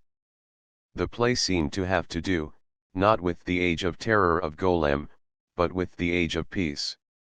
We had expected a tragedy and we were given an episode. Another altogether undramatic film was Dr. Caligari. It consisted of a series of gruesome things which, to make matters worse, proved in the end to be the fancies of a madman. The play had action, but it had no goal, no dramatic tension or suspense. The spectator was left in a cloud of uncertainty and doubt. What is this all about, he asked himself. Dramatic suspense is the anticipation of events from which there can be no reasonable escape. Anything that is tossed into our laps, as it were, suddenly and without due motivation appeals to us as irrational, senseless, and unnecessary. We know that it all might have been so different. The film, having, as it certainly does, fewer means of expression at its immediate command than the legitimate stage, and depending for its appeal upon an audience that is, as a rule, less cultured, dare not overlook, slight, or neglect a single means that might help it in its effort to bring out strong effects. Is dramatic suspense or tension inartistic? Quite the contrary, it is the best proof we have of artistic ability, for we may search the art canons of the civilized world and we will never find a rule to the effect that art must be tiring and tiresome. Suspense is artistic, and the greater the effect of it upon the spectator the more artistic it is. One must not fancy, however, that the suspense of Eddie Polo, or of the sensations of Luciano Albertini are really and finally effective. In the movie of the Apaches, to which the visitor is admitted for the smallest coin known to the mint, this suspense is quite popular, because the nerves of these people have become so blunted and so crude that they have quite lost all appreciation of finer effects. Fortunately, however, the general film public, the one that patronizes the average and paying motion picture, is essentially more refined than the Apache. The more refined spectator cannot be captivated so easily and persistently by the sensational tension that lasts for a moment as he can by the pleasure derivable and derived from lengthier and more enduring amusement. He is more interested in the suspense that is spread out over an entire action, the tension that gives greater evidence of human shrewdness, and is consequently more agreeable to men of like characteristics and qualifications. Dramatic suspense is not a whip which the poet swings over the heads of his characters. The fact is, one picture should not be made to tumble over another, following the command of on, and more of the same kind. Being driven forward in this fashion can only result in what one instinctively feels is a pursued and persecuted art, an hysterical art, and in externalities nothing can arise from it but the pouncy art of the criminal film. No, this is not suspense. Suspense is rather the calm, serene hand of the poet that guides the work he is creating. It is this that enables one to feel that the poet is leading his creation along past all potential hindrances straight to a premeditated goal.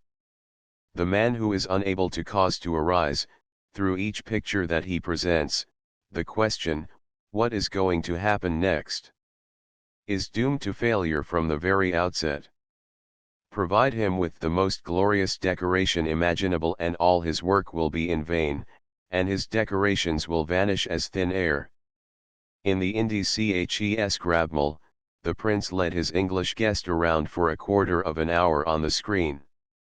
The splendor of an oriental temple, the half of a whole army, was conjured up and visualized, but there was no suspense. We smiled at the pomp of it, and remained perfectly cool and calm. If the people en masse cry for a gala scene in every other picture, well and good. Give it to them. It is your duty and your task. But do what lies in your power to animate even these scenes, try to make even these fit into the action, just as a powerful crescendo movement of the orchestra fits into the music that is being played. In the average film every group scene, parades, carnivals, mysteries is a stopgap of the action. Suspense has nothing to do with decoration or scenery. The gigantic raging of gigantic battle scenes is very rarely a source of dramatic suspense. As a matter of fact, strategy is quite rarely effective in a film. Suspense is almost always concentrated in or around just a few individuals. Fig 21. Scene from the Nibelungs. CP 91. That suspense which is produced through external, Unpsychic means is generally pretty cheap. One runs for his life, 10 are after him. Will he escape? If he can run faster than the 10, yes. If he can shoot into the whole group of his pursuers and locate his shots with efficiency, yes. But when this sort of means is resorted to, the motion picture degenerates into art, not for the masses, but for the rabble, in whom the basest of instincts are satisfied in the basest way. The suspense of the motion picture does not wait for words, but for deeds. It depends upon changes that must come about and definitive results that must be achieved. And when such deeds are conditions upon the soul's being shaken to its very depths, and when the outcome and goal are fixed by the feelings, then such suspense as the motion picture may properly indulge in has been achieved, and achieved in accordance with the laws of motion picture art. For that species of suspense which proceeds from soul to soul quite without visible effect can hardly be attained by the motion picture. And yet, the tonic power, the ability of the spectator to undergo suspense, and to feel it, can hardly be overestimated. We have already become quite familiar with the mimic situation. We are now able to see and feel in the slightest movement the condition of the actor's wishes. He lifts an eye, and we know what he wants. In the Bull of Oliveira, Yanings played the role of a French general who deserts his passionately loved Spanish friend. He stands by the door with his hand already on the knob. His back is turned to the spectator, we can see his body quiver. Shall I remain? Shall I go? It was brilliant. And, truth to tell, that kind of brilliancy can be met with more frequently in the motion picture than we would be at first inclined to believe. There was an altogether captivating moment of suspense in Schloss Vogelad. It was entitled in the text a confession. We saw a great spacious hall. It was deserted, except for two perfectly motionless human beings who were separated from each other by the width of the hall, illustration number 18. But such suspense, in which the most sensitive aesthete might take extreme delight, is not for the masses. For them it has to be laid on thick. The really clever motion picture actor will always make it a point to bring something to a great many, to use Goethe's words. To the few he will offer attention of refined nature and subtle explanation, to the many he will offer attention that is sturdy, robust, plain as a pikestaff. The poet handles his suspense in a calm way.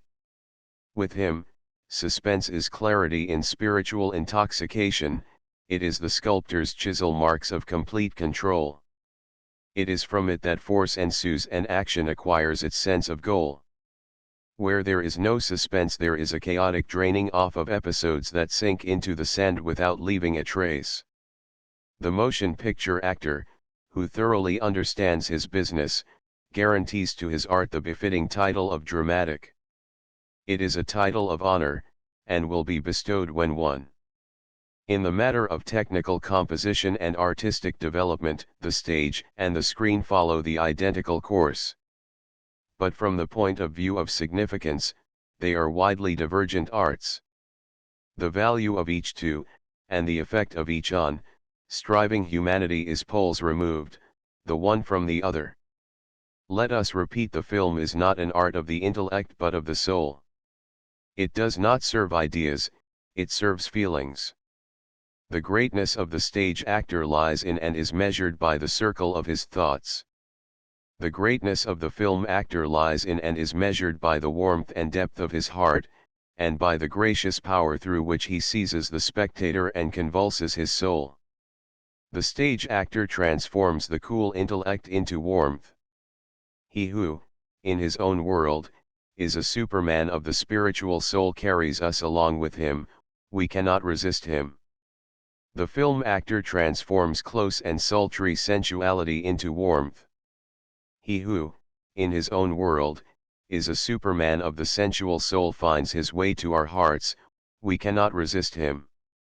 From such glowing action as is incorporated in Madame Riekemeyer, or The Orphan, or Honor Thy Mother, or The Nibelungs, there is but one moral to be drawn, and that is the moral of the feeling that is as strong as the greatest organ of the greatest cathedral and as impressive.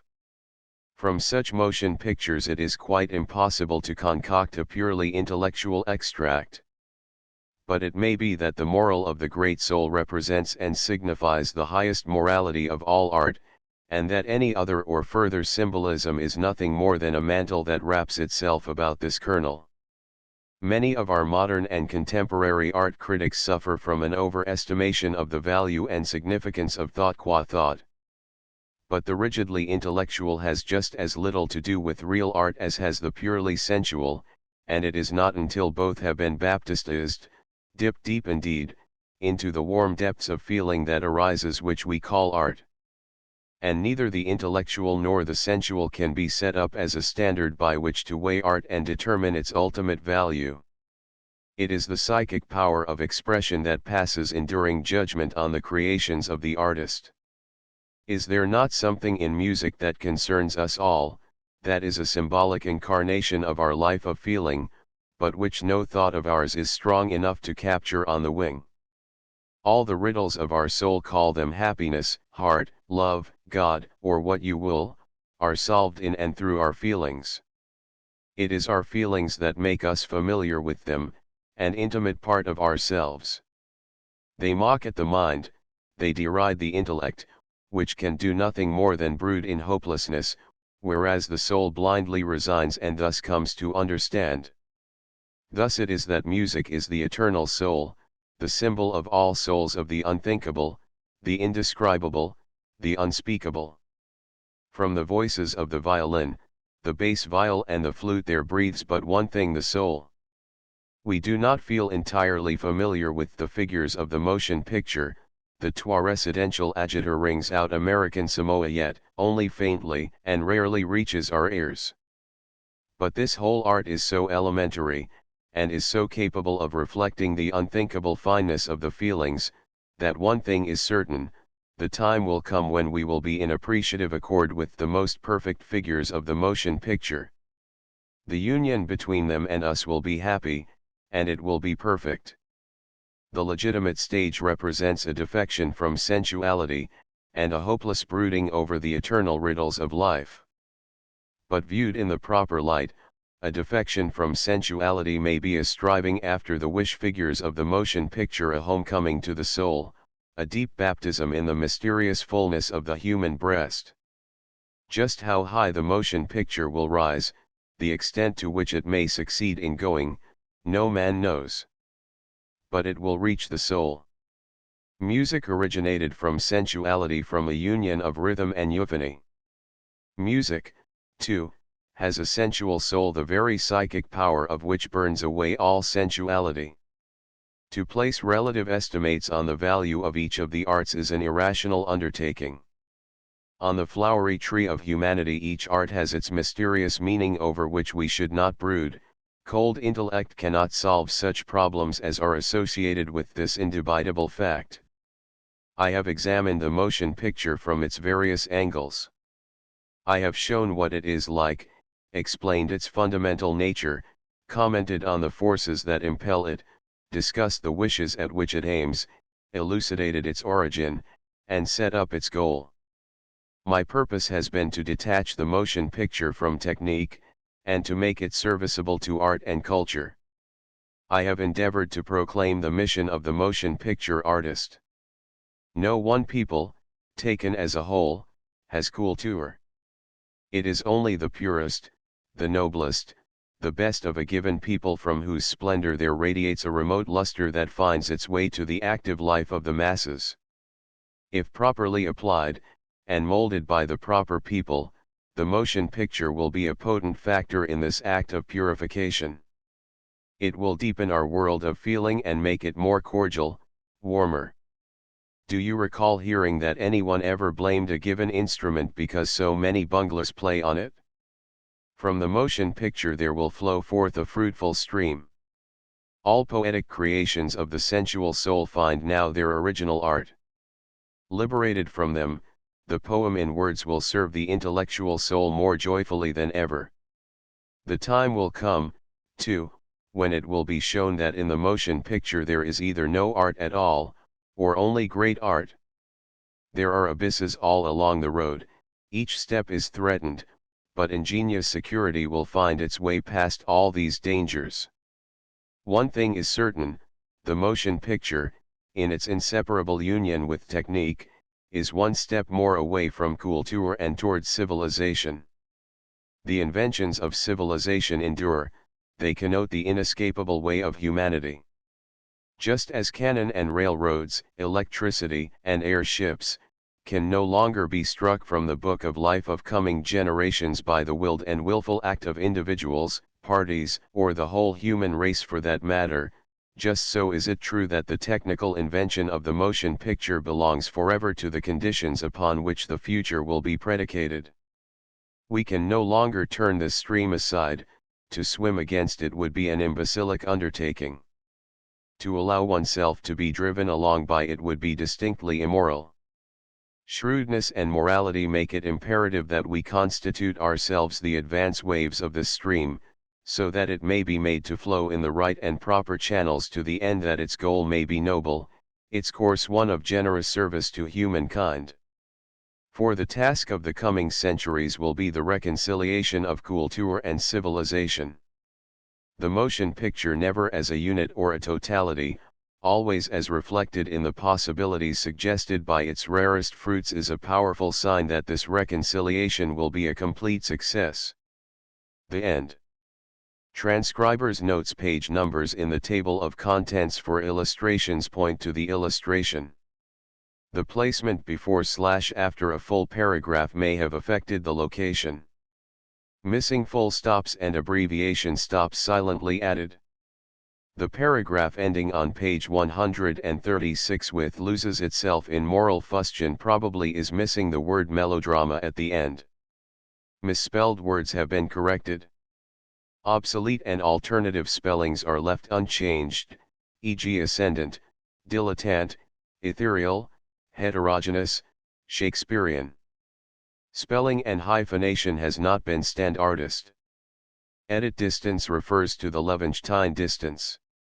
Corrections, page source correction edit distance 3 attendant 122 dilettantish 141 obtrusively 144 charcator character 274 decorations 100 Lilliputian 102 extraordinarily 110 words word 119 aristocratic 121 unobtrusive 125 adventuresome 126 titillation 129 gruesomeness 158 captivated 159 pouncy 164 that 1.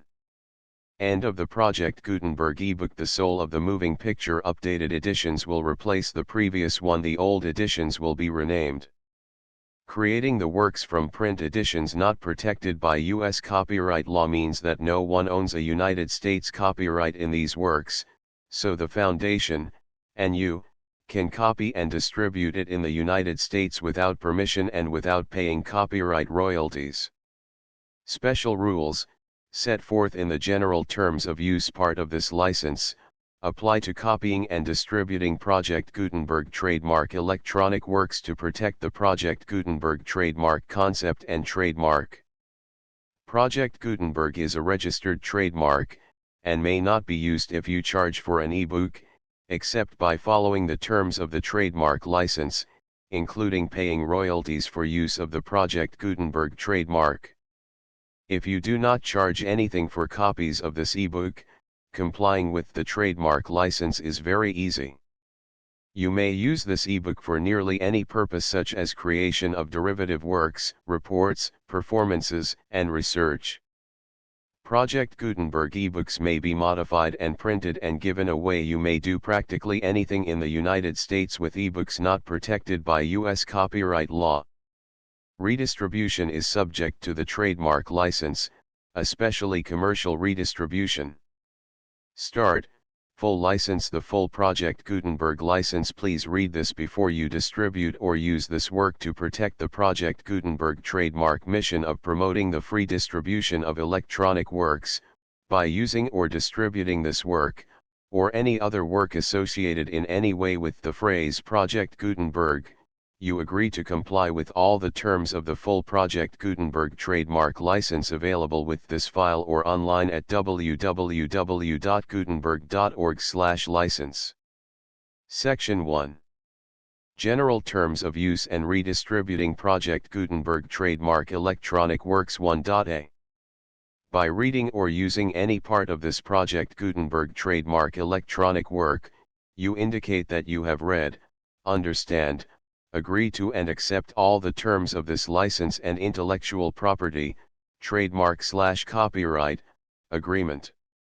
If you do not agree to abide by all the terms of this agreement, you must cease using and return or destroy all copies of Project Gutenberg trademark electronic works in your possession. If you paid a fee for obtaining a copy of or access to a Project Gutenberg trademark electronic work and you do not agree to be bound by the terms of this agreement, you may obtain a refund from the person or entity to whom you paid the fee as set forth in paragraph 1.e.8. 1.b. Project Gutenberg is a registered trademark. It may only be used on or associated in any way with an electronic work by people who agree to be bound by the terms of this agreement. There are a few things that you can do with most Project Gutenberg trademark electronic works even without complying with the full terms of this agreement. See paragraph 1.c below.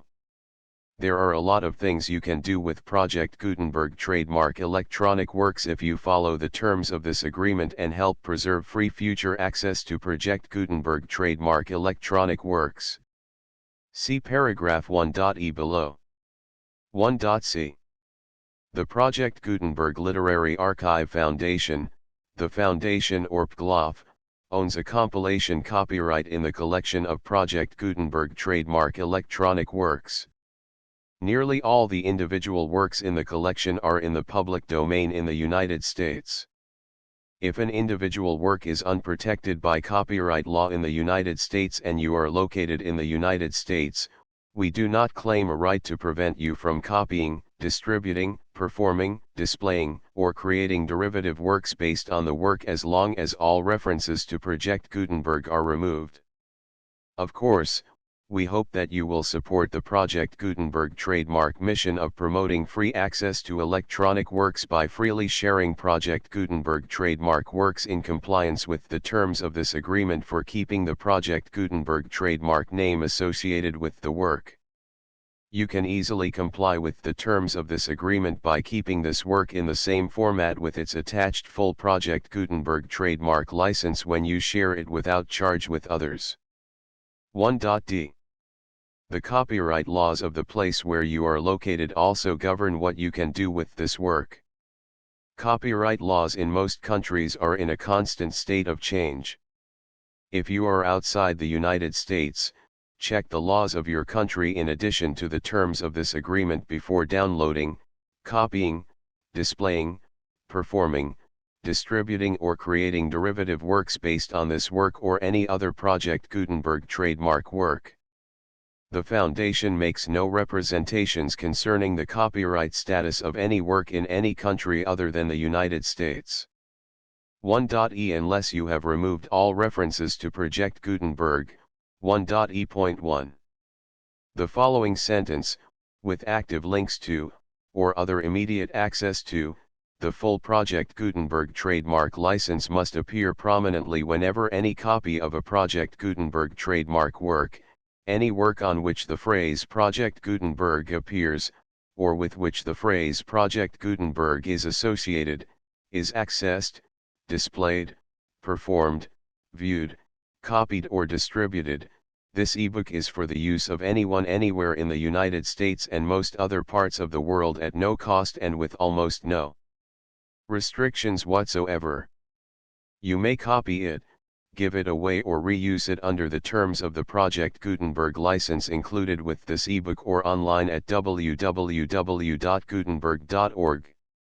If you are not located in the United States, you will have to check the laws of the country where you are located before using this ebook. 1.E.2. If an individual Project Gutenberg trademark electronic work is derived from texts not protected by U.S. copyright law, does not contain a notice indicating that it is posted with permission of the copyright holder, the work can be copied and distributed to anyone in the United States without paying any fees or charges. If you are redistributing or providing access to a work with the phrase Project Gutenberg associated with or appearing on the work, you must comply either with the requirements of paragraphs 1.E.1 through 1.E.7 or obtain permission for the use of the work and the Project Gutenberg trademark as set forth in paragraphs 1.E.8 or 1.E.9. 1.E.3. If an individual Project Gutenberg trademark electronic work is posted with the permission of the copyright holder, your use and distribution must comply with both paragraphs 1.E.1 through 1.E.7 and any additional terms imposed by the copyright holder. Additional terms will be linked to the Project Gutenberg trademark license for all works posted with the permission of the copyright holder found at the beginning of this work. 1.E.4. Do not unlink or detach or remove the full Project Gutenberg trademark license terms from this work, or any files containing a part of this work or any other work associated with Project Gutenberg trademark. 1.E.5. Do not copy, display, perform, distribute or redistribute this electronic work, or any part of this electronic work, without prominently displaying the sentence set forth in paragraph 1.E.1 with active links or immediate access to the full terms of the Project Gutenberg trademark license. 1.E.6. You may convert to and distribute this work in any binary, compressed, marked up, non-proprietary or proprietary form, including any word processing or hypertext form. However, if you provide access to or distribute copies of a Project Gutenberg trademark work in a format other than plain vanilla ASCII or other format used in the official version posted on the official Project Gutenberg trademark website, www.gutenberg.org, you must, at no additional cost, fee, or expense to the user, provide a copy, a means of exporting a copy, or a means of obtaining a copy upon request, of the work in its original plain vanilla ASCII or other form. Any alternate format must include the full Project Gutenberg trademark license as specified in paragraph 1.E.1. 1.E.7. Do not charge a fee for access to, viewing, displaying, performing, copying or distributing any Project Gutenberg trademark works unless you comply with paragraph 1.E.8 or 1.E.9. 1.E.8. You may charge a reasonable fee for copies of or providing access to or distributing Project Gutenberg trademark electronic works provided that, you pay a royalty fee of 20% of the gross profits you derive from the use of Project Gutenberg trademark works calculated using the method you already use to calculate your applicable taxes. The fee is owed to the owner of the Project Gutenberg trademark, but he has agreed to donate royalties under this paragraph to the Project Gutenberg Literary Archive Foundation. Royalty payments must be paid within 60 days following each date on which you prepare, or are legally required to prepare, your periodic tax returns. Royalty payments should be clearly marked as such and sent to the Project Gutenberg Literary Archive Foundation at the address specified in Section 4, Information about donations to the Project Gutenberg Literary Archive Foundation. You provide a full refund of any money paid by a user who notifies you in writing, or by email, within 30 days of receipt that he does not agree to the terms of the full Project Gutenberg trademark license. You must require such a user to return or destroy all copies of the works possessed in a physical medium and discontinue all use of and all access to other copies of Project Gutenberg trademark works. You provide, in accordance with paragraph 1.F.3, a full refund of any money paid for a work or a replacement copy, if a defect in the electronic work is discovered and reported to you within 90 days of receipt of the work. You comply with all other terms of this agreement for free distribution of Project Gutenberg trademark works. 1.e.9. If you wish to charge a fee or distribute a Project Gutenberg trademark electronic work or group of works on different terms than are set forth in this agreement, you must obtain permission in writing from the Project Gutenberg Literary Archive Foundation, the manager of the Project Gutenberg trademark. Contact the Foundation as set forth in Section 3 below. 1.f1.f.1. Project Gutenberg volunteers and employees expend considerable effort to identify, do copyright research on, transcribe and proofread works not protected by U.S. copyright law in creating the Project Gutenberg trademark collection. Despite these efforts, Project Gutenberg trademark electronic works, and the medium on which they may be stored, may contain defects, such as, but not limited to, incomplete, inaccurate or corrupt data, transcription errors, a copyright or other intellectual property infringement, a defective or damaged disk or other medium, a computer virus, or computer codes that damage or cannot be read by your equipment. 1.f.2. Limited warranty, disclaimer of damages, except for the right of replacement or refund described in paragraph 1.f.3, the Project Gutenberg Literary Archive Foundation, the owner of the Project Gutenberg trademark, and any other party distributing a Project Gutenberg trademark electronic work under this agreement, disclaim all liability to you for damages, costs, and expenses, including legal fees. You agree that you have no remedies for negligence, strict liability, breach of warranty or breach of contract except those provided in paragraph 1.f.3. You agree that the Foundation, the trademark owner, and any distributor under this agreement will not be liable to you for actual, direct, indirect, consequential, punitive, or incidental damages even if you give notice of the possibility of such damage. 1.f.3.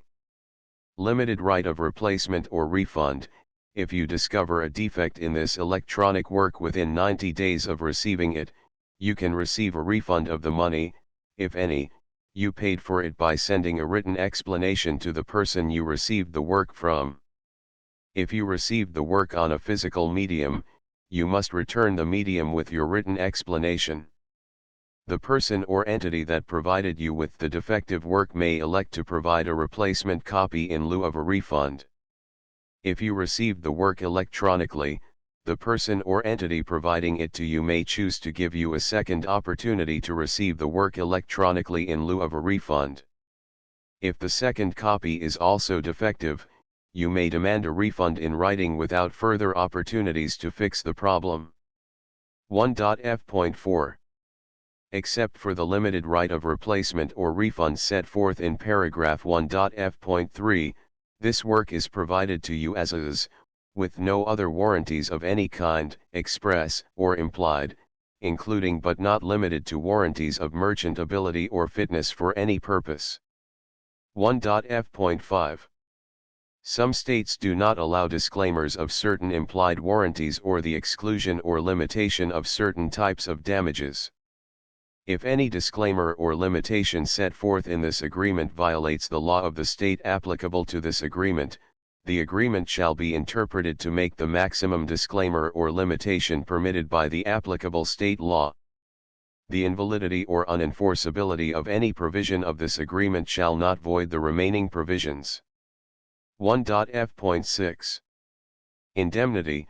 You agree to indemnify and hold the Foundation, the trademark owner, any agent or employee of the Foundation, anyone providing copies of Project Gutenberg trademark electronic works in accordance with this agreement, and any volunteers associated with the production, promotion, and distribution of Project Gutenberg trademark electronic works, harmless from all liability, costs, and expenses, including legal fees, that arise directly or indirectly from any of the following which you do or cause to occur.